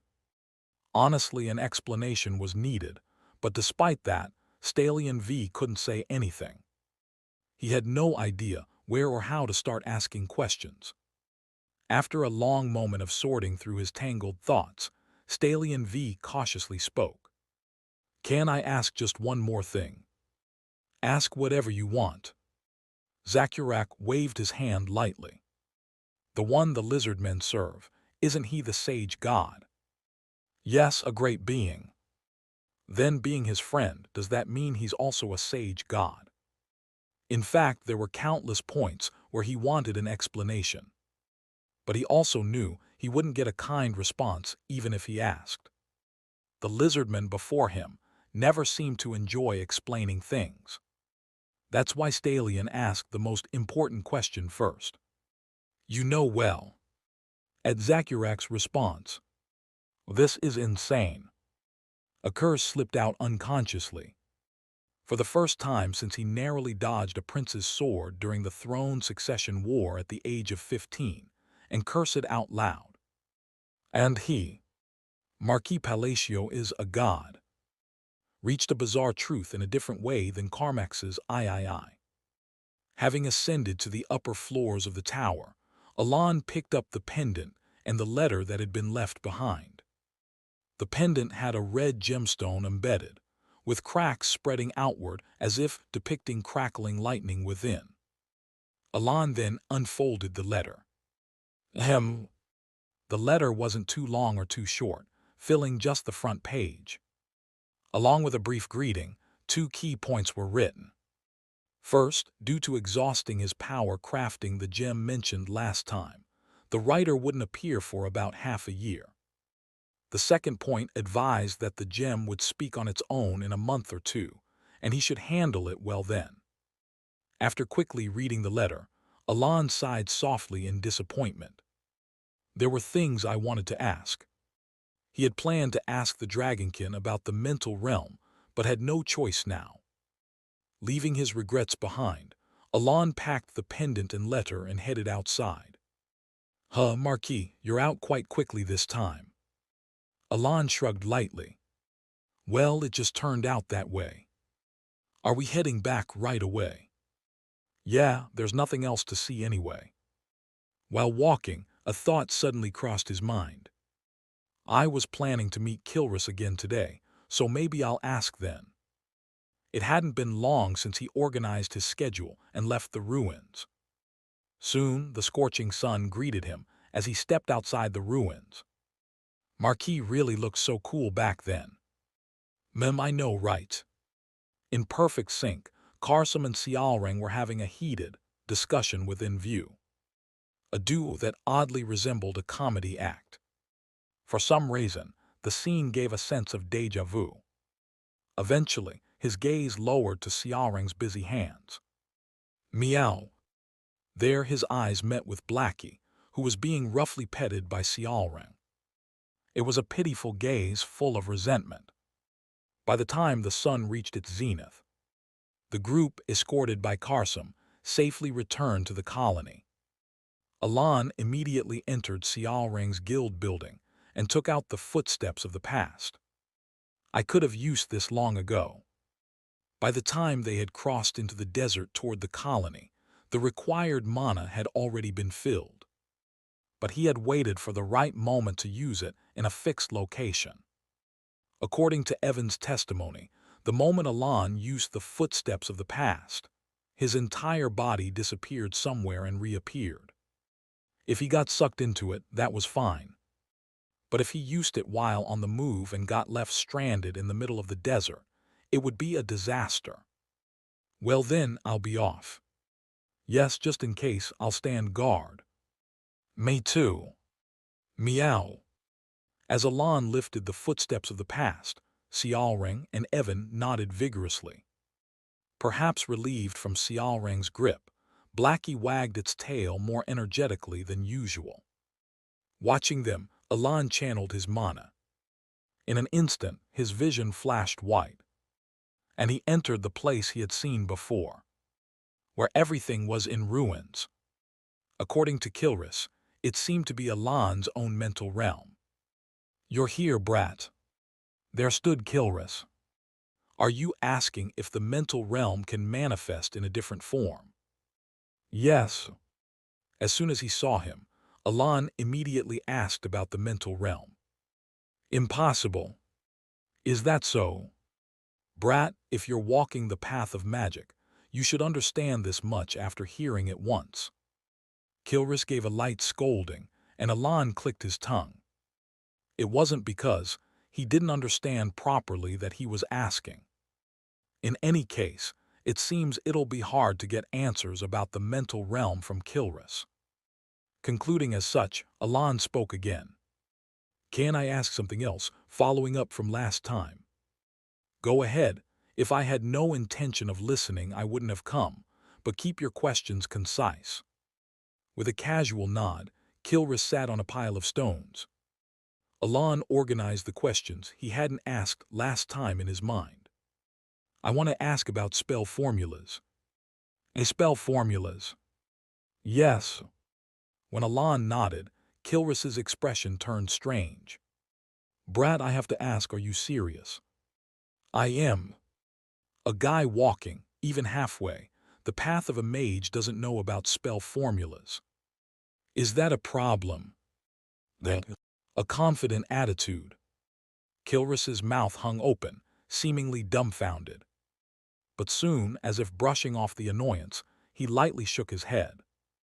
A spell formula is, as the name suggests, a formula. He began explaining.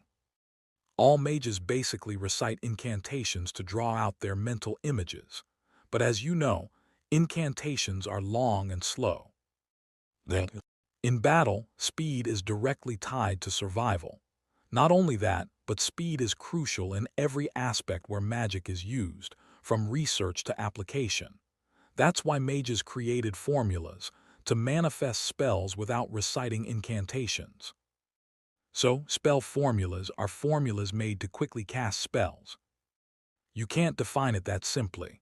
Ultimately, spell formulas function as a mage's unique trait. Well, Kilris trailed off, as if thinking, though this isn't something someone like you, who hasn't even properly acquired spell formulas, would understand. How do you acquire these spell formulas? It's not difficult. If you truly understand your mental image, you just have to weave it together and engrave it into your body. Weave it together and engrave it into the body. Exactly, like the mental image you have, or wait.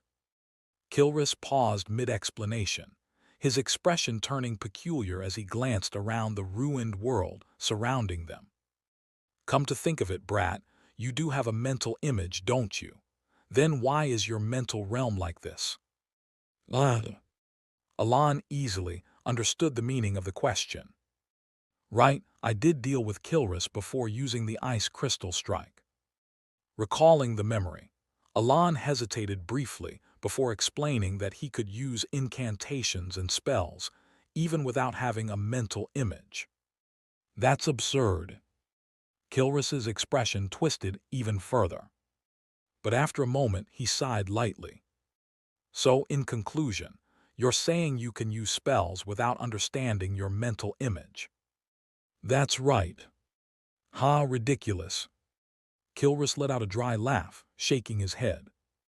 In that case, there's no need for me to even explain spell formulas. Someone like you, who hasn't even formed a proper mental image, wouldn't understand my explanation. By any chance, were there no mages like that before? Of course not. There's no way a mage like that would exist. Kilris was about to deny it outright, but suddenly paused. No, now that I think about it, there might have been one. Who was it? I only heard about it, but it was said that one of the elven mages used magic like that. You don't know who it was? I don't. I never had a reason to meet them, but... Digging into distant memories, he continued. Yeah, I think they were called the Primordial Elf, or something like that. The Primordial Elf. Yes, that's all I know. Then it was the moment Alan found yet another reason to visit the elves' village. The Primordial Elf also used magic without a mental image. Maybe he'd be able to unravel more mysteries if he went there. After organizing his thoughts, Alan decided to ask, or rather request, Kilris for one more thing. I heard that you used to handle spirit dragons. Is that true? Yes. Then can you teach me how to use a spirit dragon? How to use a spirit dragon? The corners of Kilris's mouth curled into a smirk. Do you even know what you're asking? You can only use a spirit dragon if you formed a contract with one. A look as if he were staring at an idiot. Instead of explaining any further, Alon simply said, I have one, and pulled out Blackie from his arms. When Kilris confirmed the black fluff in Alon's hand. Meow. Seeing the unexpected spirit dragon. What the hell? He blurted out with an expression of sheer shock, unable to control his reaction. Kilris, who had maintained his cool demeanor until now, was utterly flustered the moment he saw Blackie. He looked back and forth between Blackie and Alon, as if unable to comprehend. How did you do it? Do what? How did you manage to form a contract with a shadow dragon, not just any fragment, but its actual core body? Kilris exhaled sharply through his nose, clearly exasperated, while Alon replied nonchalantly. Just kind of happened. Are you seriously brushing this off with a just kind of happened after pulling off something this absurd? While ranting to himself, Kilris glanced behind Alon and sighed. Well, I suppose that might be possible. Seeing Kilris calm down a bit, Alon decided to ask something that had been on his mind. I know there's a difference between a spirit dragon and a shadow dragon, but is it really that big? There's a tremendous difference. That much? Yes, that much. In fact, today's the first time I've ever seen someone form a direct contract with a shadow dragon. Watching Kilris fuss over it, Alon glanced at Blackie, who was nestled comfortably in his arms, seemingly baking an imaginary loaf of bread. Meow. Blackie tilted its head cutely. Alon knew Blackie was powerful. But honestly, he'd only read about it in texts, never witnessed it firsthand, so he was still skeptical. Is it really that significant? He thought, absent-mindedly stroking Blackie's back. It seems you don't fully understand just how lucky you are. Kilris stared intently at him, then let out a hollow laugh. Well, fine. Since we're in this place, I suppose I can show you. He raised both hands. Show me what? Watch closely. See for yourself what kind of fortune you've stumbled upon. Without further explanation, he began forming seals with his fingers. Holding his left hand straight out, he moved his right hand behind it, intertwining his fingers into a strange posture. Void heart. The moment he quietly murmured the words. Crack, crack, crack. From his shadow, something dark began to rise. And then, as if it had been waiting. Path of the false image. The ruined world began to be devoured by the shadow. The ashen sky. The cracked earth, the rotting trees. The twisted grass. Everything was consumed. As if everything that existed was being dragged into an abyss. Dragon. The moment the word left Kilris's lips, the shadow that had devoured everything began to take form, creating something from nothing, breathing life into the dark shadow. And what was finally formed? Sin-bearer dragon of the void heart. A dragon. A colossal dragon that loomed over the desolate world, covering the ruins of the world all on its own. And then, this is the final stage of your death dragon. Hearing that, Alon could only gape in stunned silence. In a world seemingly frozen under the weight of an overwhelming presence. Meow. Only Blackie's adorable cry echoed faintly, filling the void. Chapter 180. Alon blankly stared at the dragon that had devoured the ruined world. Apart from its glowing red eyes, it resembled Blackie, with its entire body flickering like a shadow. Eventually, as Kilris formed the seal, the dragon slowly dispersed and vanished. "Is that the shadow dragon?" Alan muttered blankly. "No, to be precise, what I showed you was a fully grown spirit dragon, one I used to handle." Kilrus's voice carried a hint of tenderness. He then shook his head slightly as if to snap out of his sentiment. "Anyway, that's only half the size." "Half? I mean, that's half the size of a fully grown shadow dragon. You're saying twice the size of what we just saw, the size." It was unbelievable. He couldn't really grasp it. Even Kilrus's spirit dragon from moments ago was overwhelming in size. It was already big enough to devour the entire world, and you're saying double that.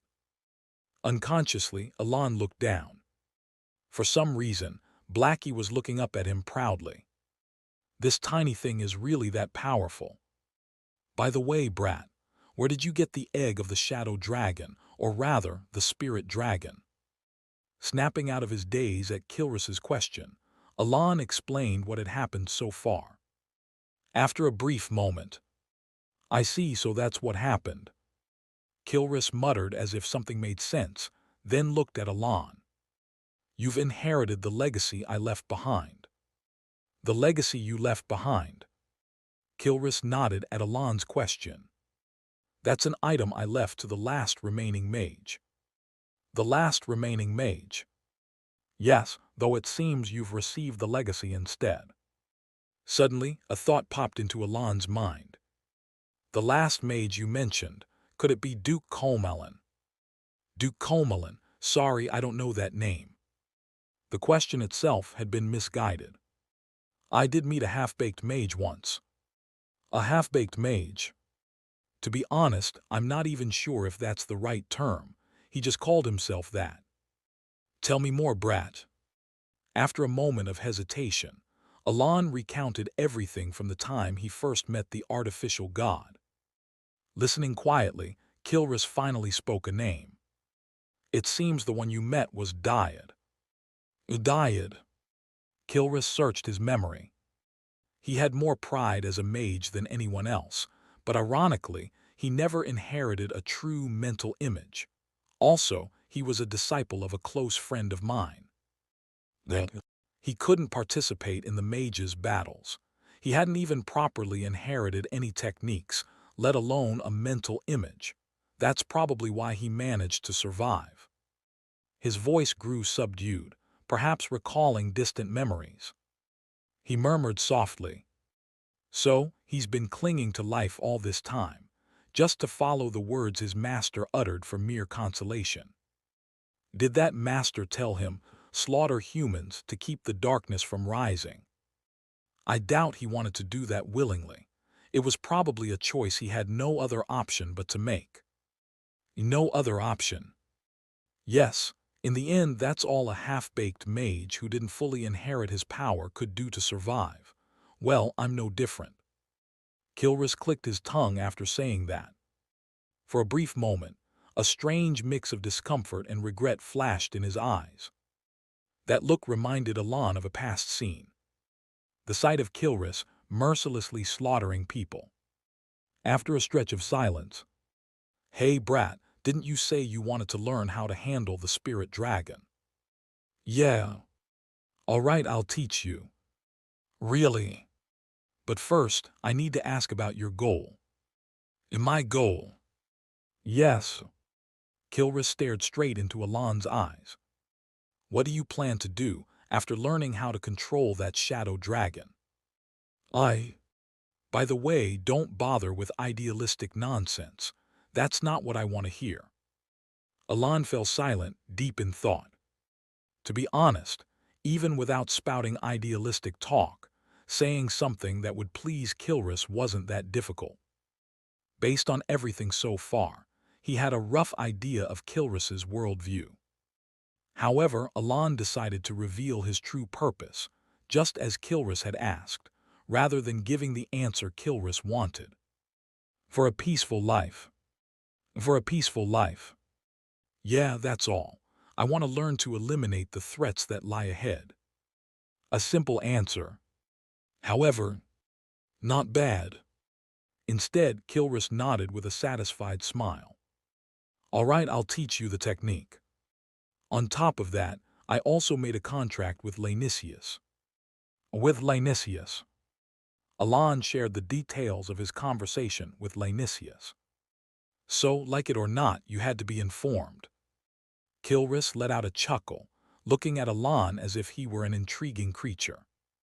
By the way, can I ask you something? Suddenly, a question popped into Alan's mind. What is it? You said you've lost everything except your name, right? Then how are you able to use techniques related to the Shadow Dragon? Kilris looked around as if it were the most obvious thing. The answer's simple, because this is the mental realm. Because it's the mental realm. Yes, here, it's not difficult to manifest magic by relying on my memories. Well, even if it's just an empty shell. Kilris muttered bitterly. Anyway, it's time to say goodbye. Goodbye, what do you mean? He stood up. Exactly that. My mana is running out, so it's time for us to part ways. There was a time limit. Since we don't have much time, I'll briefly tell you what you need to do before we meet again. Kilris explained the tasks Alan had to complete before their next meeting. Shortly after, see you next time. Before Alan could say anything, a brilliant white light enveloped him. And then, when Alan opened his eyes again, the familiar scenery was nowhere to be seen. After the white light faded from his vision, what appeared was a black abyss. Alan was confused. The last time he used the footsteps of the past, right after the white light appeared, he had returned to the real world. In other words, after the white light, he should have seen the real world again. But the scene before Alan's eyes now was, what is this? An abyss. A place where nothing could be discerned. A place unknown to him. No, that wasn't true. He did know it. Alan recognized this place. He had definitely seen it before. This abyss. The moment he realized that, Alan noticed something lingering at the edge of his vision. A nebula. And he realized that what was before him was an eye. The same abyssal eye he had seen in the mirror given by the observer. That overwhelming eye slowly began to open its eyelid. Thump, thump, thump, thump, thump, thump, tilde. His heart pounded like it was going to burst. He hadn't even formed an impression or made a judgment yet. But just perceiving it made his heart race as if it would explode. His whole body trembled as if it were about to shatter. Gasping for breath, unable to control the pounding of his heart, Alan finally met the fully opened eye. A gigantic pupil filled with radiant nebulae. Sinister yet beautiful. Terrifying yet awe-inspiring. The eye of all things. And then, percent that, tilde %, now you can finally see me. It uttered incomprehensible words. Reach the root, O devourer. Learn from there how to wield the arrow. With a distorted, noisy voice, it commanded. Close your eyes. Unable to resist its overwhelming power, Alan closed and reopened his eyes. Huff. He exhaled the breath he had been holding. Thump, thump, thump, thump, thump, thump, tilde. His blood pulsed like it was racing down a highway. Gripping his throbbing heart, Alan managed to lift his head and soon. Marquis, are you all right? He realized he had returned to where he was supposed to be. Evan had rushed in without him noticing. With a face full of worry, Evan grabbed Alan's shoulders and shook him. I'm fine. You don't look fine at all. Can't you tell your condition right now? Evan frantically held onto Alan's shoulders. Your eyes, they're bleeding. Only then did Alan feel something warm trickling down his cheeks. Slowly, he raised his hand to touch it, and bright red blood stained his fingers. What is this? Alon let out a hollow laugh without realizing it, recalling the overwhelming presence of the eye he had witnessed. The next day, after finishing his business, Alon decided to leave the colony immediately. Though he had wanted to take a few days to rest, several things were weighing on his mind. Grainifra. Right after arriving at the Marquis residence, he planned to prepare for a trip to Grainifra. When he first heard about it from Cian, he intended to take his time. There had been no urgency, and he needed to sort out his thoughts. However, after his conversation with Kilris, and realizing there was much to gain from heading to Grainifra, he decided to act sooner. Master, are you leaving now? Yes. By now, Alon instinctively pressed Xiaoreng's ears down gently without being asked. Xiaoreng purred contentedly, clearly pleased, and shouted, "Got it, then see you in a month." In a month? Yep.